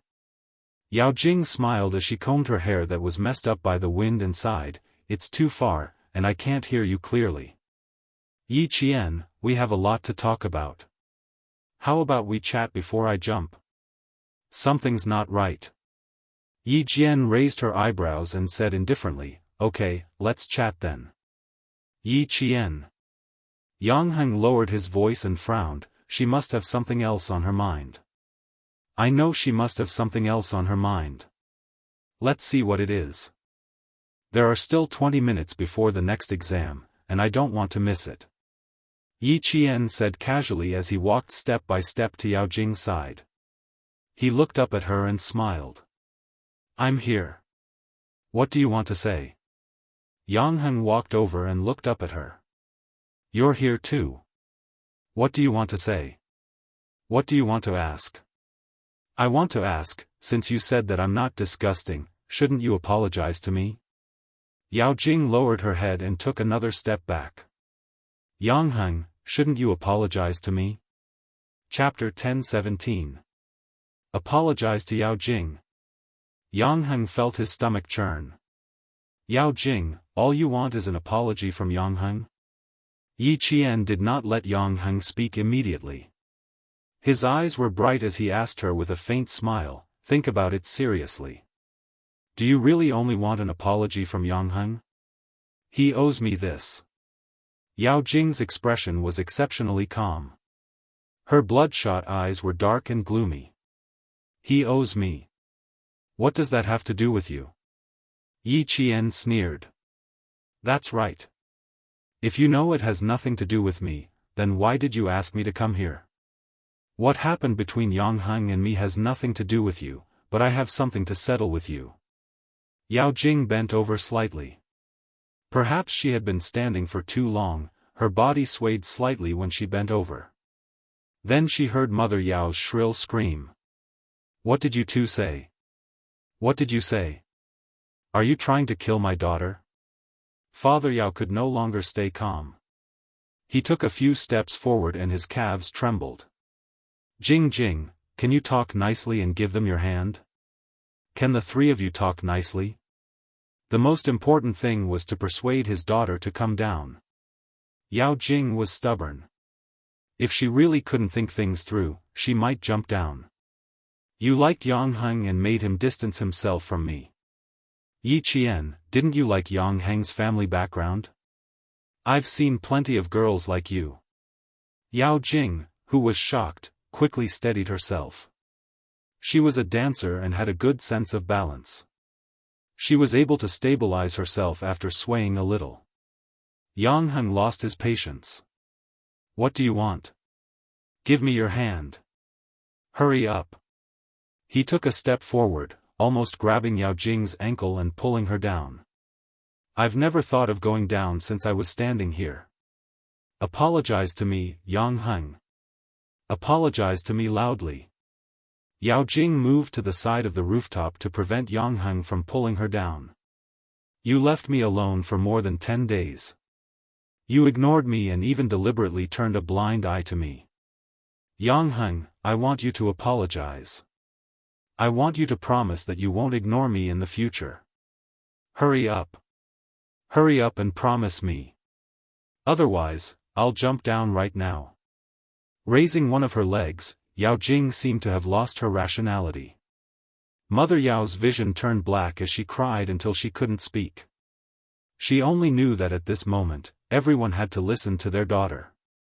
"Yang Heng, Auntie is begging you. Please, I beg you. Why don't you apologize? You've known each other for more than 10 years. Can't you give in to Jing like you did when you were young? Mother Yao wasn't the only one trying to persuade Yang. The teachers were also trying to persuade Yang to apologize to Yao Jing, but why should he apologize to Yao Jing? Actually, they didn't know why. But looking at it now, why did it feel like a student falling in love? Yi Qian, on the other hand, was very calm as he stared at Yao Jing's motionless right leg. Even when she lifted her left foot, her right foot was steady and didn't tremble at all. Her instep was tightly pressed against the edge of the roof. It was only 4 centimeters high, and she used it to stabilize her body. Using such a method to stabilize herself meant that Yao Jing had some foundation. Was she a dance student? If she was a dance student, no wonder she dared to stand on the roof and shout that she wanted to jump down. She had a strong balance and a strong support point. It wouldn't be so easy for her to fall down. Hearing her ridiculous words, Yi Qian's lips curled up slightly. Indeed, it was as he had guessed. Using such a method to force Yang to submit, she was trying to tie herself to Yang in school and let the whole school know that she and Yang were together. Chapter 10:18. Yao Jing's thoughts were more vicious than Yi Ying's. She was more far-sighted. I apologize. I'll apologize to you right now. Yang saw her walk out empty-footed again. Even though he didn't think she would jump, his face tightened. I'm sorry. I shouldn't have said those things. I shouldn't have avoided you in school. It was impossible to hear sincerity from a forced apology. Yao Jing didn't need sincerity. She only needed to hear what she wanted to hear. Hearing this, she said to Yi Qian in a low voice, "Did you see that? In the end, he still had to bow down to me. Yi Qian, you want to take Yang away from me? You're dreaming. Now it's your turn. You made me suffer so much. You made me stand alone on the rooftop for so long. How are you going to apologize to me? How do you want me to apologize?" Yi Qian asked calmly. Simple. You'll stand there for as long as I stand there. Yao Jing said in a sinister tone. You made me so miserable. I'll let you stand there for as long as I stand there, and we'll call it even. Yang, you can't come into contact with him anymore. As for me, I won't find trouble with you anymore. How's that? She said in a low voice with a strange smile on her lips. Yang heard it clearly and immediately became alert. Yao Jing, what are you trying to do? I don't want to do anything. This is between me and Yi Qian. Why, are you afraid that I'll do something bad? Then you can help Yi Qian. Yao Jing turned her head. She saw the vigilance in his eyes and the worry he had for Yi Qian. A cold glint flashed across her eyes. This is my solution. If you don't agree, I'll make sure you two will never have peace for the rest of your lives. He glanced down and saw that the uniformed men were laying out escape mats. Yao Jing gritted her teeth. She retracted her gaze and said to Yi Qian, You didn't choose Yi Qian. I'll count to 3. If you don't come up, I'll jump. Yi Qian, you're forcing me to jump. She suddenly roared, as if she was really threatened by Yi Qian to the point where she had no way out and the only solution was to jump off the building. Mother Yao immediately went berserk. She wailed in a hoarse voice, Yi Qian, you forced my daughter to her death. I'll fight it out with you. I'll fight it out with you. Calm the parents down and go rest at the side. Principal Chao's face was as cold as ice. The whole family had spoiled Yao Jing, and today's matter had a lot to do with her parents. Just as he shifted his gaze, the teacher who had been trying to persuade him shrieked, Yi Qian, what are you trying to do? Yi Qian was climbing up the rooftop. She smiled as she accepted Yao Jing's challenge. Since you've been standing for about half an hour, I'll also stand for about half an hour, he said with a smile. Since you've been standing for about half an hour, I'll do the same. Yes, You'll also have to stand for about half an hour. Yao Jing laughed softly. The viciousness in her eyes was like a thick miasma that could not be dissolved. She was full of viciousness. Yi Jian, you made me suffer so much. Half an hour. Do you think it's possible? Her body suddenly swayed towards the edge of the rooftop, but she quickly steadied herself. The moment she moved, the teacher's hearts tightened. With the addition of Yi Qian, Teacher Tong's body stiffened. What was this Yao Jing from grade 12 class 6 trying to do? Yao Jing didn't deliberately raise her voice like Yi Ying did. Instead, she said in a low voice, "Who are you to fight with me for Yangheng?" Suddenly, her body leaned towards Yi Qian. She seemed to be frightened and let out a scream. Her hands moved in the air and suddenly pushed Yi Qian. Yi Qian. Jing Jing. Chapter 1019. Yi Qian. Jing Jing. Following Yao Jing's sudden fall, there were screams from the rooftop. The teachers all rushed over, and Yangheng, who was closest to them, flew over, trying to grab Yi Qian's ankle. Yao Jing knew how to use her ankle to hook onto the rebar, but how could Yi Qian not know? While she was flailing her arms, Yi Qian was fully prepared, waiting for her to make this move. You want to jump off the building? Sure, what's the point of wasting so much time? Why don't you let me give you a ride and let you have a good taste of what it feels like to jump off a building? Yao Jing, who had pushed him over, revealed a sinister smile and said softly, "Go to hell, Yi Qian." She pushed him with her waist, but Yi Qian didn't move. She pushed him again, but he still didn't move.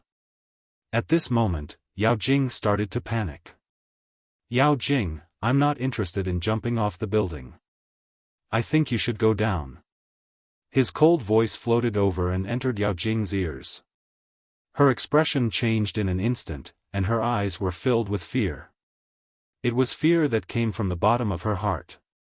Her pupils constricted, and she stared at Yi Qian in shock. She threw herself at Yi Jian. Yi Jian only needed to grab Yao Jing's arm subconsciously. Her 5 fingers pressed on the tendons and bones of Yao Jing's elbow, causing Yao Jing to feel so much pain that the strength of the steel bar on her instep suddenly dissipated. Ah! Yao Jing fell and let out a blood-curdling scream. Her body fell backward from the rooftop. As she fell, Yi Qian didn't allow himself to remain standing on the edge of the rooftop. He also fell down. Jing Jing. Jing Jing. Following Yao Jing's fall, the ones who screamed the loudest on the rooftop were her parents. Yao Jing's mother and father's cries pierced through the air. Yangheng didn't manage to grab Yi Qian's ankle. Everything happened too quickly. Even if he rushed over immediately, he didn't manage to grab Yi Qian. Yi Qian. Teacher Tong and Headmaster Chow shouted Yi Qian at the same time. They were so flustered and confused that tears flowed out of Teacher Tong's eyes. She staggered a few steps and ran towards the horizon. The teachers all rushed over, and at the front was Deputy Director Yao and his wife. They rushed to the edge of the rooftop as fast as they had ever run in their lives. Their faces were full of shock as they looked down from the rooftop. Yao Jing fell, but Yi Qian did not. Don't let go, Yi Qian. Yangheng did not know how Yi Qian managed to grab hold of the steel bar. He did not manage to grab hold of her ankle, but the moment she fell, her right hand suddenly grabbed hold of the steel bar. Yi Qian knew exactly how to fall and how to grab onto the rebar. Unlike Yao Jing, who was leaning backward, Yi Qian slid down. From the scene, it looked like Yao Jing had pushed Yi Qian and made her fall with both feet. Her right hand grabbed hold of the steel bar tightly. Her entire wrist crushed against the edge of the rooftop. It looked like her bones would break in the next second, and she fell with Yao Jing. Give me your left hand, quick. Yangheng grabbed hold of Yi Qian's hands tightly. His handsome and fair face was flushed red because he used too much strength. He was about 1.76 meters tall and had long arms and legs. He could still grab hold of Yi Qian, but he could only grab hold of Yi Qian's hands. He did not have the strength to pull her up. Yi Qian, who was suspended in the air, did not make a sound. She was not afraid. She wanted to shout, but she couldn't. Hearing Yang Heng's words, Yi Qian, who could not see his expression, said, "I'm fine. I can hold on for a while." Chapter 10:20. Jing Jing, Jing Jing, my Jing Jing. The rooftop was a little high. Mother Yao stood on her tiptoes and couldn't see what was happening below. She cried and screamed. Then, she collapsed on the ground and started bawling. Father Yao supported himself on the edge of the rooftop with both hands. He almost propped his fat body up. Seeing this, the deputy director's face was full of tears. "My daughter, my Jing Jing. You're trying to kill me, you're trying to kill me." Mother Yao was so sad that her lips were pale. She sat on the ground alone. There was only one teacher watching her. The other teachers had come to save Yi Qian. "Yang Heng, you have to watch him closely. Don't let go. Teacher Xiao, stand on the rooftop and pull Yi Qian up slowly. Teacher Lu, go to the 6th floor and see if you can support Yi Qian's legs. You female teachers, help Teacher Xiao and Yang Heng." Principal Chao grabbed Yang Heng tightly and instructed him quickly and sternly. Thank goodness Yi Qian was fine. You have to hold on to Yi Qian. Don't panic, don't panic. Do you understand? Teacher Tong stood on her tiptoes and cheered Yi Qian on. She didn't even wipe away her tears. Her mood fell from heaven to hell, and now from hell back to earth. That's great, that's really great. Why didn't she fall? Why didn't she fall? Mother Yao, who was sitting on the side crying, suddenly roared. Her eyes swept around and saw a small white water pipe on the ground. She suddenly got up and rushed over to pick up the water pipe. Like a madman, she raised the water pipe and slammed it. My daughter fell. Why didn't she fall? Pay for my daughter's life. I want all of you to pay for my daughter's life. The pipe hit a few teachers' heads. Fortunately, it was made of plastic. If it was a metal pipe, the teachers would have been beaten until they bled. When the teachers saw this, they really risked being beaten to a pulp to stop Mother Yao. Throw away the water pipe. If you continue like this, don't talk about paying for it with your life, you'll go to jail. Mother Yao had completely lost her mind. She raised the water hose and waved it around. Her eyes were fiercely staring at Yang Heng. Her target was Yang Heng, it was this stinking brat. Instead of pulling Jing Jing, she pulled Yi Qian. Yi Qian did not fall, but her daughter did. After knocking away several teachers, Mother Yao raised the water pipe and hit Yang Heng's head. I'll kill you, I'll kill you. Jing Jing likes you so much, but you don't appreciate it. Are you worthy of our family? Are you worthy of Jing Jing? Principal Chao, who had been catching Yang Heng, was shocked. He blocked the water pipe with his body and shouted angrily, catch her, catch her. Madman, madman, she was a madman. Mr. Xiao, who was standing on the rooftop and carefully preparing to pull Yi Qian up, was also hit in the calf by Mrs. Yao's hose. He was so frightened that his body swayed a little. He was a physical education teacher, so he was able to stabilize himself after swaying a little. Mother Yao had indeed gone crazy. Her daughter had fallen, so how could Yi Qian be fine? The strength of the crazy Mother Yao was not her usual strength. Even an adult man could not hold her back. Deputy Bureau Chief Yao was already in great pain. Now that his wife was in such a state, he was pushed to the ground by Mother Yao. He fell so hard that his tailbone hurt.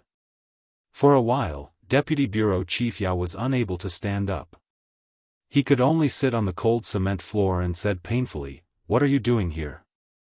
Quickly go downstairs and check on Yao Jing. Go downstairs and check on Yao Jing. I want Yi Qian to pay with his life." Yang Heng, you just watched him die.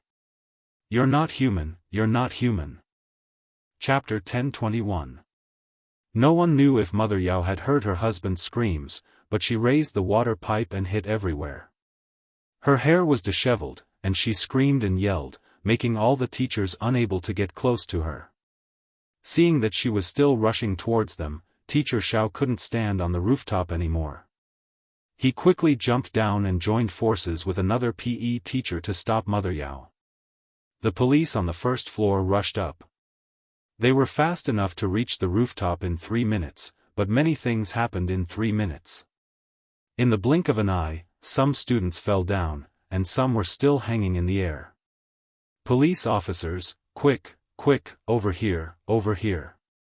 Quickly pull the students down. When they came up, the teachers were relieved. Mother Yao had gone crazy. Even the teachers were not as strong as her. Yi Qian could have come up by herself, but Yao Jing was using her life to put on an act. She had to cooperate. When she heard that Mother Yao had gone crazy, Yi Qian's eyes flashed with a cold smile. Things were getting out of hand. The police didn't dare to delay. 2 of them directly grabbed Mother Yao, who still wanted the students to pay with their lives, and grabbed the water pipe. They then pinned her hands behind her back. Their actions were fast and fierce. They didn't care whether she was an official or not. When they pressed her down, they didn't hold back at all and shouted, "Don't move. What are you doing? Do you know who I am? Get out of here, get out of here. Old Yao, old Yao. Push Yi Qian down, push her down. I want her to pay with her life. Pay with your life for Jing Jing's. You talk big, asking others to pay with their lives. The bureaucracy of the southern province is really eye-opening." Someone walked over. His slender figure approached step by step. Every step he took had an unstoppable aura. When he opened his mouth, his biting cold voice suppressed the air. He walked in front of the police who had snatched the water pipe and said coldly, "This is a murder weapon. Keep it for me." The police were trying to save Yi Qian. Below them, someone was dragging Yi Qian by her feet. Above them, a police officer tied a rope around his waist. He was ready to grab Yi Qian by her arms and pull her up. As he approached, several policemen on duty could not help but reach out to stop him. However, they were shocked by the other party's cold and ruthless gaze and could not help but withdraw their hands. He passed by Mother Yao and glanced at her with a heavy gaze. He didn't stop and walked to Yang Heng's side. "Xia." Principal Chao recognized the young man who had shocked everyone the moment he appeared. He was in no hurry to say anything and immediately said, "Yi Qian was pushed down by a student. The police are trying to rescue him." Xia Jinyuan didn't even need the police. With one hand on the roof, he jumped lightly from Yang Heng's side and stood on the roof. He bent down and grabbed Yi Qian's wrist with his slender hands. He turned his head and said to Yang Heng calmly, "Thank you. You can let go now." Yi Qian, who was pushed down by Yao Jing, was not stunned. He was also not stunned when Mother Yao yelled at him to pay with his life. However, now that he saw Xia Jinyuan in front of him, he looked at Xia Jinyuan who was standing against the light. His handsome face and expression were unclear. He was stunned. Why is he here? Didn't they say that it would take half a month to a month? It's only been a few days. Why is he here now? I came just in time this time. I didn't know you were being bullied to this extent. Xia Jinyuan grabbed Yi Qian's arm with one hand. He didn't even need the police's help and easily pulled Yi Qian up. Chapter 1022. Yi Qian didn't hide anything from him. When they were the closest to each other, she whispered, "I wasn't bullied. I'm just going with the flow." "Is there a need to go with the flow?" Xia Jinyuan's voice was extremely cold. It was chilling to the bone. "Little fox, what if you really fall into the water?" Xia Jinyuan's voice was extremely cold. Yi Qian chuckled. "No, I won't let myself fall. The silver thread in my hand will help me. It won't let me fall so easily. Ever since Yao Jing had been staring at her with malice in her eyes, she knew that not only was Yao Jing forcing Yang Heng to apologize, she was also scheming against her. When Yao Jing asked her to stand on the edge of the rooftop, she said that as long as she came up, she would let bygones be bygones. Then, she would know what Yao Jing was scheming. Yao Jing was indeed ruthless to herself. She was so ruthless that she would risk her life to scheme against others. Not only was she ruthless, but her meticulous thinking also sent chills down her spine. She stood on the rooftop for half an hour. In the end, she showed signs of exhaustion from time to time. All the teachers present saw how she looked like. They saw her swaying figure, and they saw her suddenly stumble and fall backward. Following that, any accident that happened could be attributed to her exhaustion. It was a good plan, but unfortunately, she had the wrong person. Xia Jinyuan raised his eyebrows. When he jumped down from the edge of the rooftop with her in his arms, he smiled faintly. We'll solve this problem once and for all. You don't have to worry about what happens next. I'll handle it. Now that things have come to this, you don't have to do anything. I can handle it myself. Yi Qian didn't reject him. Instead, she told him the truth. I have enough evidence. Evidence that Yao Jing didn't want to jump off the building. Everything she did was to push me down. She was only 16 or 17 years old. Her nature was so bad that she could easily harm a student's life. Yao Jing was so bad that no medicine could save her. Yi Qian originally wanted to let Yao Jing do whatever she wanted under her nose, but now that things had come to this point, it was completely out of her tolerance. Then, she would have to deal with it properly. Coupled with her mother's actions, I don't think the school will tolerate it anymore. Captain Xia, I can handle things like this on my own. Yi Jian said softly. Her faint voice had a certain calmness to it. The guy who stopped me just now is called Yang Heng. He was beaten up several times by Mother Yao, and she even